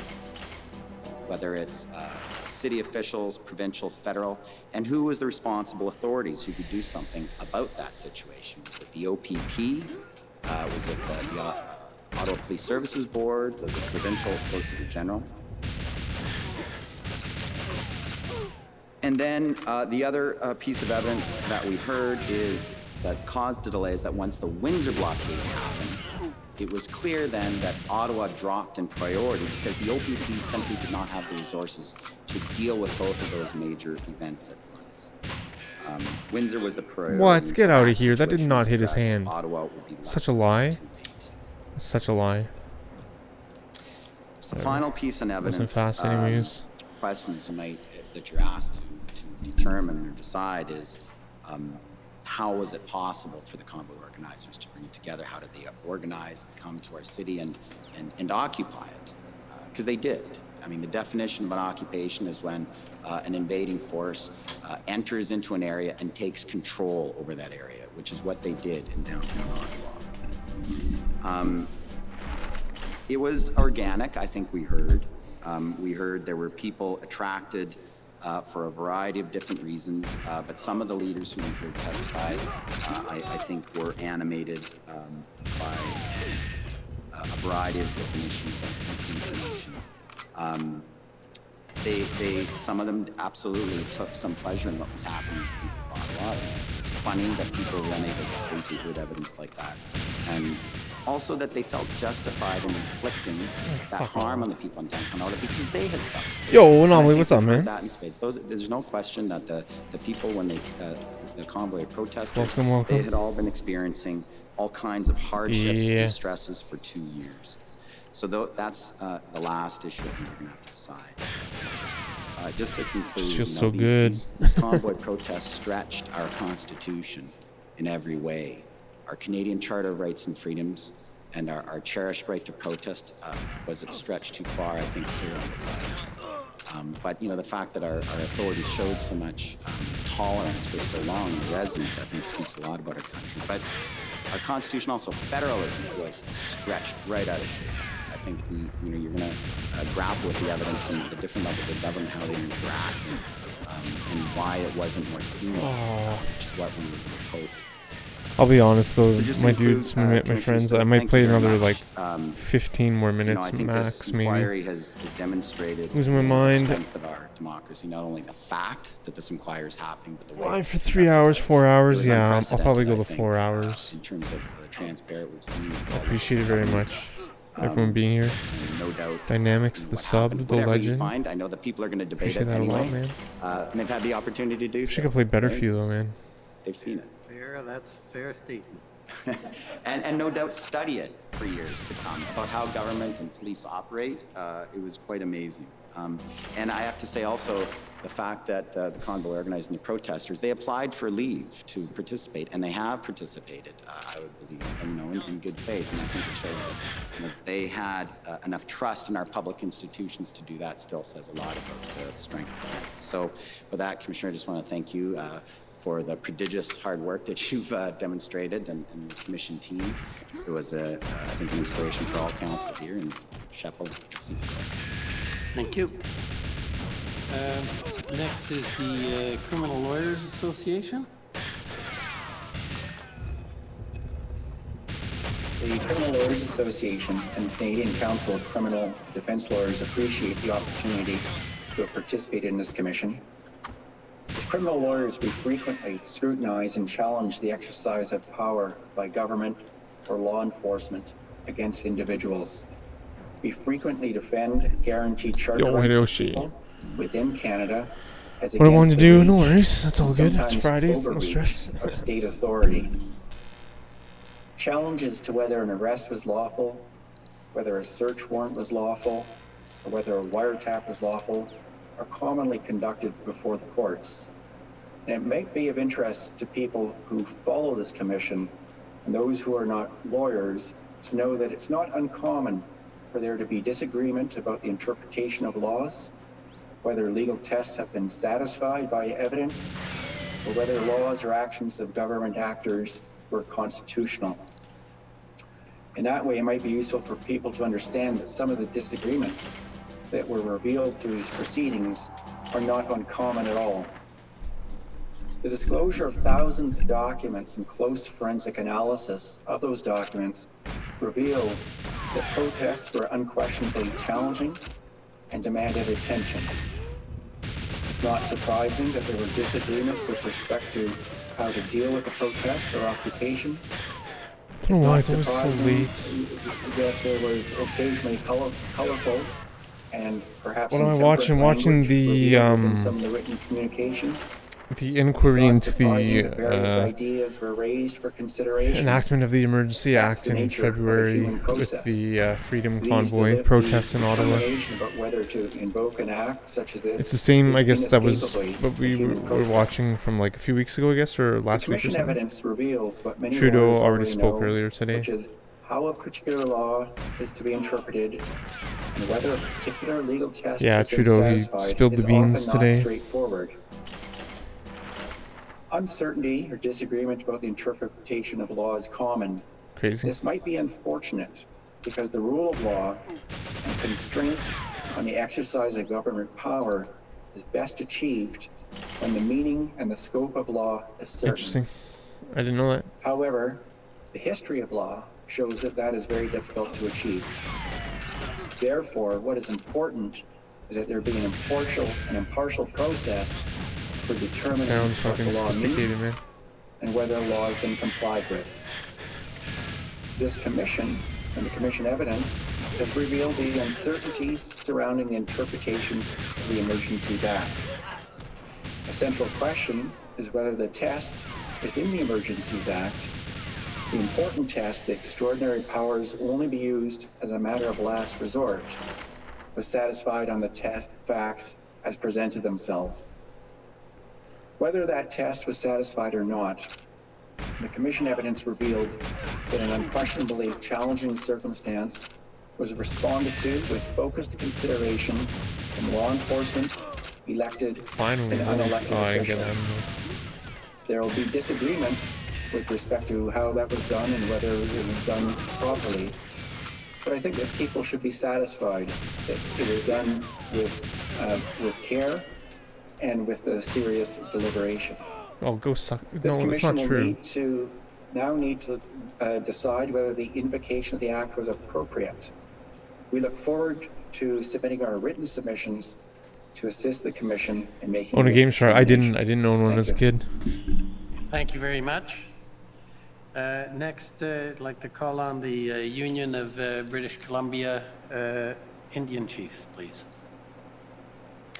Good afternoon. My name is Cheyenne Arnold Cunningham. I'm counsel on behalf of the Union of BC Indian Chiefs. The Union of BC Indian Chiefs has a significant interest in the exercise of emergency powers by the Canadian government generally.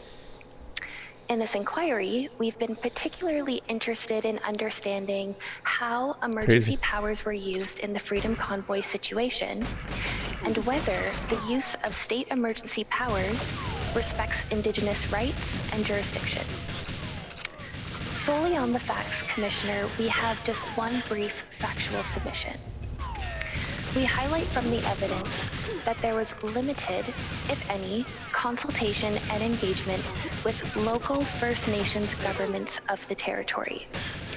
On this, I draw your attention to the testimony of two witnesses who had close Mario's knowledge health of this coin, matter. always in the same locations. First, we heard from Deputy Minister of Interesting. Public Safety, Rob Stewart.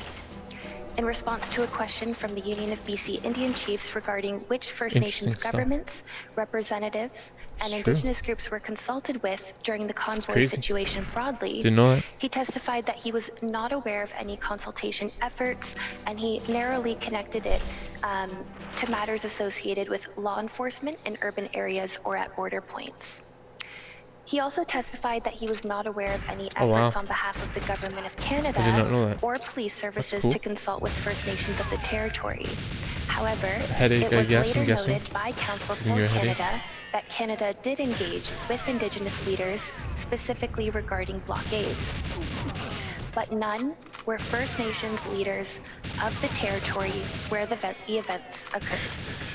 This is factually significant to us.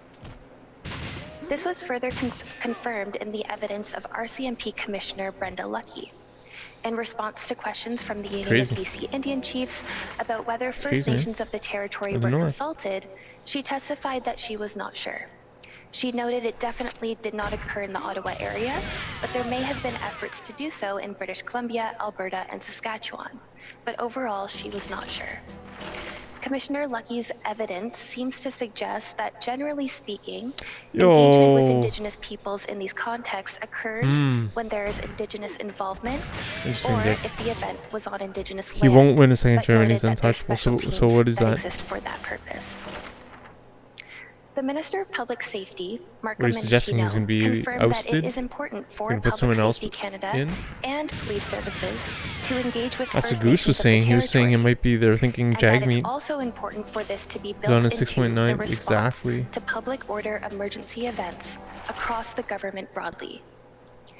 Minister Mendicino also emphasized that this type of engagement requires Who relationships suggested they might bring in to jag be meat built with Indigenous instead? leaders so that we can move Isn't that forward crazy? with reforms inspired and governed by the United Nations Declaration on the Rights of Indigenous Peoples. Commissioner, the evidence in this inquiry illustrates that there was a lack of recognition of Indigenous jurisdiction in a public order emergency event, and a lack of respect for Indigenous rights, specifically including the obligation to engage properly with the First Nations governing body that is a representative of the traditional territory or territories where a public order event occurs. This is noteworthy and important, as the coordination of jurisdiction and authority must include First Nations governments and representative leaders from the territories impacted. We thank you for the opportunity to be part of this inquiry and to provide our submissions on the facts today. Thank you, Commissioner, Commission Council. It's been a pleasure participating in this inquiry alongside the parties and their representatives, and we look forward to our continued participation in the upcoming policy phase. Thank you. I'm not sure, have we got the National Crowdfunding and FinTech Association or online? Not seeing them? Not hearing them? Okay. So we'll go to the my friends. I'm not gonna play it. Like I might play. Federation, please. Might play like 5 more minutes, if that, maybe less. My friends, thanks for being here. I really appreciate it. Thank you, Commissioner. I really need a break. I've been playing this for like 4 hours. My name is Nene Jones, and I am counsel to the National Police Federation. The National Police Federation is the union representing the regular members of the reservists of the RCMP.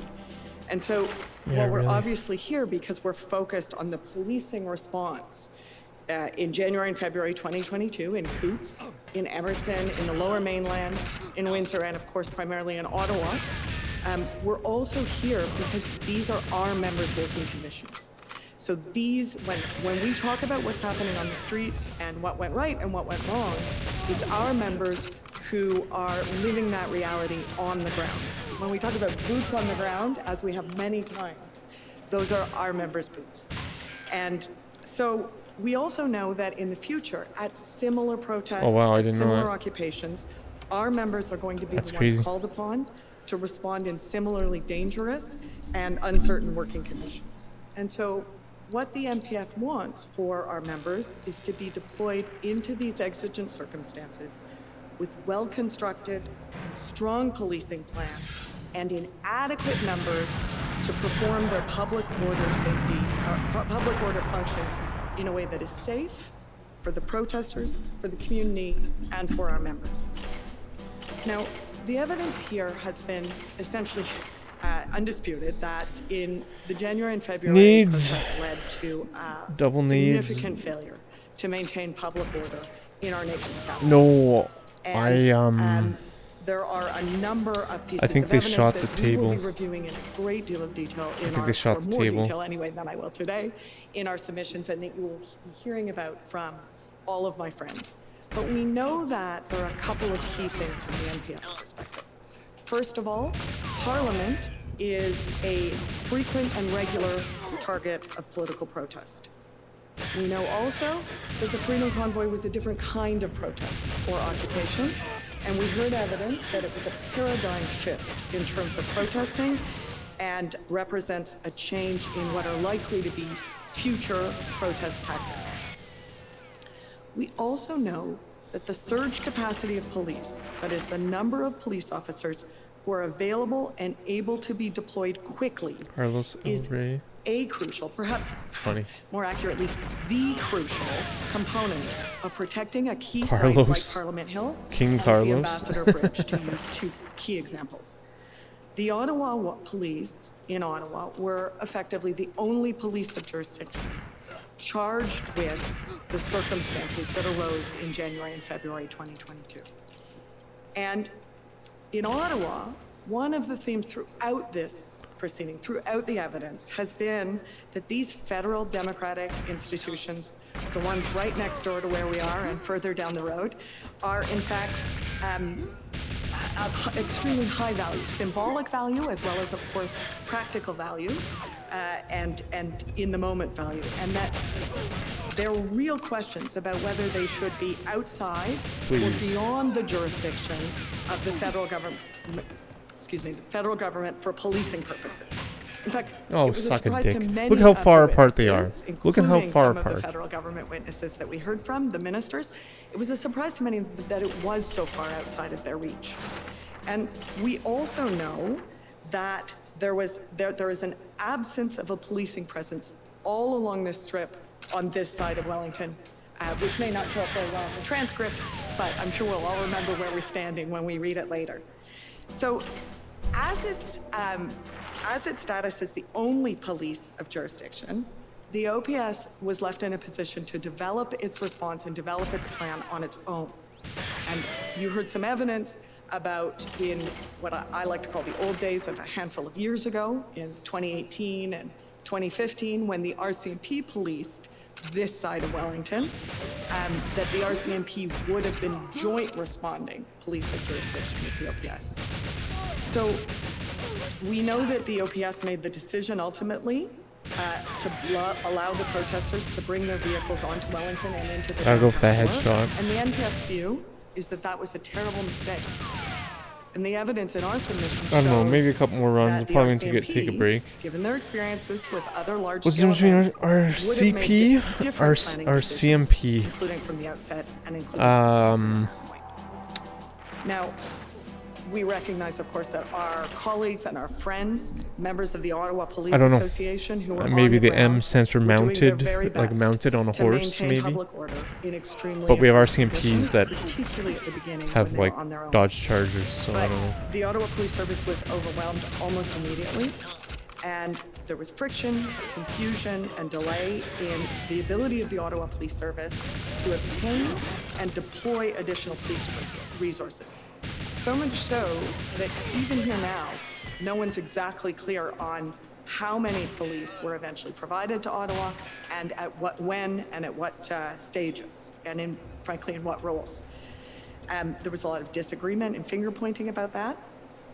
And so in the NPF submission, we can draw a very sharp line from Ottawa to Emerson and to Coutts and to the Lower Mainland.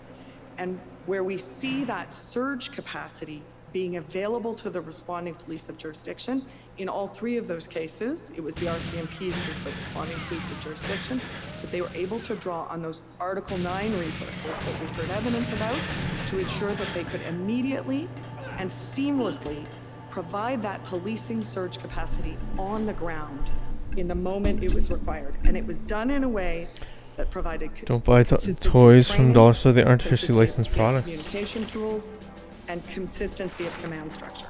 They're fake. And so we They're heard fakes. evidence that the RCMP is uniquely positioned, given its size and its resources, given its cross-national status as Canada's National Police Service, to respond to these kind of public order emergencies.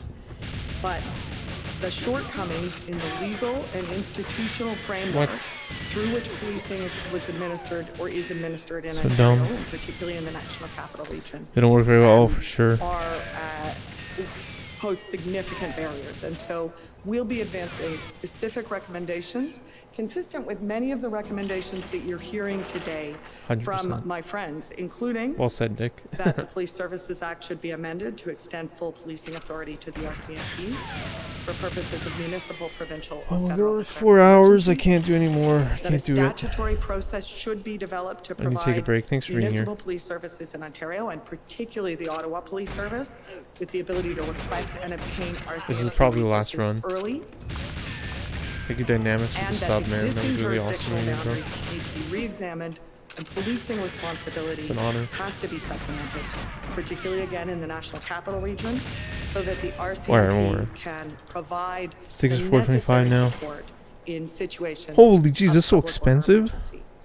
The Commission has been asked to make $4.25? recommendations, and we hope that the NPF's recommendations will be, which we, in our submission are supported by the evidence, will be part of that. I Doctor, thanks, do man. want to take one moment to thank you, Commissioner, Currently very much, unemployed and also doctor, yes. particularly to thank Commission counsel who have Of philosophy. had at times a thankless role in this process. Chemist, I expect chemistry, it has biology been and almost chemistry. exclusively theirs. They have been extraordinary colleagues. Not like a and real have done an doctor amazing like job. cytosis. And I also want to thank all of my friends who I'm have like a been chemical counsel to the doctor. various parties. It has been a pleasure and an honor. Thank you very much. Dr. Thank Trees. you. Now the A philosophy. Canadian Constitution Foundation, unless you've traded again. Just checking. Chem. Yo, my Walter White now. No way, my man. Commissioner Rouleau, for the record, my name is Sujit Chaudhary, and I'm counsel. No, I don't for have the. Canadian I don't have the. I don't have this Constitution much. Foundation. Commissioner, as you look over the evidence and prepare your report, I worked for we a would hazardous suggest waste that you company. do I so was informed the by chemist history. for a In hazardous waste particular, company called we would invite you to Stericycle. look back at the cabinet minutes of the last use of emergency powers by So yeah, cabinet my before February organic 2022. inorganic chemistry is The actually quite invocation strong. of the War Measures I Act have a lot in of education in it 1970 too. during the FLQ crisis. These minutes have been declassified, And I can't find a job. and they are in the CCS evidence. At the time, the Prime Minister did not initially recommend that the War Measures Act be triggered. The Security Committee of the Cabinet had met the previous day and were briefed by the security services that there was no apprehended insurrection in Quebec. Maybe I should be Walter. Maybe I Honorable should be Jean Walter Marchand, White if I can get fired The and start political making minister like of meth. Quebec sharply disagreed at the cabinet meeting. He presented unverified intelligence at the cabinet table that the FLQ was, quote, a state within a state and heavily armed. He stated that failure to invoke the act was, quote, meant the risk of This guy's losing. talking is really good. In the He's end, comparing it to the last time it was cabinet invoked came when, around to when a Marchand's cabinet view. minister was killed I in the have no 70s by his doubt father. that Minister Not by his father, Marchand but acted in good faith. implemented by his However, father. it is now accepted that he and the cabinet were deeply mistaken. There was no apprehended insurrection in Quebec. The security services were Stepfather, right. whoa, well said, Cabinet man. Well fucking overreacted said. Well in the said, man. FLQ crisis. It should have relied on legal tools outside the War Measures Act. The basic mission of the Emergencies Act was to make sure that this kind of mistake never happened again. Under the War Measures Act, the Governor and Council had nearly unfettered discretion to determine if an apprehended insurrection existed. On first reading in Parliament, the Emergencies Act only required that the Governor and Council be, quote, of the opinion that a public order emergency exists. In committee, the Act was amended to require that the No, he Governor did and Council not. believe on reasonable He did not grounds say that. that Is a that public true? order emergency exists. Oh my god, are you serious? Minister Perrin Beatty, I had no the idea. author of the Emergencies Act, explained that the shift from an That's insane. opinion to reasonable That's insane grounds test information. was to, quote, guarantee Canadians the ability that the courts could rule on whether the government had reasonable grounds to believe that a national emergency existed. The same holds true for this commission.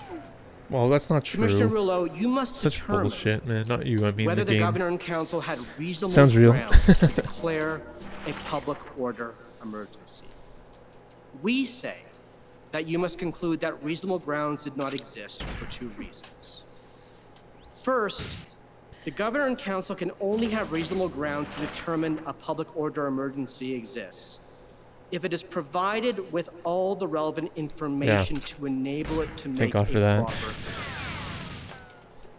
The government has Why- not why did established that the the CSIS Pierre threat do that? assessment was even provided We're to the talking full about Biden. cabinet. There are good reasons to find in the record that it was not. In addition, the government has not established that the February 13th Biden, policing no way. plan was Wow. provided to the cabinet. That's wild. Second, the proper interpretation of the Emergencies Act is that it incorporates the CSIS Act definition of a threat to national security. CSIS's own expert assessment of this event is that there was no threat to national security. In the face of this finding, the reasonable Come on, grounds man. test requires that the federal government provide evidence for why it disagreed with the CSIS assessment. It is simply not enough as a matter of law to say that the cabinet relied on a broader set of inputs to reach its decision. The invocation of the Emergencies Act has been and should remain exceedingly rare. But Interesting, now eh? that the glass has been I can't broken remember. on the act, I it go through can so many be runs, I used can't remember again. like the previous run. When the Commission asked hard questions about the Act's use in 2022, it must also focus on the Act's potential misuse in the future and protect the right to protest, parliamentary democracy, and federalism. We thank you, sir, and the Commission Council for your exceptionally hard work, and we look forward to continuing to work with you until this process is concluded. Thank you. Okay, thank you. The Canadian Civil Liberties Association.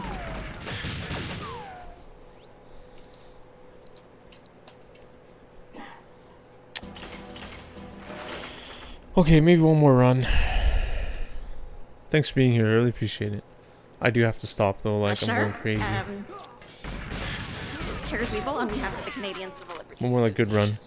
I had one more, In yeah, February really. of this year, for the first time, Really? the government of Canada declared Again, I'm gonna take a Dremel to my and put in place my other emergency controller measures that notches. I'm gonna make restricted the notches. rights Gonna and make freedoms of all people. as Big Tommy Man recommended These measures for my place broad damn restrictions 53 on the attempts. freedoms of Canadians to Put assemble notches in and my protest. 2.x They allowed for GameCube the government stick to controller. compel the provision of services and for One more personal means one assets more. to be Awa. frozen with no notice and no due process. These orders handed law enforcement agencies and financial institutions extraordinary powers. The government may have intended these powers to be used in targeted ways, but as drafted, It's a good day. they gave law enforcement across the country measures whose application went well Okay, this is the beyond last run. the blockades Thank you and could for being easily here. have been abused. It's a good run so far. I have 3 submissions. First, the Emergencies Act does not allow for the suspension of charter rights. But without the existence of a public order emergency, I don't know who the shot me measures there. that were enacted would most Like certainly literally, be how contrary could to any the of you charter. have shot me there? In the absence of circumstances amounting to a national emergency, dumb. they would constitute serious restrictions on fundamental rights and freedoms that are neither reasonable nor justified in a free and democratic society. So dumb, guys. So the question, was there a Boxman, national emergency yeah. that justified these measures, is a Yeah, crucial you're right. one. The Canadian Civil Liberties Association respectfully submits that this question is important not only for what it says about the events of January and February of this year, but also because of what it signals to future governments about when parliamentary process can be bypassed to allow the government to rule by executive order and when extraordinary powers can be used. Second, the Government of Canada has offered a range of justifications for its decision to invoke the Act. Its primary justification, articulated when the Act was first invoked, is set out in its Section 58 report to Parliament.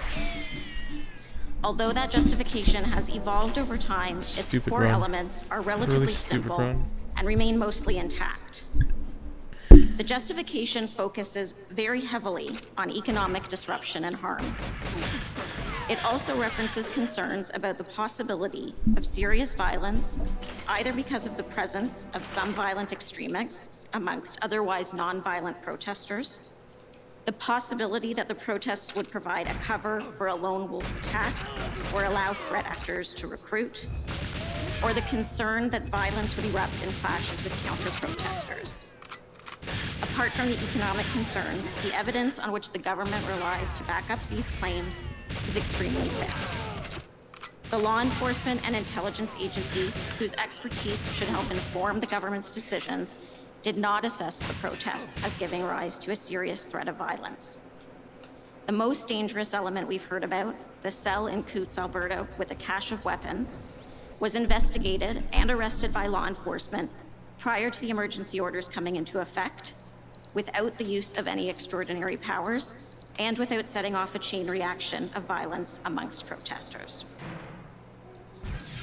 The Emergencies Act was carefully crafted to avoid the excesses of the War Measures Act that preceded it. Parliament intentionally identified a public order emergency by tying it exclusively and exhaustively to the definition of threats to the security of Canada found in the CSIS Act. This definition does not include economic harm or disruption, nor should it.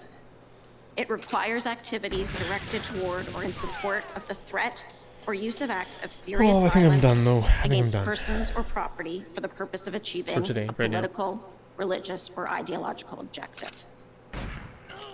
The legal threshold to make use of the act was not met, and a creative and privileged legal opinion from the government that says otherwise doesn't make it so.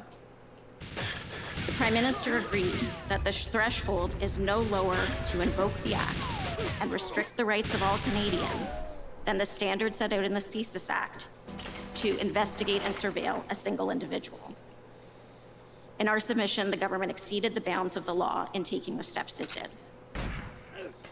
Finally, there's no doubt that the blockades and protests gave rise to serious harms to the people living in communities where they occurred, that they caused significant economic disruption, and that law enforcement agencies were not well prepared to address them.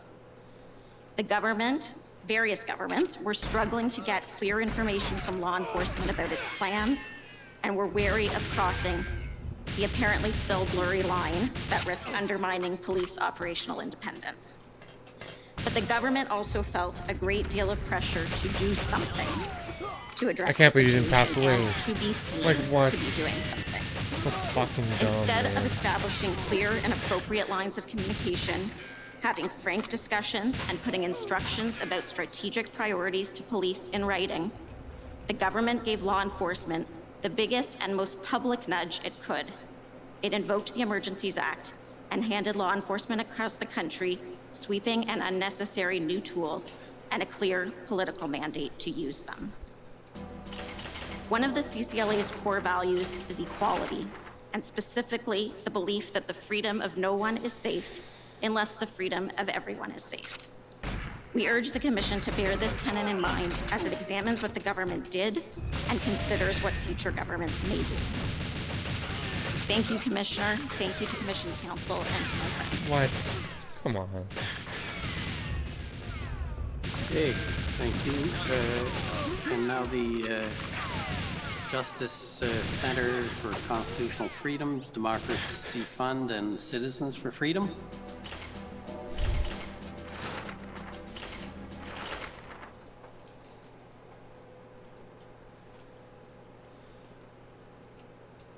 Commissioner, my name is Alan Connor, and I'm a counselor for the Democracy Fund, but I'm also addressing you on behalf of the JCCF and Citizens for Freedom.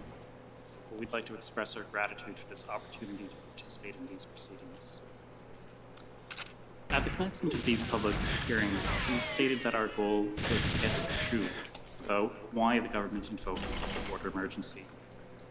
We wanted to hear evidence about whether the government met the legal threshold for invoking the Emergencies Act. And Commissioner, we have heard evidence on many issues, but the reasons why the Emergencies Act was invoked is the primary and ultimate issue you should turn your mind to. We won't repeat the test for declaring a public order emergency because we've all heard it so many times. But I would like to address just one part of that test: threats to the security of Canada. In one way, this is a very high threshold for the government to meet. because threats to the security of Canada means more than ordinary threats or acts of violence. The definition requires serious violence or threats of serious violence for the purpose of achieving political, This is the religious, last or run. ideological objective. In our written submissions, we'll be looking at, among other things, the definition of terrorist activity set out in the criminal code, how it is similar to Go the fuck CSIS yourself. definition. In fact, some of the CSIS documents that were disclosed to the parties for this inquiry show that CSIS refers to Section 2C as terrorism. You give me good money on TikTok. And this reference Do it, is man. indicative of just how I high support that you, my threshold man. is. We submit, and the Prime Minister's evidence left little doubt, that this very high threshold I hear that too, is the but same whether it it's so applies in like the who Emergencies is Act on TikTok? or the Like CSIS Act. what type of human beings are on TikTok? The decision Watching maker you and the purpose doing whatever you're doing. are obviously different. There may even be different inputs. Can you But those stream like inputs are meant to answer the widescreen? same question. Are there threats Are you able or to acts of screen with your serious phone violence for horizontal? political, religious, or ideological purposes? And that is the one and only. You're 23 and under. Uh, Mostly Commissioner, I've made Asian. That's reference racist, to man. how high the threshold is. But in a different way, it's a low threshold. That's racist. And on the issue of threats to security of Canada, it doesn't Mostly require, for example, Asian. proof beyond reasonable doubt. Nor does it even require proof You mean beyond like in analysis Asia, of probabilities. or you mean like Asians in North Threshold America? only requires the governor and council to actually believe that there are threats to the security of Canada. And it requires that belief to be reasonable. It's Chinese platform, I know, and I'm just joking. I'm submit just joking. and argue in detail I'm just pulling your that leg, the man. government has not even met Okay, this low is the last run. Thank you for being here. There may be reasonable really grounds appreciate to it. believe that some acts of violence were happening. Oh, you fucker! No. Ripping off masks, One more. police officers being swarmed, eggs being thrown, coffee being thrown. Really, thank you for being here. I really appreciate These it. and other things may have happened in the protest, which was of unprecedented proportions. And let me be clear, that is not acceptable. But those acts do not rise to the level of violence or threats which are required by the Act. And further, they do not reflect the attitudes, actions, and values Okay, that's of the bogus. vast majority of peaceful protesters. No, I'm done. I'm done. Somebody do sponsor Even the because most significant if you threat joke, we yeah, heard, right. which was the presence of weapons in Okay, thanks for being here. Thank you, Dynamics, for the Does sub, not man. Thank you, man. I'm gonna take out the Dremel even if it probably did, tonight it and was make notches in my GameCube stick Those alleged criminals for my 64 were sitting to in help an with Alberta jail for Dan when the 53. Emergencies Act was invoked. I'm gonna keep doing this. The threshold requires present purpose. Hi, I do wish for being here. Yeah, everybody. Not Thank fear. everybody for being here. I really appreciate it.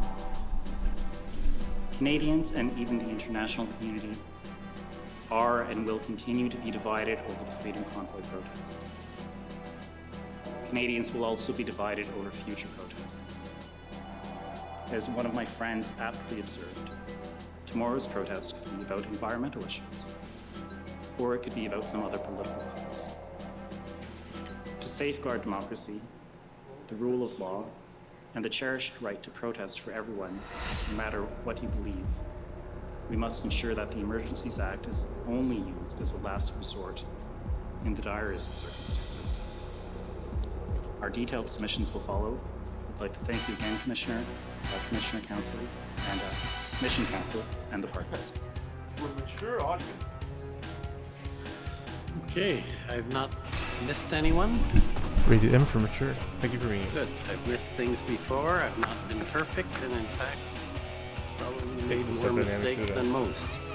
But I want to say I found those final submissions to be very useful for me. Thank you for taking the time to think it through and give me some of the key issues, because again, I won't repeat it all the time, but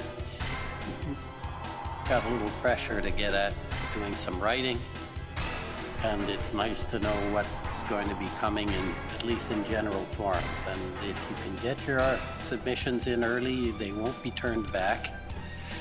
I can assure you, we've extended the time at the request of some, but it is, I'm not going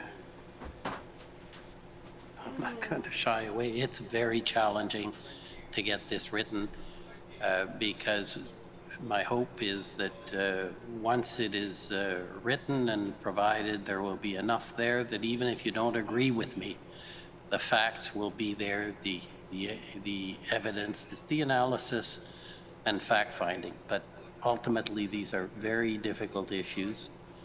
They overlap, and people could have different views and will have different views on these things. But I can assure you I'll do the very best I can. Now, this brings the fact hearing